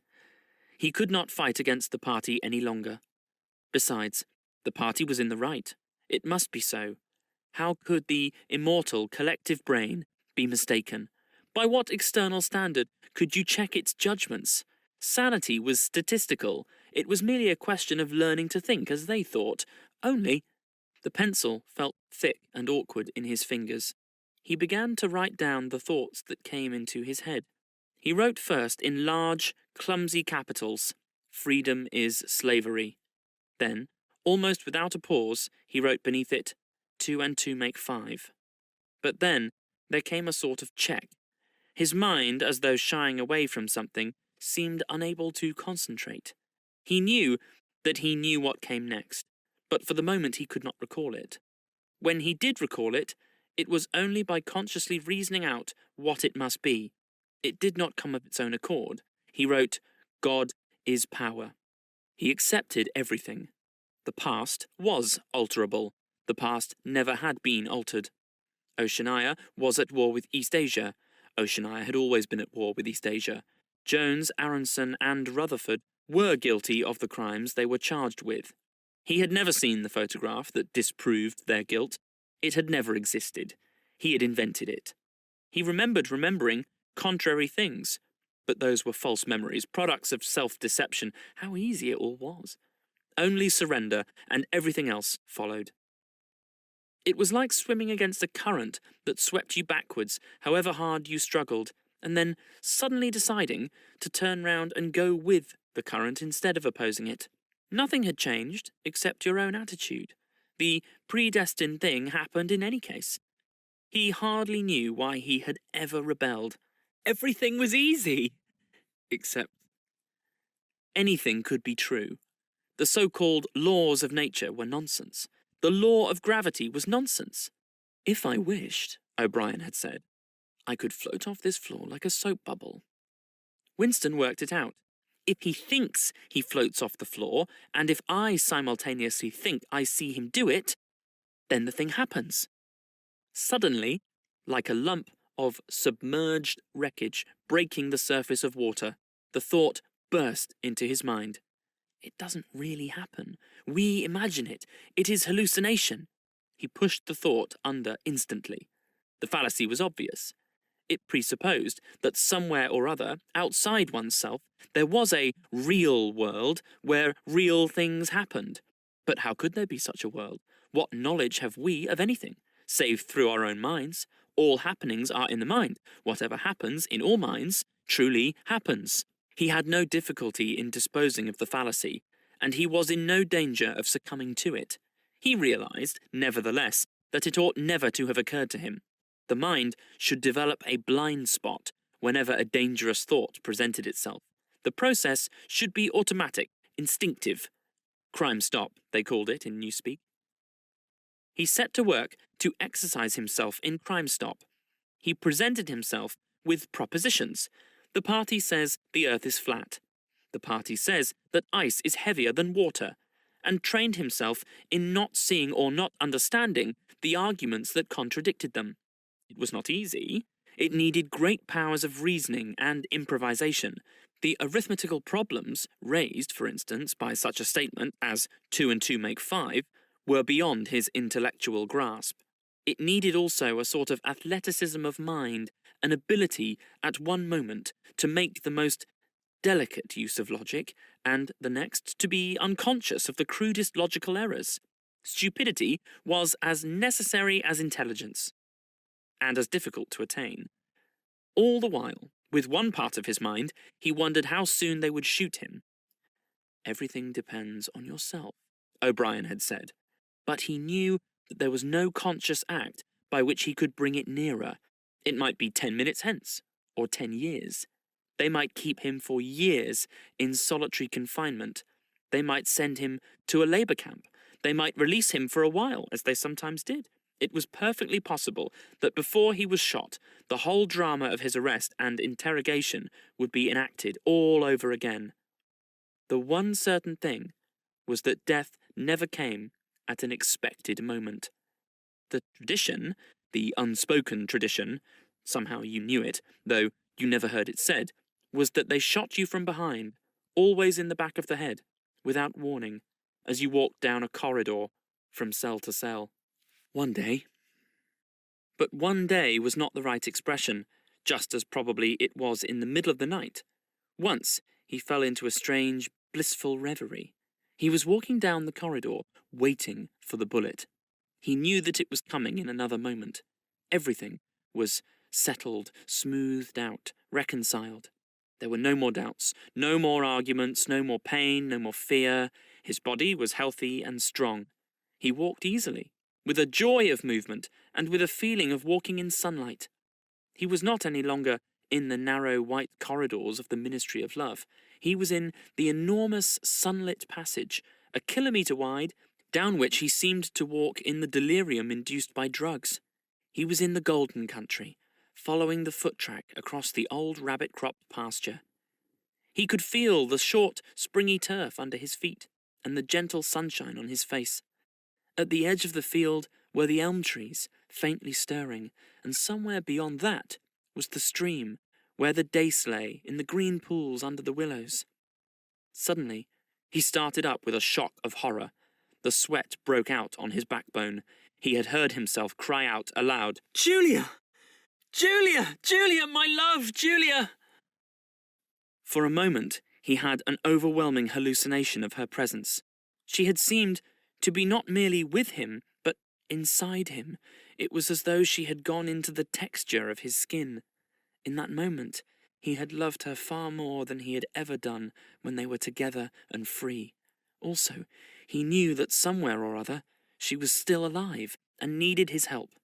He lay back on the bed and tried to compose himself. What had he done? How many years had he added to his servitude by that moment of weakness? In another moment he would hear the tramp of boots outside. They could not let such an outburst go unpunished. They would know now, if they had not known before, that he was breaking the agreement he had made with them. He obeyed the party, but he still hated the party. In the old days, he had hidden a heretical mind beneath an appearance of conformity. Now, he had retreated a step further. In the mind, he had surrendered, but he had hoped to keep the inner heart inviolate. He knew that he was in the wrong, but he preferred to be in the wrong. They would understand that. O'Brien would understand it. It was all confessed in that single, foolish cry. It would have to start all over again. It might take years. He ran a hand over his face, trying to familiarize himself with the new shape. There were deep furrows in the cheeks. The cheekbones felt sharp, the nose flattened. Besides, since last seeing himself in the glass, he had been given a complete new set of teeth. It was not easy to preserve inscrutability when you did not know what your face looked like. In any case, mere control of the features was not enough. For the first time, he perceived that if you want to keep a secret, you must also hide it from yourself.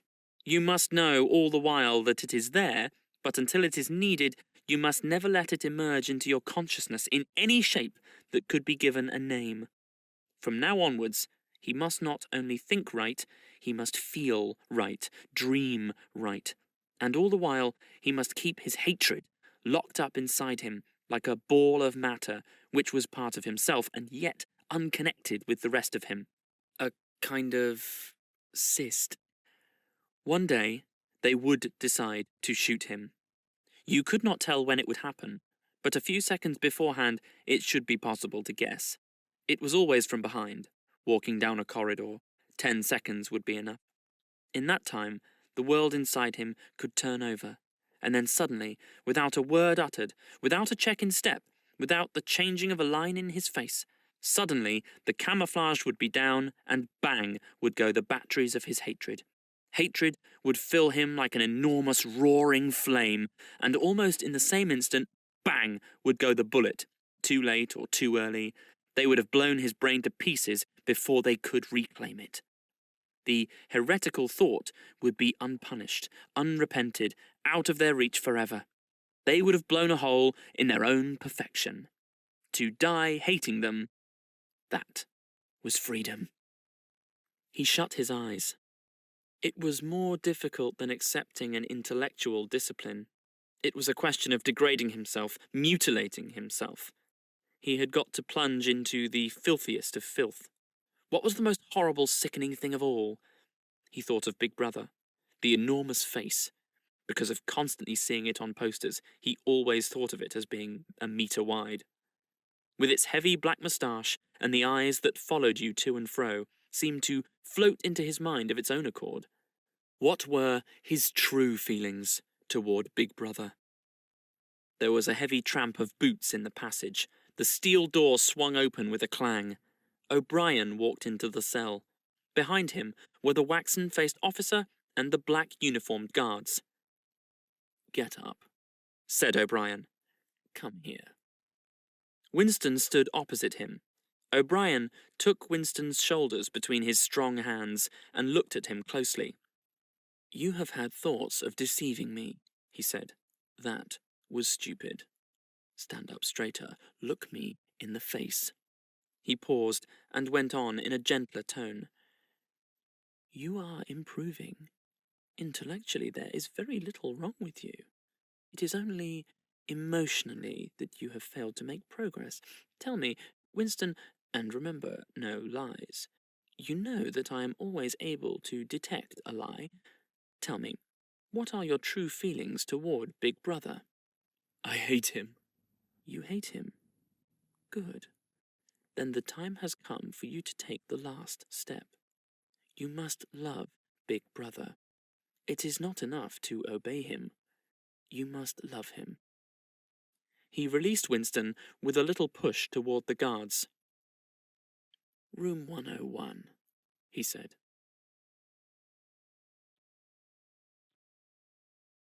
Chapter 5.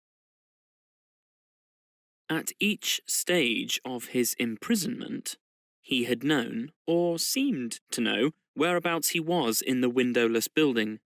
Possibly there were slight differences in the air pressure.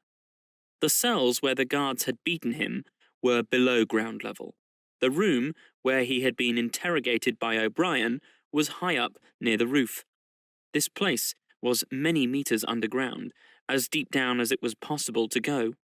It was bigger than most of the cells he had been in, but he hardly noticed his surroundings. All he noticed was that there were two small tables straight in front of him, each covered with green baize. One was only a meter or two from him, the other was further away, near the door. He was strapped upright in a chair, so tightly that he could move nothing, not even his head.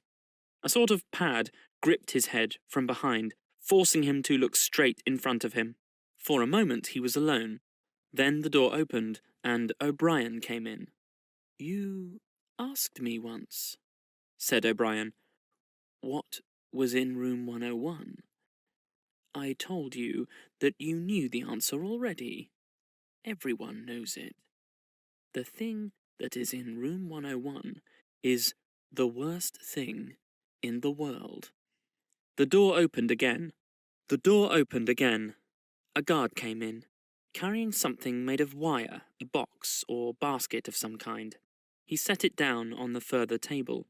Because of the position in which O'Brien was standing, Winston could not see what the thing was.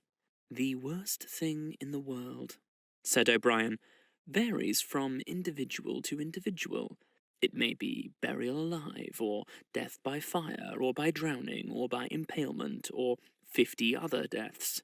There are cases where it is some quite trivial thing, not even fatal."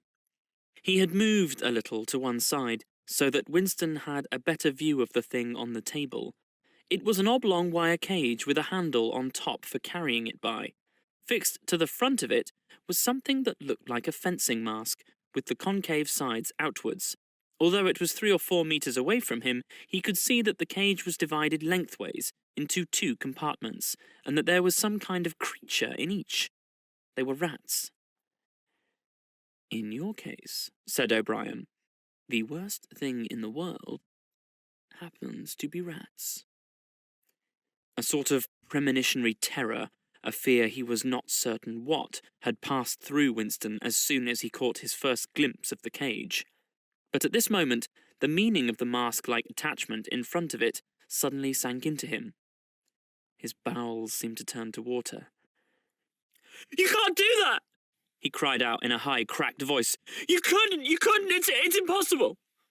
"Do you remember," said O'Brien, "the moment of panic that used to occur in your dreams? There was a wall of blackness in front of you, and a roaring sound in your ears. There was something terrible on the other side of the wall. You knew that you knew what it was, but you dared not drag it into the open. It was the rats that were on the other side of the wall." "O'Brien," said Winston, making an effort to control his voice. "You know this is not necessary. What is it that you want me to do?" O'Brien made no direct answer. When he spoke, it was in the schoolmasterish manner that he sometimes affected. He looked thoughtfully into the distance, as though he were addressing an audience somewhere behind Winston's back. "By itself," he said, "pain is not always enough. There are occasions when a human being will stand out against pain, even to the point of death. But for everyone, there is something unendurable, something that cannot be contemplated. Courage and cowardice are not involved. If you are falling from a height, it is not cowardly to clutch at a rope. If you have come up from deep water, it is not cowardly to fill your lungs with air. It is merely an instinct which cannot be disobeyed. It is the same with rats. For you, they are unendurable. They are a form of pressure that you cannot withstand, even if you wished to. You will do what is required of you." "But what is it? What is it? How can I do it if I don't know what it is?" O'Brien picked up the cage and brought it across to the nearer table. He set it down carefully on the baize cloth. Winston could hear the blood singing in his ears. He had the feeling of sitting in utter loneliness. He was in the middle of a great empty plain, a flat desert drenched with sunlight, across which all sounds came to him out of immense distances. Yet the cage with the rats was not 2 meters away from him. They were enormous rats. They were at the age when a rat's muzzle grows blunt and fierce, and his fur brown instead of grey. "The rat," said O'Brien, still addressing the invisible audience, "although a rodent, is carnivorous. You are aware of that. You will have heard of things that happen in poor quarters of this town. In some streets, a woman dare not leave her baby alone in the house, even for 5 minutes. The rats are certain to attack it. Within quite a small time, they will strip it to the bones. They also attack sick or dying people. They show astonishing intelligence in knowing when a human being is helpless." There was an outburst of squeals from the cage. It seemed to reach Winston from far away. The rats were fighting. They were trying to get at each other through the partition. He heard also a deep groan of despair. That, too, seemed to come from outside himself. O'Brien picked up the cage, and, as he did so, pressed something in it. There was a sharp click. Winston made a frantic effort to tear himself loose from the chair. It was hopeless. Every part of him, even his head, was held immovably. O'Brien moved the cage nearer. It was less than a meter from Winston's face. "I have pressed the first lever," said O'Brien. "You understand the construction of this cage. The mask will fit over your head, leaving no exit. When I press this other lever, the door of the cage will slide up. These starving brutes will shoot out of it, like bullets. Have you ever seen a rat leap through the air? They will leap onto your face and bore straight into it. Sometimes they attack the eyes first. Sometimes they burrow through the cheeks and devour the tongue. The cage was nearer. It was closing in. Winston heard a succession of shrill cries which appeared to be occurring in the air above his head. But he fought furiously against his panic. To think, even with a split second left, to think was the only hope. Suddenly, the foul, musty odour of the brutes struck his nostrils. There was a violent convulsion of nausea inside him, and he almost lost consciousness.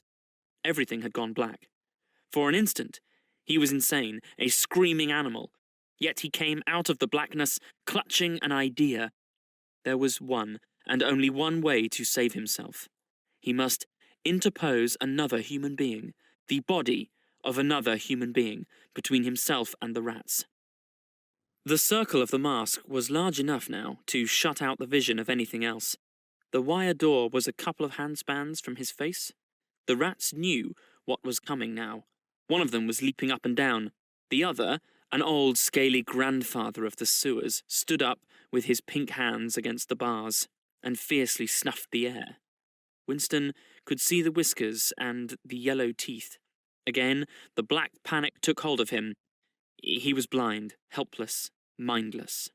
"It was a common punishment in Imperial China," said O'Brien, as didactically as ever. The mask was closing on his face, the wire brushed his cheek, and then... No, it was not relief, only hope, a tiny fragment of hope. Too late, perhaps too late, but he had suddenly understood that in the whole world there was just one person to whom he could transfer his punishment, one body that he could thrust between himself and the rats, and he was shouting frantically over and over. Do it to Julia! Do it to Julia, not me! Julia! I don't care what you do to her! To tear her face off! Strip her to the bones! Not me! Julia! Not me! He was falling backwards into enormous depths, away from the rats. He was still strapped in the chair, but he had fallen through the floor, through the walls of the building, through the earth, through the oceans, through the atmosphere, into outer space, into the gulfs between the stars. Always away, away, away from the rats. He was light years distant, but O'Brien was still standing at his side. There was still the cold touch of wire against his cheek.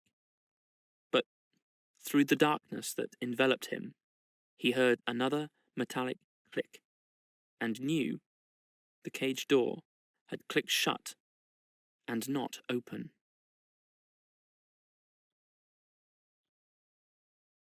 Chapter 6. The chestnut tree was almost empty. A ray of sunlight slanting through a window fell yellow on dusty tabletops. It was the lonely hour of 15. A tinny music trickled from the telescreens. Winston sat in his usual corner, gazing into an empty glass. Now and again he glanced up at a vast face which eyed him from the opposite wall. "Big Brother is watching you," the caption said. Unbidden, a waiter came and filled his glass up with Victory gin, shaking into it a few drops from another bottle with a quill through the cork. It was saccharin flavoured with cloves, the speciality of the cafe. Winston was listening to the telescreen. At present only music was coming out of it, but there was a possibility that at any moment there might be a special bulletin from the Ministry of Peace. The news from the African front was disquieting in the extreme. On and off, he had been worrying about it all day. A Eurasian army. Oceania was at war with Eurasia. Oceania had always been at war with Eurasia. Was moving southward at terrifying speed. The midday bulletin had not mentioned any definite area, but it was probable that already the mouth of the Congo was a battlefield. Brazzaville and Leopoldville were in danger. One did not have to look at the map to see what it meant. It was not merely a question of losing Central Africa. For the first time in the whole war, the territory of Oceania itself was menaced.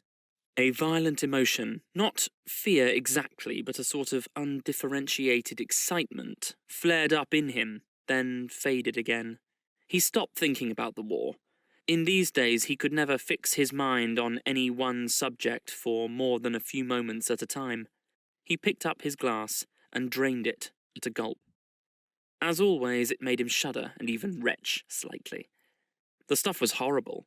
The clothes and saccharin themselves, disgusting enough in their sickly way, could not disguise the flat, oily smell. And what was worst of all was that the smell of gin, which dwelt with him night and day, was inextricably mixed up in his mind with the smell of those. He never named them, even in his thoughts. And so far as it was possible, he never visualized them. They were something that he was half aware of, hovering close to his face, a smell that clung to his nostrils. As the gin rose in him, he belched through purple lips. He had grown fatter since they released him, and had regained his old colour. Indeed, more than regained it. His features had thickened. The skin on nose and cheekbones was coarsely red. Even the bald scalp was too deep a pink. A waiter, again unbidden, brought the chessboard and the current issue of the Times, with the page turned down at the chess problem. Then, seeing that Winston's glass was empty, he brought the gin bottle and filled it. There was no need to give orders, they knew his habits.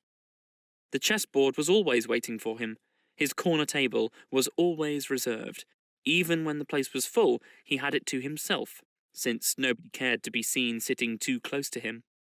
He never even bothered to count his drinks.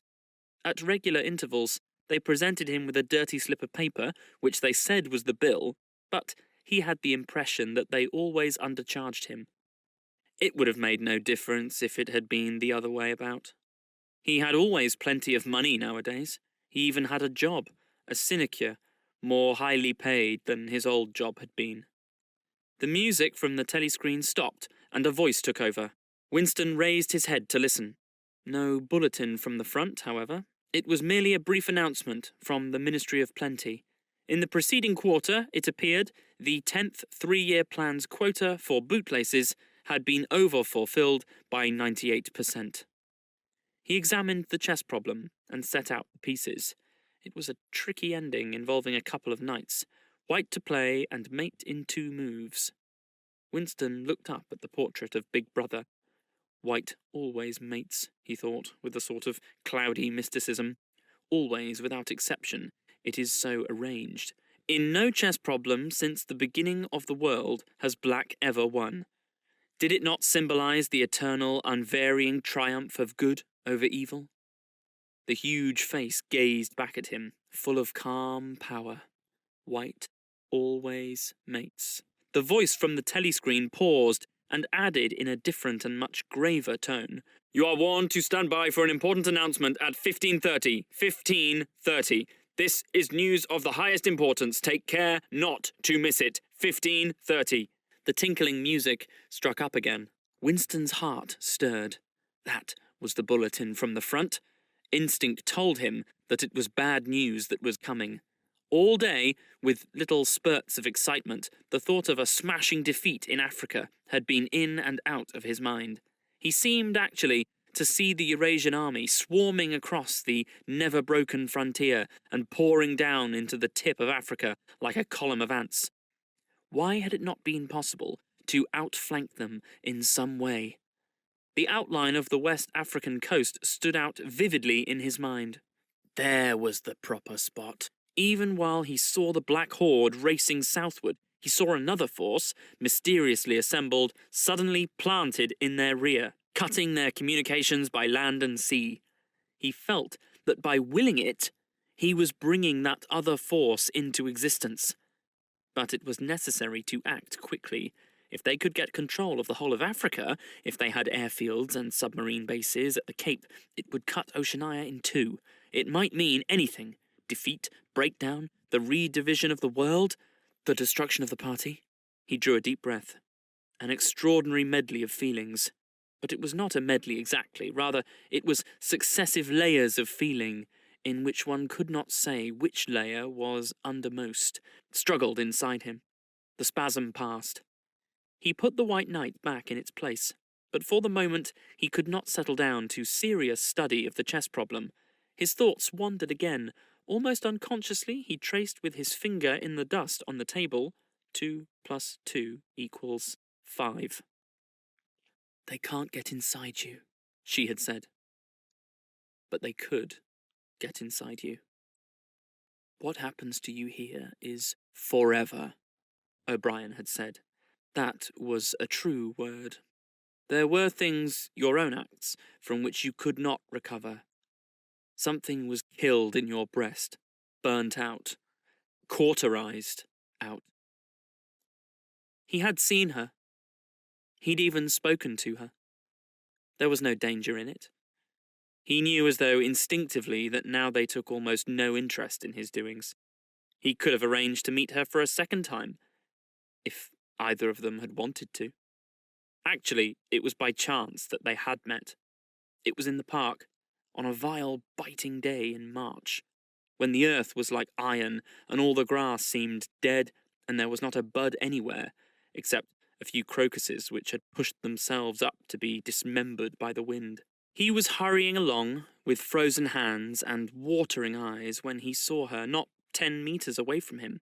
It struck him at once that she had changed in some ill-defined way. They almost passed one another without a sign. Then he turned and followed her, not very eagerly. He knew that there was no danger. Nobody would take any interest in them. She did not speak. She walked obliquely away across the grass as though trying to get rid of him, then seemed to resign herself to having him at her side.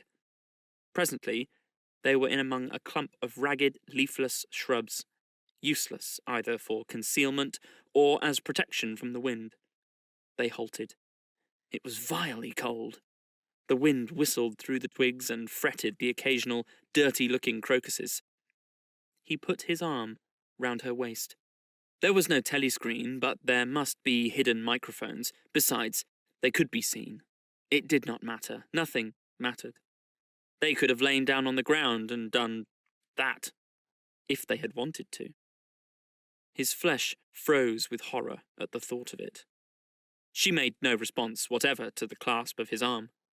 She did not even try to disengage herself. He knew now what had changed in her. Her face was sallower, and there was a long scar, partly hidden by the hair, across her forehead and temple. But that was not the change. It was that her waist had grown thicker, and, in a surprising way, had stiffened. He remembered how, once after the explosion of a rocket bomb, he had helped to drag a corpse out of some ruins, and had been astonished not only by the incredible weight of the thing, but by its rigidity and awkwardness to handle, which made it seem more like stone than flesh. Her body felt like that. It occurred to him that the texture of her skin would be quite different from what it once had been. He did not attempt to kiss her, nor did they speak. As they walked back across the grass, she looked directly at him for the first time. It was only a momentary glance, full of contempt and dislike. He wondered whether it was a dislike that came purely out of the past, or whether it was inspired also by his bloated face and the water that the wind kept squeezing out from his eyes. They sat down on 2 iron chairs, side by side, but not too close together. He saw that she was about to speak. She moved her clumsy shoe a few centimetres and deliberately crushed a twig. Her feet seemed to have grown broader, he noticed. "I betrayed you," she said, baldly. "I betrayed you," he said. She gave him another quick look of dislike. "Sometimes," she said, "they threaten you with something you can't stand up to, can't even think about. And then you say, 'Don't do it to me, do it to somebody else, do it to so-and-so.' And perhaps you might pretend afterwards that it was only a trick and that you just said it to make them stop and didn't really mean it. But that isn't true. At the time when it happens, you do mean it. You think there's no other way of saving yourself, and you're quite ready to save yourself that way. You want it to happen to the other person. You don't give a damn what they suffer. All you care about is yourself." "All you care about is yourself," he echoed. "And after that, You don't feel the same way toward the other person any longer. No, he said. You don't feel the same. There did not seem to be anything more to say. The wind plastered their thin overalls against their bodies. Almost at once it became embarrassing to sit there in silence. Besides, it was too cold to keep still. She said something about catching her tube and stood up to go. We must meet again, he said. Yes, she said. We must meet again. He followed irresolutely for a little distance, half a pace behind her. They did not speak again. She did not actually try to shake him off, but walked at just such a speed as to prevent his keeping abreast of her. He had made up his mind that he would accompany her as far as the tube station. But suddenly this process of trailing along in the cold seemed pointless and unbearable. He was overwhelmed by a desire not so much to get away from Julia as to get back to the Chestnut Tree Cafe, which had never seemed so attractive as at this moment. He had a nostalgic vision of his corner table, with the newspaper and the chessboard and the ever-flowing gin. Above all, it would be warm in there. The next moment, not altogether by accident, he allowed himself to become separated from her by a small knot of people. He made a half-hearted attempt to catch up, then slowed down, turned, and made off in the opposite direction. When he had gone 50 meters, he looked back. The street was not crowded, but already he could not distinguish her. Any one of a dozen hurrying figures might have been hers. Perhaps her thickened, stiffened body was no longer recognizable from behind. At the time, when it happens, she had said, you do mean it. He had meant it. He had not merely said it, he had wished it. He had wished that she, and not he, should be delivered over to the... Something changed in the music that trickled from the telescreen. A cracked and jeering note, a yellow note, came into it. And then, perhaps it was not happening, perhaps it was only a memory talking on the semblance of sound. A voice was singing, under the spreading chestnut tree, I sold you and you sold me. The tears welled up in his eyes. A passing waiter noticed that his glass was empty and came back with the gin bottle. He took up his glass and sniffed at it. The stuff grew not less but more horrible with every mouthful he drank. But it had become the element he swam in. It was his life, his death, and his resurrection. It was gin that sank him into stupor every night, and gin that revived him every morning. When he woke, seldom before 1100, with gummed-up eyelids and fiery mouth and a back that seemed to be broken, it would have been impossible even to rise from the horizontal if it had not been for the bottle and teacup placed beside the bed overnight. Through the midday hours he sat with glazed face, the bottle handy, listening to the telescreen. From 15 to closing time he was a fixture in the chestnut tree. No one cared what he did any longer. No whistle woke him, no telescreen admonished him. Occasionally, perhaps twice a week, he went to a dusty, forgotten-looking office in the Ministry of Truth and did a little work, or what was called work. He had been appointed to a subcommittee of a subcommittee, which had sprouted from one of the innumerable committees dealing with minor difficulties that arose in the compilation of the 11th edition of the Newspeak Dictionary. They were engaged in producing something called an interim report. But what it was they were reporting on, he had never definitely found out.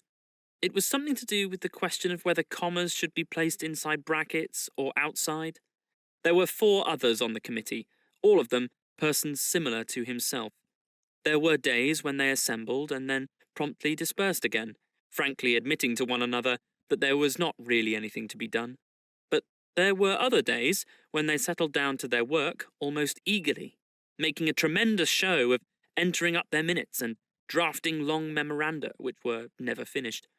When the argument as to what they were supposedly arguing about grew extraordinarily involved and abstruse, with subtle haggling over definitions, enormous digressions, quarrels, threats even, to appeal to higher authority, and then suddenly The life would go out of them, and they would sit round the table, looking at one another with extinct eyes, like ghosts fading at cock-crow. The telescreen was silent for a moment. Winston raised his head again. The bulletin! But no.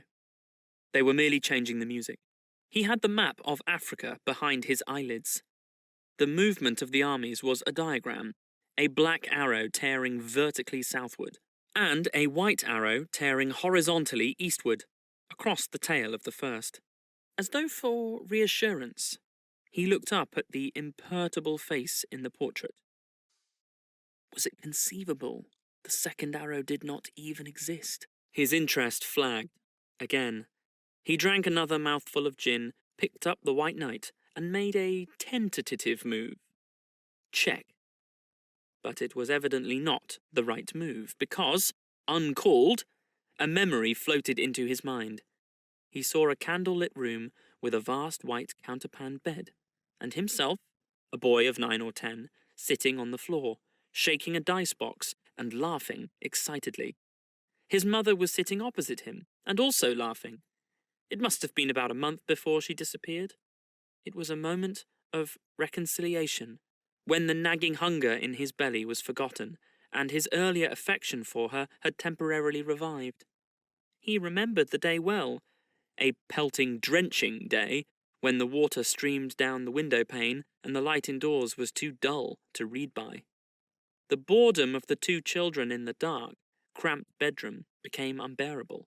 Winston whined and grizzled, made futile demands for food, fretted about the room, pulling everything out of place and kicking the wainscoting until the neighbours banged on the wall, while the younger child wailed intermittently. In the end, his mother said, "Now, be good and I'll buy you a toy, a lovely toy, you'll love it." And then she had gone out in the rain to a little general shop, which was still sporadically open nearby, and come back with a cardboard box containing an outfit of snakes and ladders.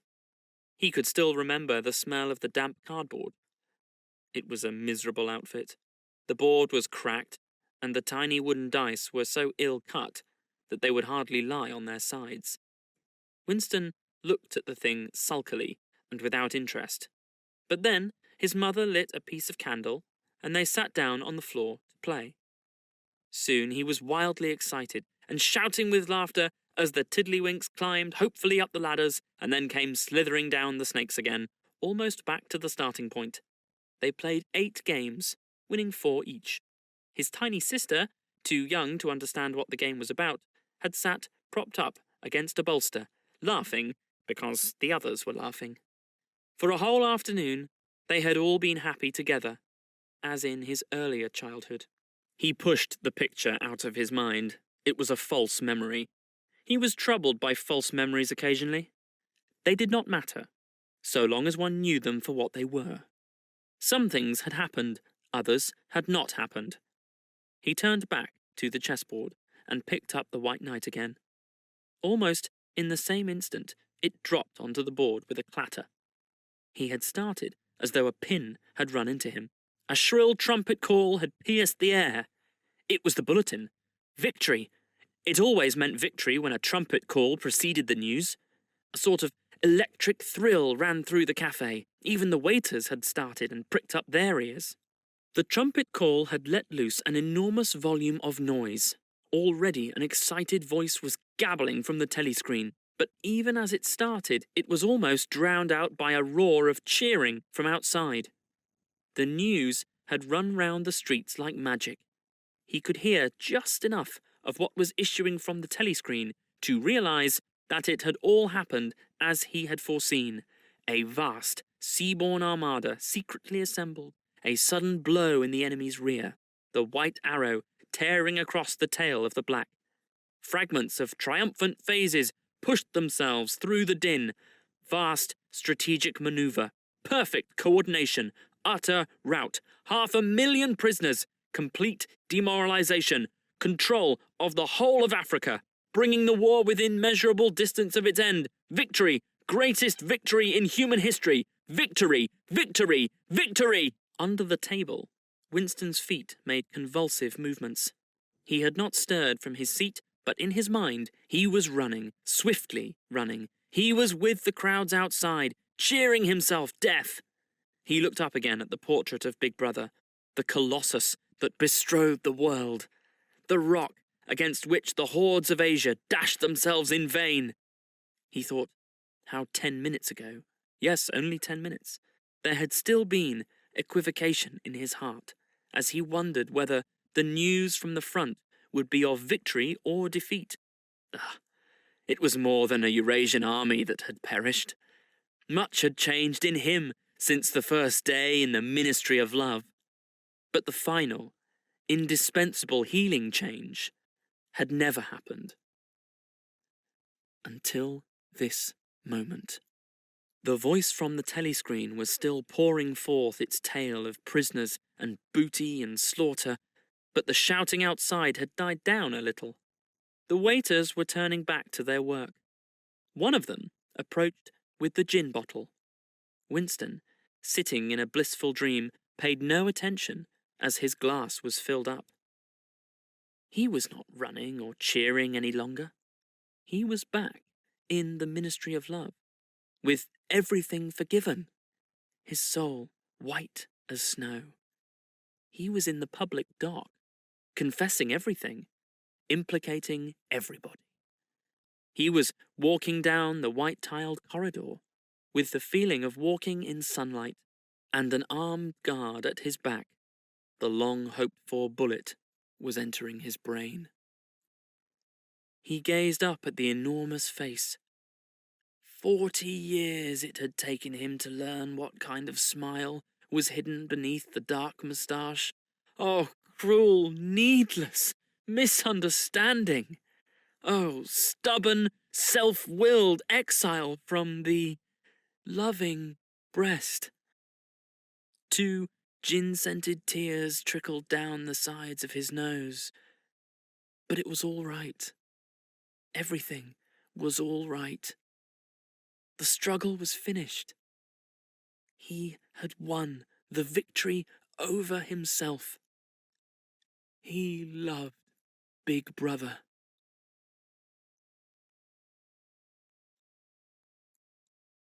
The end.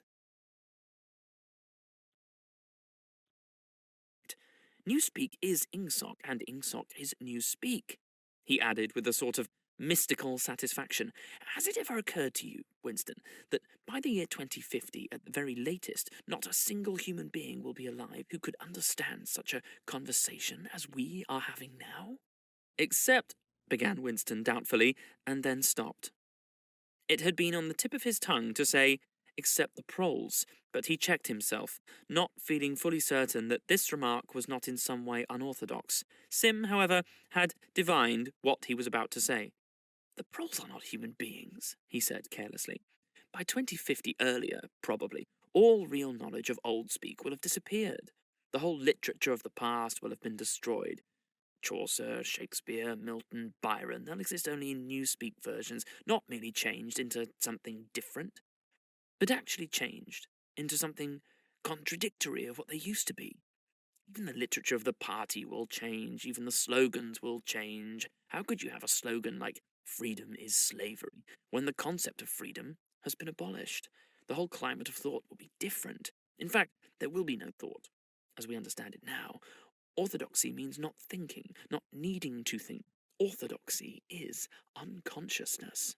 One of these days, thought Winston, with sudden deep conviction, Sim will be vaporized. He's too intelligent. He sees too clearly and speaks too plainly. The party does not like such people. One day he will disappear. It was written in his face.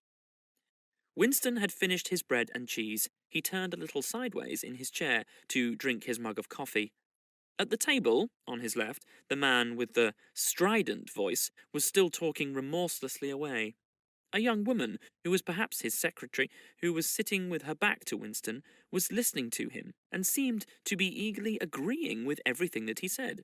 From time to time, Winston caught some such remark as, "I think you're so right, I do so agree with you," uttered in a youthful, rather silly feminine voice. But the other voice never stopped for an instant, even when the girl was speaking. Winston knew the man by sight. though he knew no more about him than that he held some important post in the fiction department. He was a man of about 30, with a muscular throat and a large, mobile mouth. His head was thrown back a little, and because of the angle at which he was sitting, his spectacles caught the light and presented to Winston two blank discs instead of eyes. What was slightly horrible was that from the stream of sound that poured out of his mouth, it was almost impossible to distinguish a single word. Just once, Winston caught a phrase. "Complete and final elimination of Goldsteinism," jerked out very rapidly, and, as it seemed, all in one piece, like a line of type cast solid. For the rest, it was just noise, quack, quack, quacking. And yet, though you could not actually hear what the man was saying, you could not be in any doubt about its general nature. He might be denouncing Goldstein and demanding sterner measures against thought criminals and saboteurs. He might be fulminating against the atrocities of the Eurasian army. He might be praising Big Brother or the heroes on the Malabar front. It made no difference. Whatever it was, you could be certain that every word of it was pure orthodoxy, pure ingsoc. As he watched the eyeless face, with the jaw moving rapidly up and down, Winston had a curious feeling that this was not a real human being, but some kind of dummy. It was not the man's brain that was speaking, it was his larynx. The stuff that was coming out of him consisted of words, but it was not speech in the true sense. It was a noise uttered in unconsciousness, like the quacking of a duck. Habits for Success. Inspired Ideas to Help You Soar. Written and narrated by G. Brian Benson.